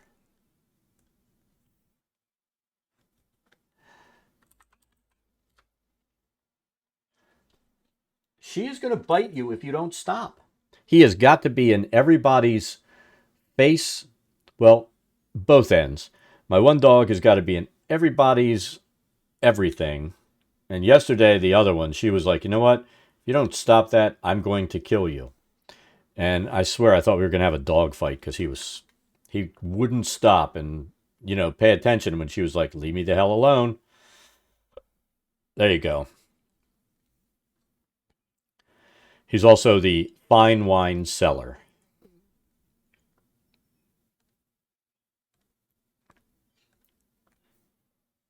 See, we put it on the right layer. We didn't screw up that time. But you have to ask for his special reserve in the back. All right, so there's provisions.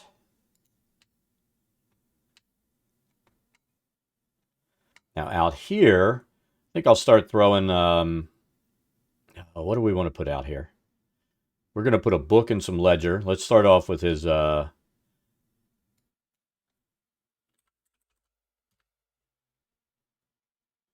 start off with his desk, because every good shopkeeper keeps a ledger.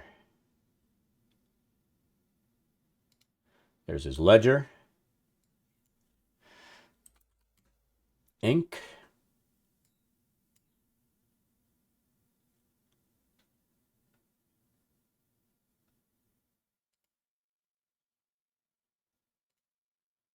And I bet it's not under quill, but let's see. Ooh, I am surprised. I truly am. And a quill. You know what? Let's give him a little bit of color. He killed a bluebird. Now see, we just screwed up there. Look at the layer we're on.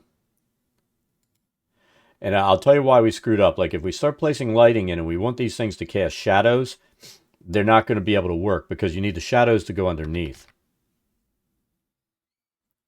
A blue falcon? No, just a bluebird. Well, it is a big... Maybe he found a blue falcon and killed it. Who knows? Maybe he's a poacher too. That's his side gig.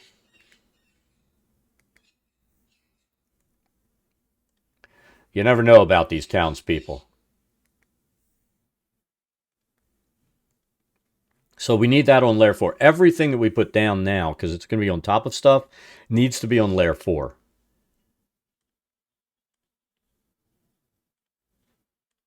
And that's been part of the reason we've taken so long building this thing is we've been coming in and correcting mistakes that we've made. And I tell you what, we're going to do chest. I know, he does all that stuff. He gets in your ears and you let him do it and then you get an ear infection. That's why you're going to the vet this week, little girl.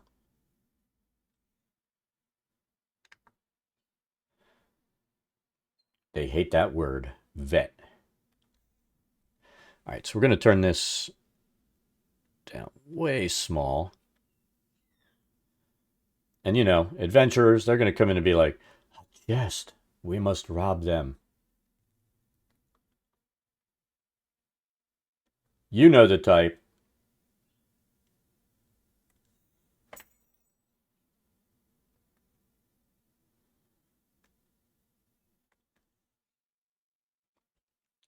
I had one guy a few years back when we were playing in person.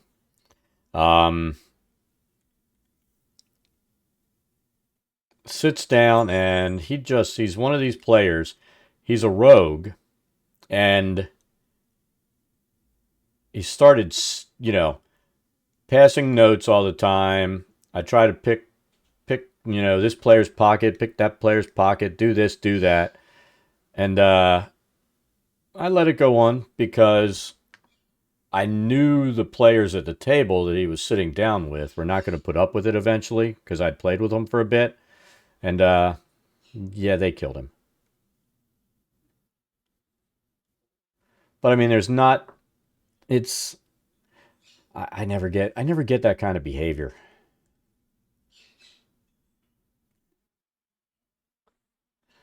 And he had this idea that he's a rogue. I'm a rogue. That means I'm tough. And it's like you hide in shadows and stab people in the back, dude.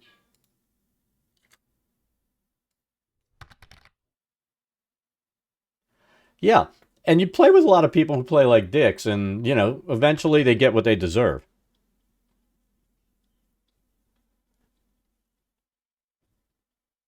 Oh, what else do we want to put in here? I think now we're just going to look at some generic storage. Ooh, hold on. So, I hope I have what I want to put down. Backpack. Yes! So we're going to put a couple of packs over here for the adventurer that needs one. So there's a brand spanking new pack. Here's one all ready to rock and roll. It's got the bedroll on it.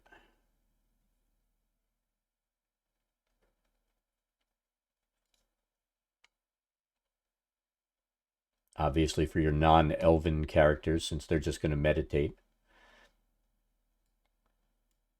Oh, you know what? Let's put another pack down. We'll give them some color combinations to choose from. Then we're going to put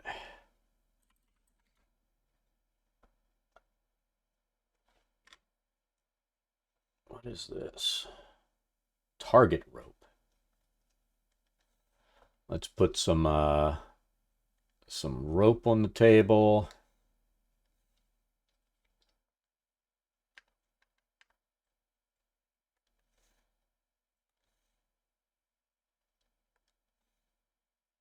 Couple of kinds of rope here. Let's see.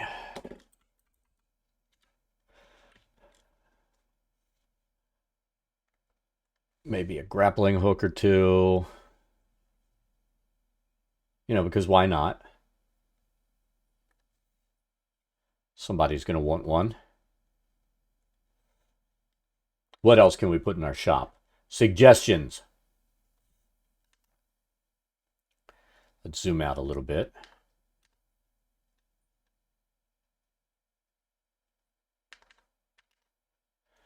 All right. Got some grappling hooks. I doubt I have ball bearings, but let's see. Bags of ball bearings. This must be the thiefy shelf right here.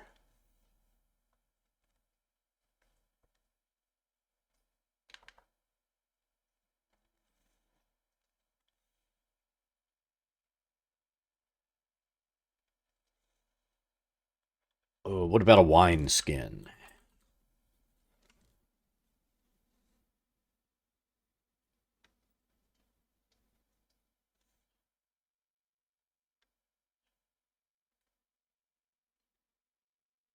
Oh, no wine skin?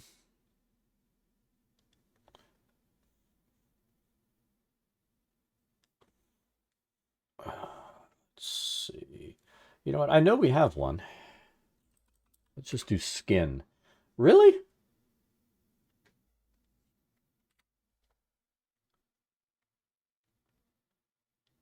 See, fuzzy logic goes crazy again. I'm trying to remember where I saw that. I was going to place a wineskin someplace, and I'm like, nah, that makes no sense. Kitchen dishes, cutlery mugs, pitchers, steins, kitchen accessories.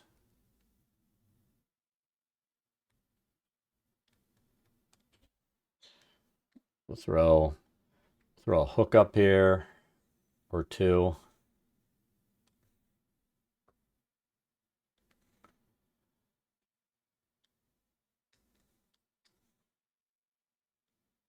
Oh, what else is in there? I don't think.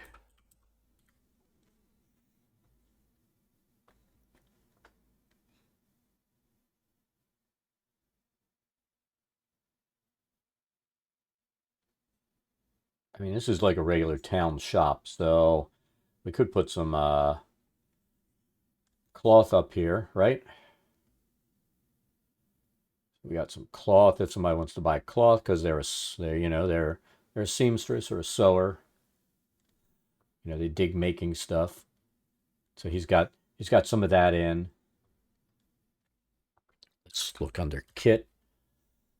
Oh, what do we have here? Thieves' tools? No, he's not selling thieves' tools. Ooh, a medical toolkit. You know, just in case somebody wants to saw a leg off when you get hurt. He's got that for sale. What else?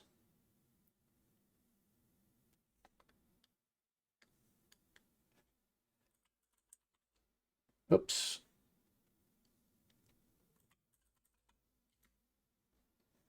Let's see.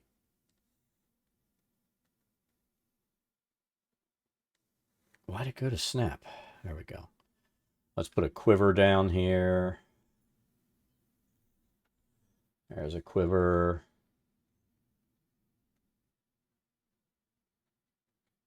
There's a quiver.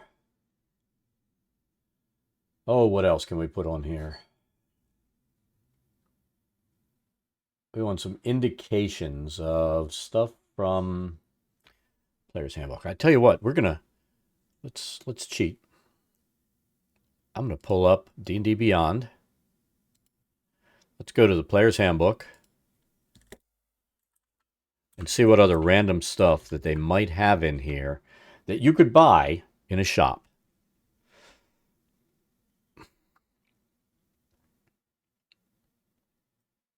So it goes Source Player's Handbook.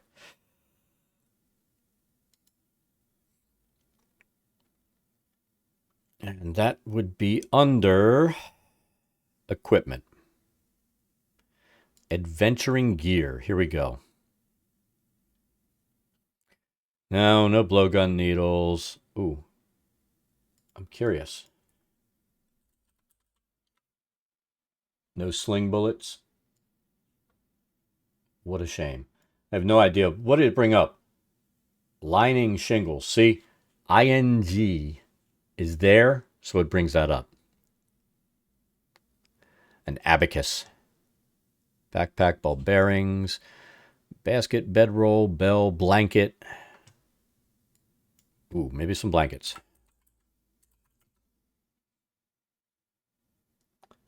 But they probably don't have folded blankets.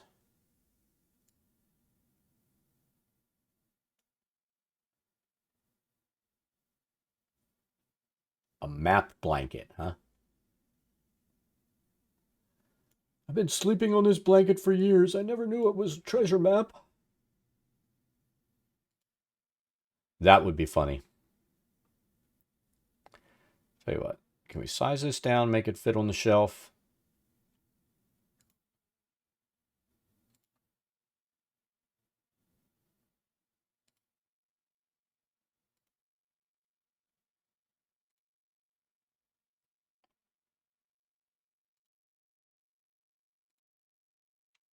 So some blankets, that works. What else? Block and tackle. Show me a block and tackle. They're showing me locks. I'm pretty sure I saw a block and tackle in here.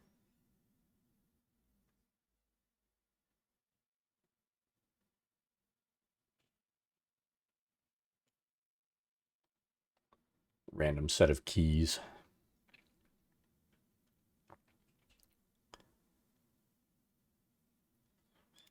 Maybe you need a lantern.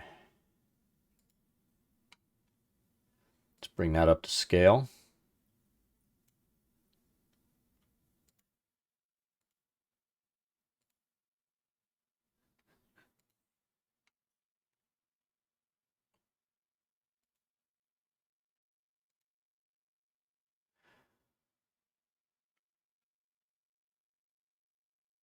Ooh. No, because they're all burned candles, so that isn't going to work. We know we don't have clothes. What about a crowbar? All stuff that people never think about using. Crowbar.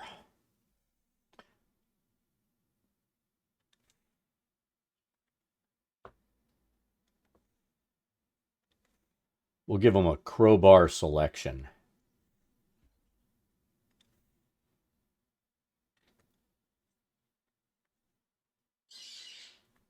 We're not selling rusty gear, though.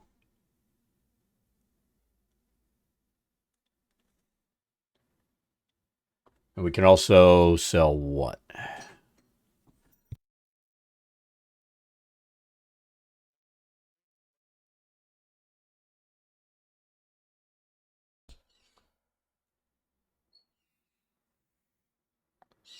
So we did grappling hooks, hammers, healer's kit. Stop, Thor. Let's see. We're not selling manacles. This guy's not going to have potions. I'm positive of that. Shovel. How about that?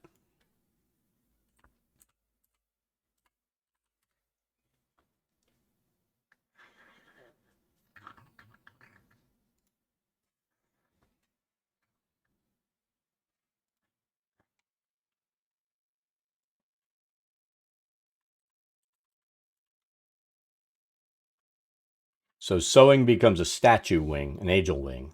I like that because it has wing in it. Are you itchy?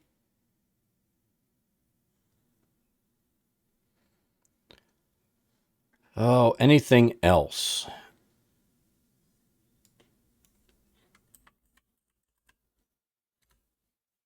Maybe it's underwater skin.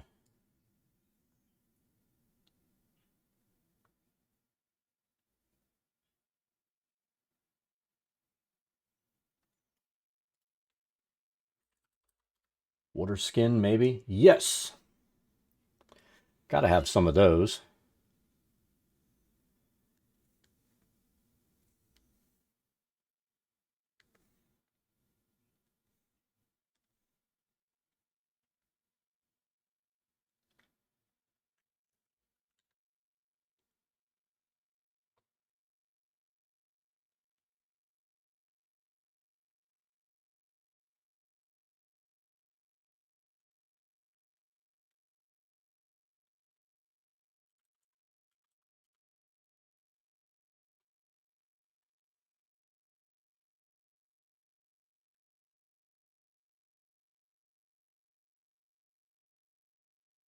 Some torches. Oh, what else?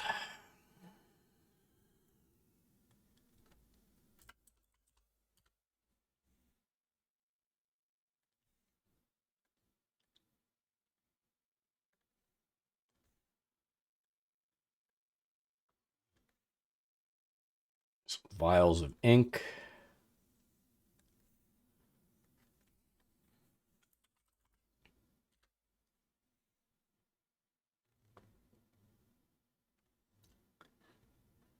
What about some blank paper? You know, because spellcasters need that stuff. We're going to make it a little smaller since we took our shelf size down.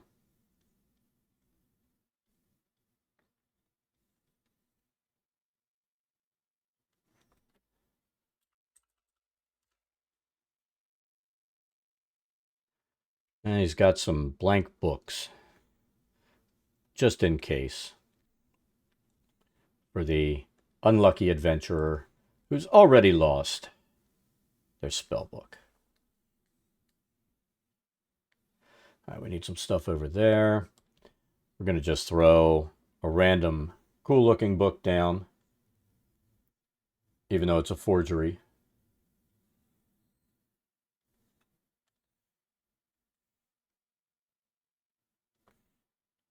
So he's got that.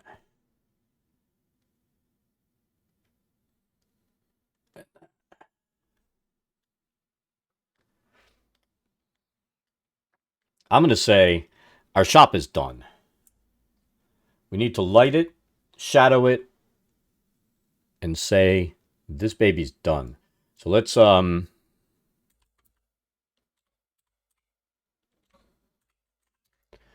pull a lantern, put it on the wall. We're going to put 2 of them in here. We will put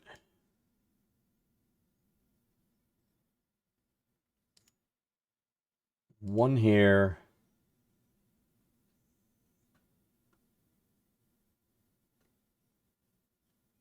One here. We're going to put 3 of them in here. And 1 here. Now for me, lanterns are not really here for lighting the room. They're here to create an effect.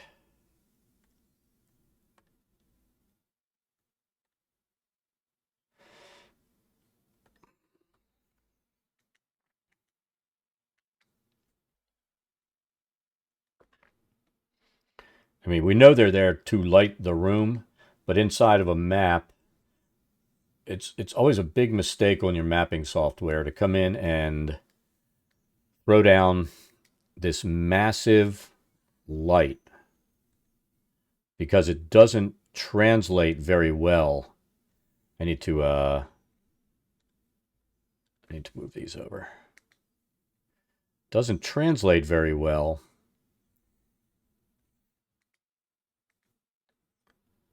when it moves over to your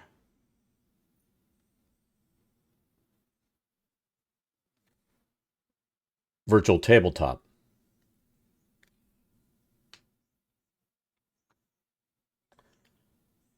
So what I tend to do, this needs to be straight.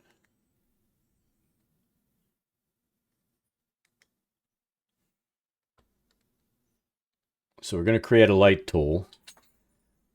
See how big the light is. We don't want that to light the whole room. So we want to take the range down. We want to turn intensity down to indicate light. And we'll put that there. Put that there. And we'll put that there.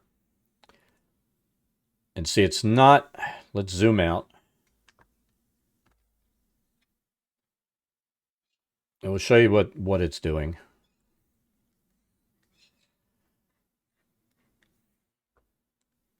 So, lighting on, lighting off. It gives highlights where the light is, and you want to light it inside your virtual tabletop yourself. You don't want me to do this in here. If I did this, it would make everything really, really bright. You just want an indication that there's a light there. It gives the map a little more life, and it makes everything look better.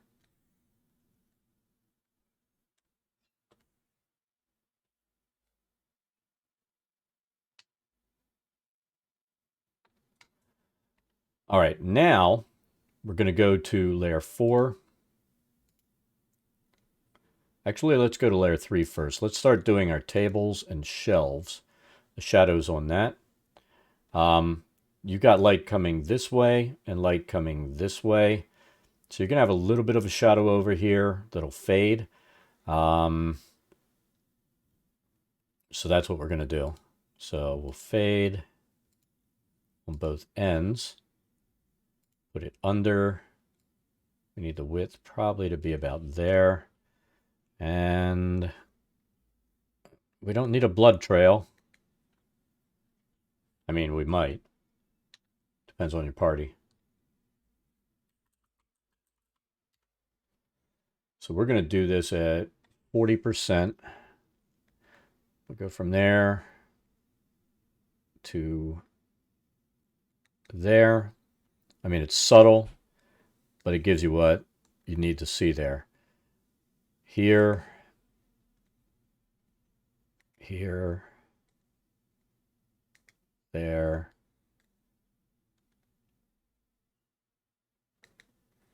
Do that.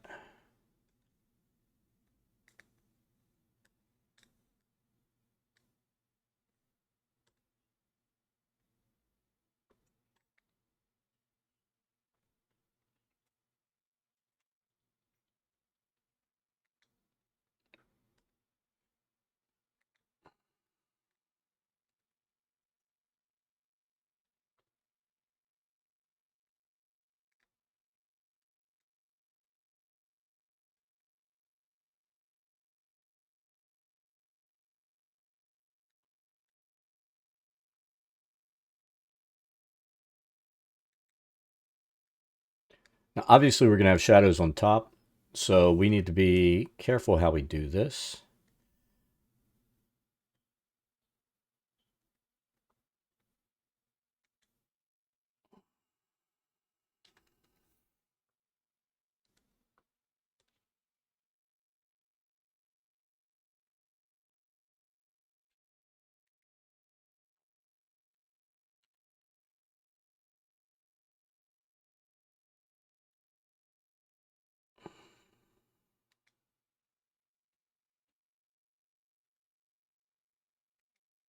Now, the other thing you can do to make it work right, which I should do, is this. So we'll select this. We'll put that on layer 4 because it's sitting on top of something. Do the same thing here. Put that on layer 4. And we'll put this one on layer 4. So anything that's on top, we're going to go ahead and layer 4 that thing. Now we can come in with our shadow. Now we're on layer 4. We go under and watch. Bam. Bam. And bam.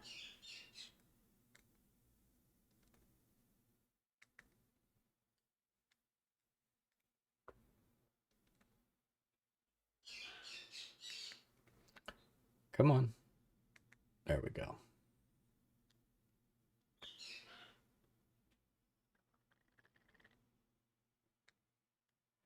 Now we could attempt to shadow this stuff.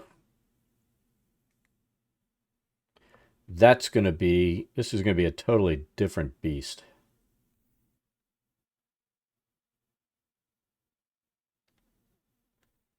Let's see what this path looks like.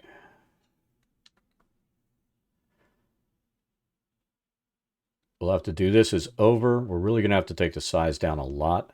We're going to just see that right now. It's still not coming as over.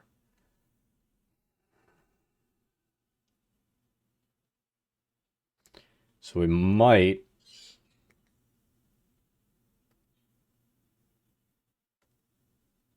have to forego these shadows. I think these should work. Midnight Fox, thank you for the follow. It's greatly appreciated. Hope you're having an awesome day. So we'll put that there. There. There. Oops, didn't mean to actually touch that. You wanted to be sneaky.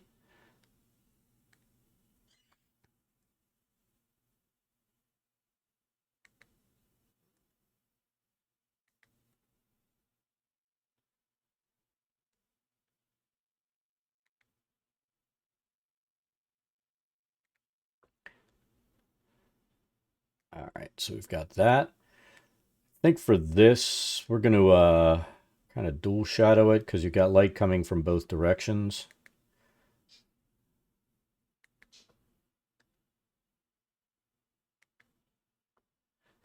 And it gives us a little bit of a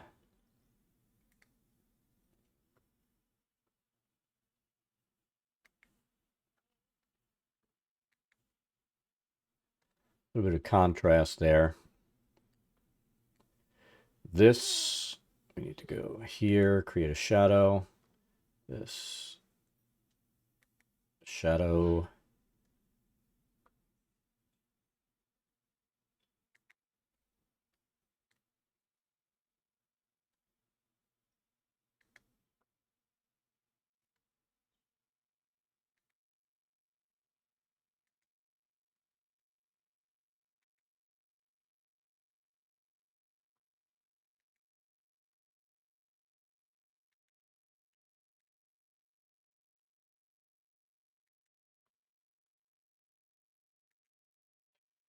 And I tell you what, if I didn't despise the drop shadows built into dungeon draft, this would be a lot easier to do. But I do despise the drop shadows built in the dungeon draft.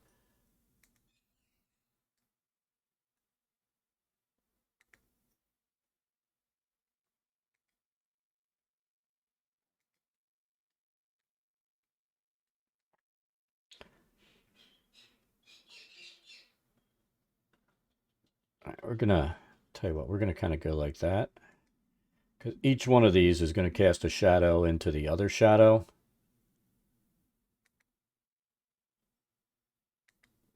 Because the light's coming from that direction.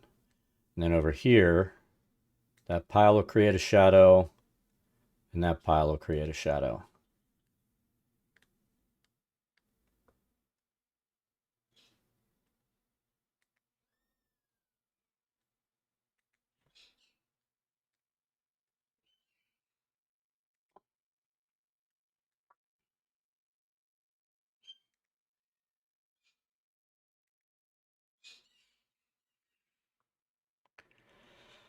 All right, let's take a look. Let's see if our shop looks complete. Or I should say, complete enough. I think we're good. I mean, we're a little tight right here. We could kick this desk and stuff forward just a little bit. I mean, once we place a token here, it's going to be standing right there on top of everything. So we need layers, walls. We need 3 and 4. And we need paths and objects. Let's see if we can get that to move. I'm going to kick that ahead just a little bit if we can get it to work.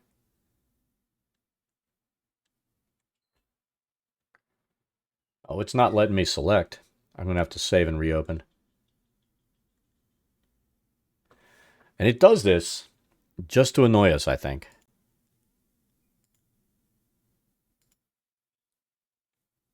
I know it doesn't, but, you know.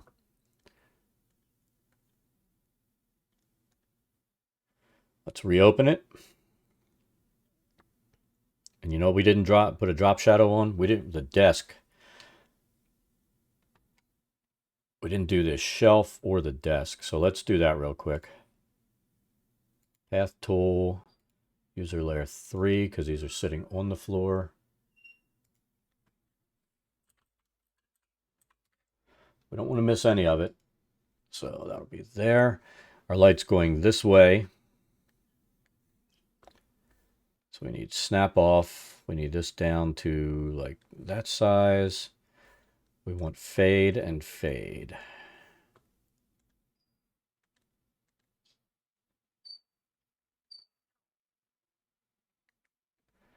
There you go. There's our shadow from that light. And then there might be a tiny shadow coming this way from the other light, but it's going to get negated.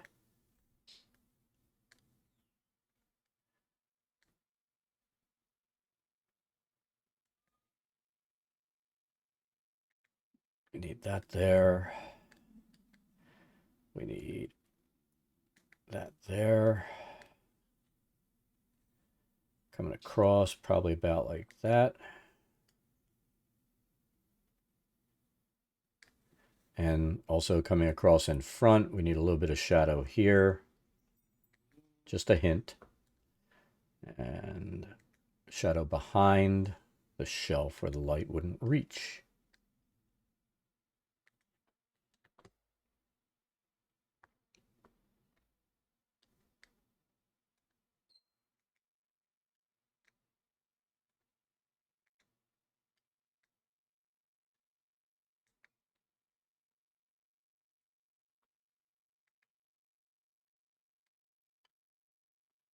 All right, so that's giving us a little bit more depth around these things. Won't be any shadow there. There will be here. Definitely there. And probably a little bit of a cut out this way. Right there, because of the angle.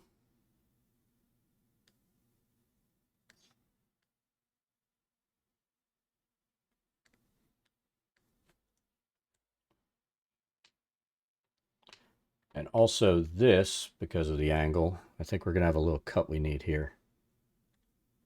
Kind of like that.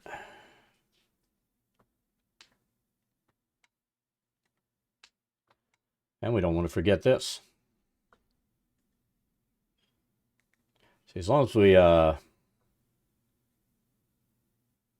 get this all right the first time, we don't have to come back in and fix all this.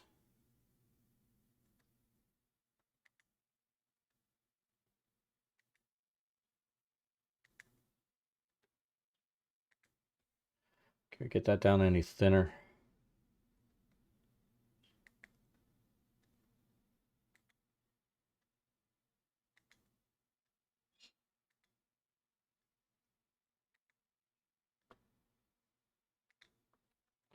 There we go. Now we've got some depth.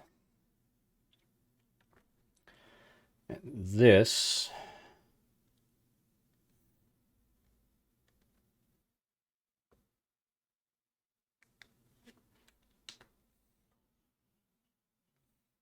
let's do that. There we go.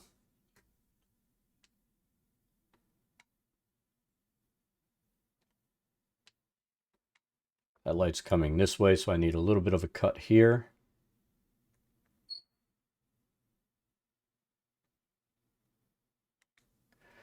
And then we didn't get this side. We know that's on layer 4. Underneath will be fine.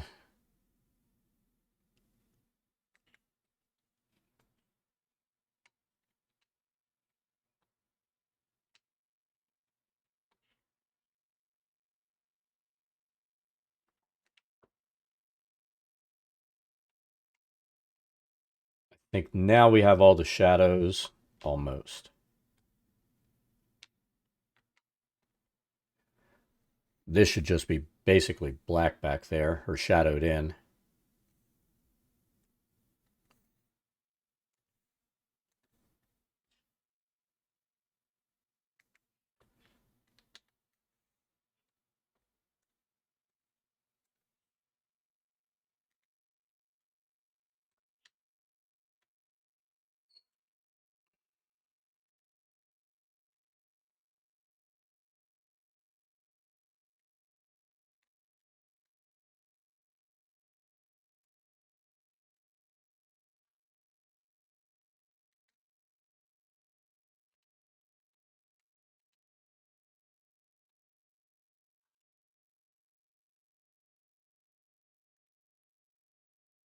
This will get a little bit of light sneaking in on this side here.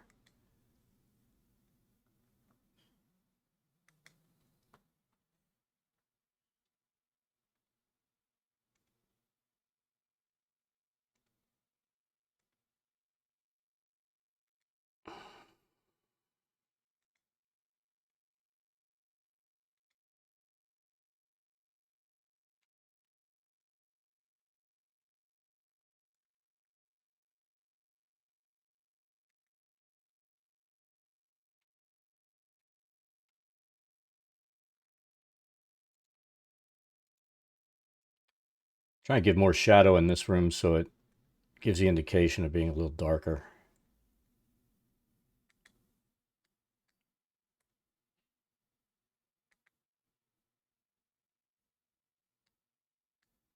There.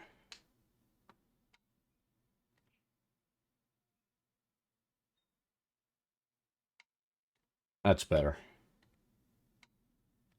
And this has our shadows, since double lights, shadows are just about correct except for this.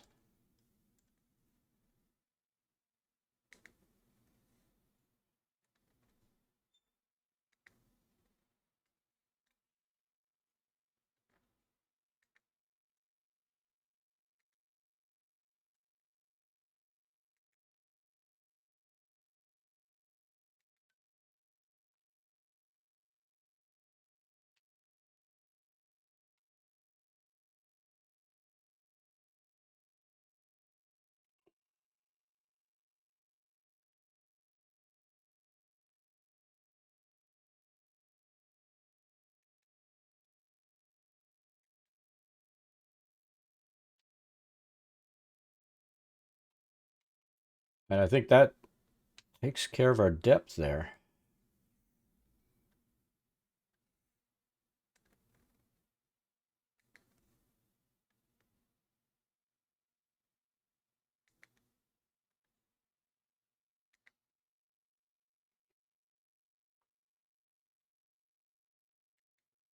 We keep finding little spots that we want to add some shadow to.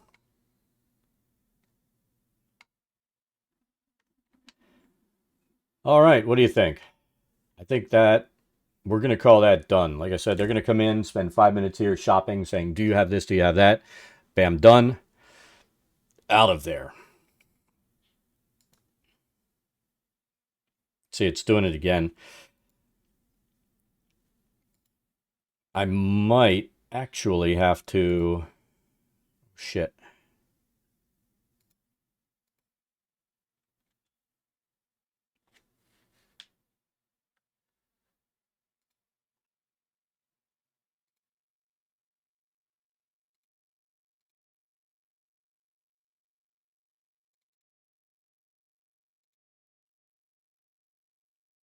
So I'm going to reopen this, but I have a feeling it's doing what it did earlier today. I had this happen once before where it starts doing that where it's transparent, that compare levels pop up. And when it does that, it's not going to work.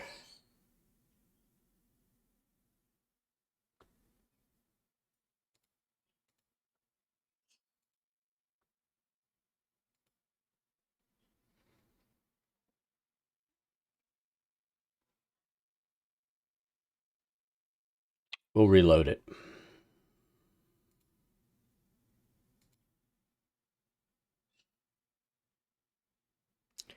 I think this entire 1.3 version of Dungeon Draft is where Godot had an update that is really screwing things up. That's what the developer uses to make this program.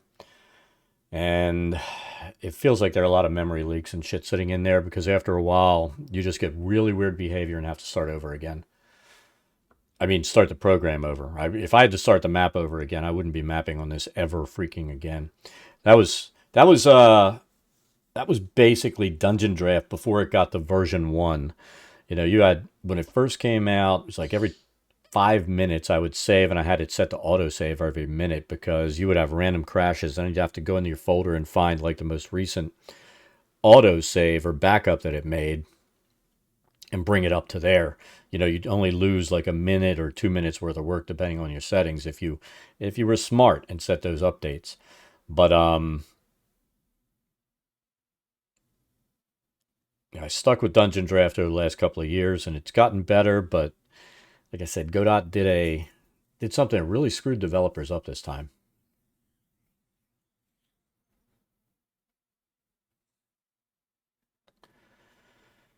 I would go to the 1.04 version, but it's not stable. And I think it's actually worse than what we're seeing here.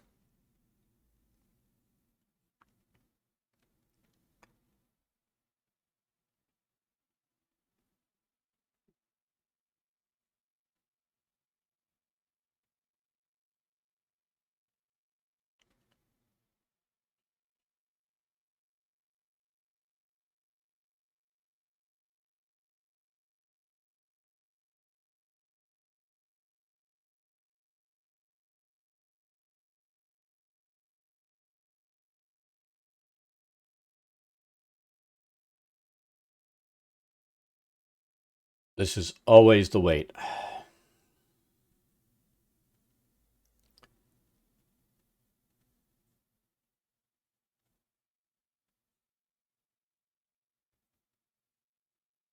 Yeah, I think the most, like I said, the most daunting and ridiculous mapping that I did was Mad Mage. And fortunately, when I was doing the Mad Mage maps, I wasn't doing a lot of the techniques that I'm using now. And I'll show you why I say fortunately.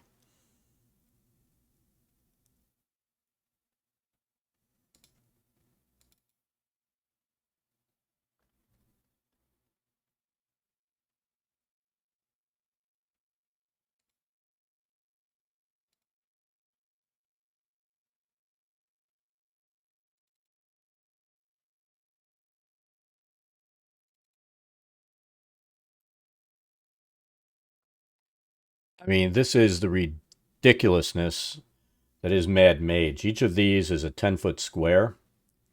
And I believe this thing goes... I'm not even going to count it.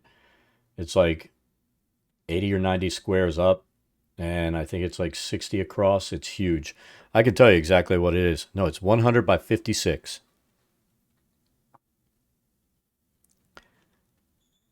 No, 56 wide, 73 high. This is at 100 pixels when I did that. But these are big maps, and this is a small map in Mad Mage.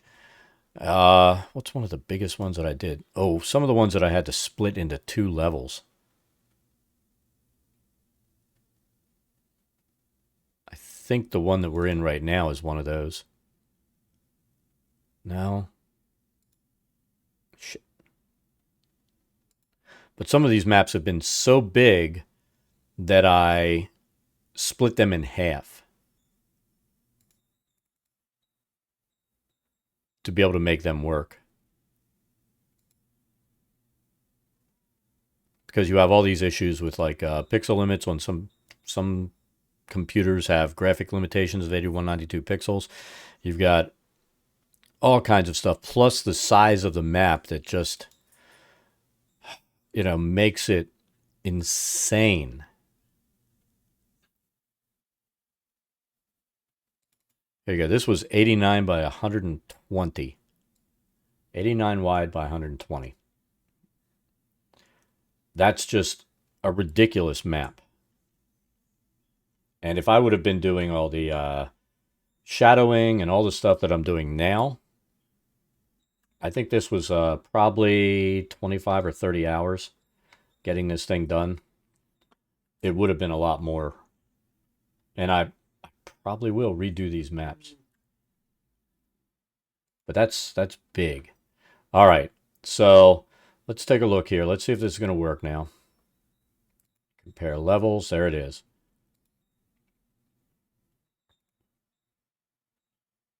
We'll bring the ground level up so we can see that. Okay. So we have the ground level underneath. We'll have our roof level we've already built. This building is done. Let's take a look what we have left to do now. We need to build the provisioner's house. So we've got 1. We need the inn done. The crooked politician's house. The town hall. And this one done.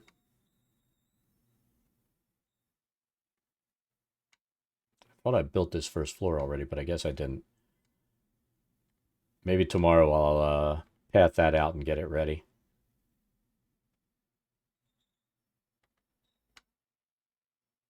But I guess the next one we'll do will be this house. And we're going to start working on that tomorrow. So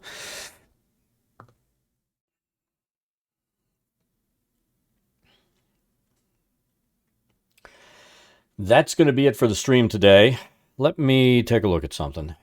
You know what? We're going to be nice and pass it on.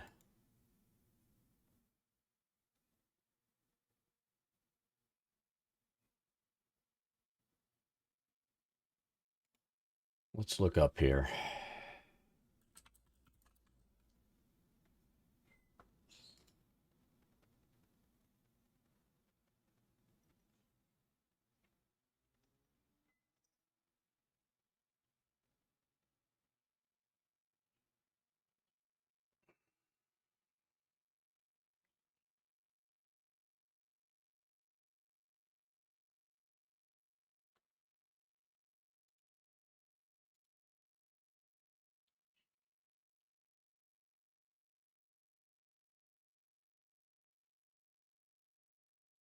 Anybody else mapping?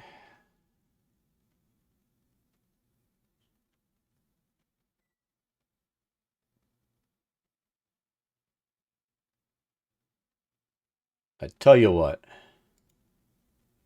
There's somebody playing Candlekeep Mysteries. Let's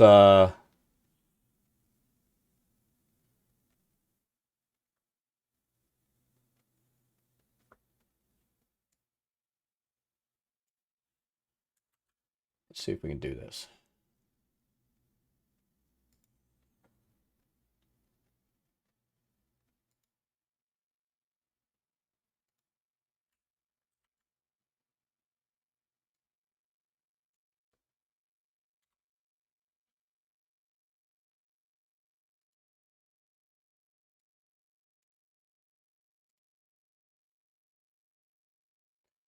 All right, let's go ahead and raid that.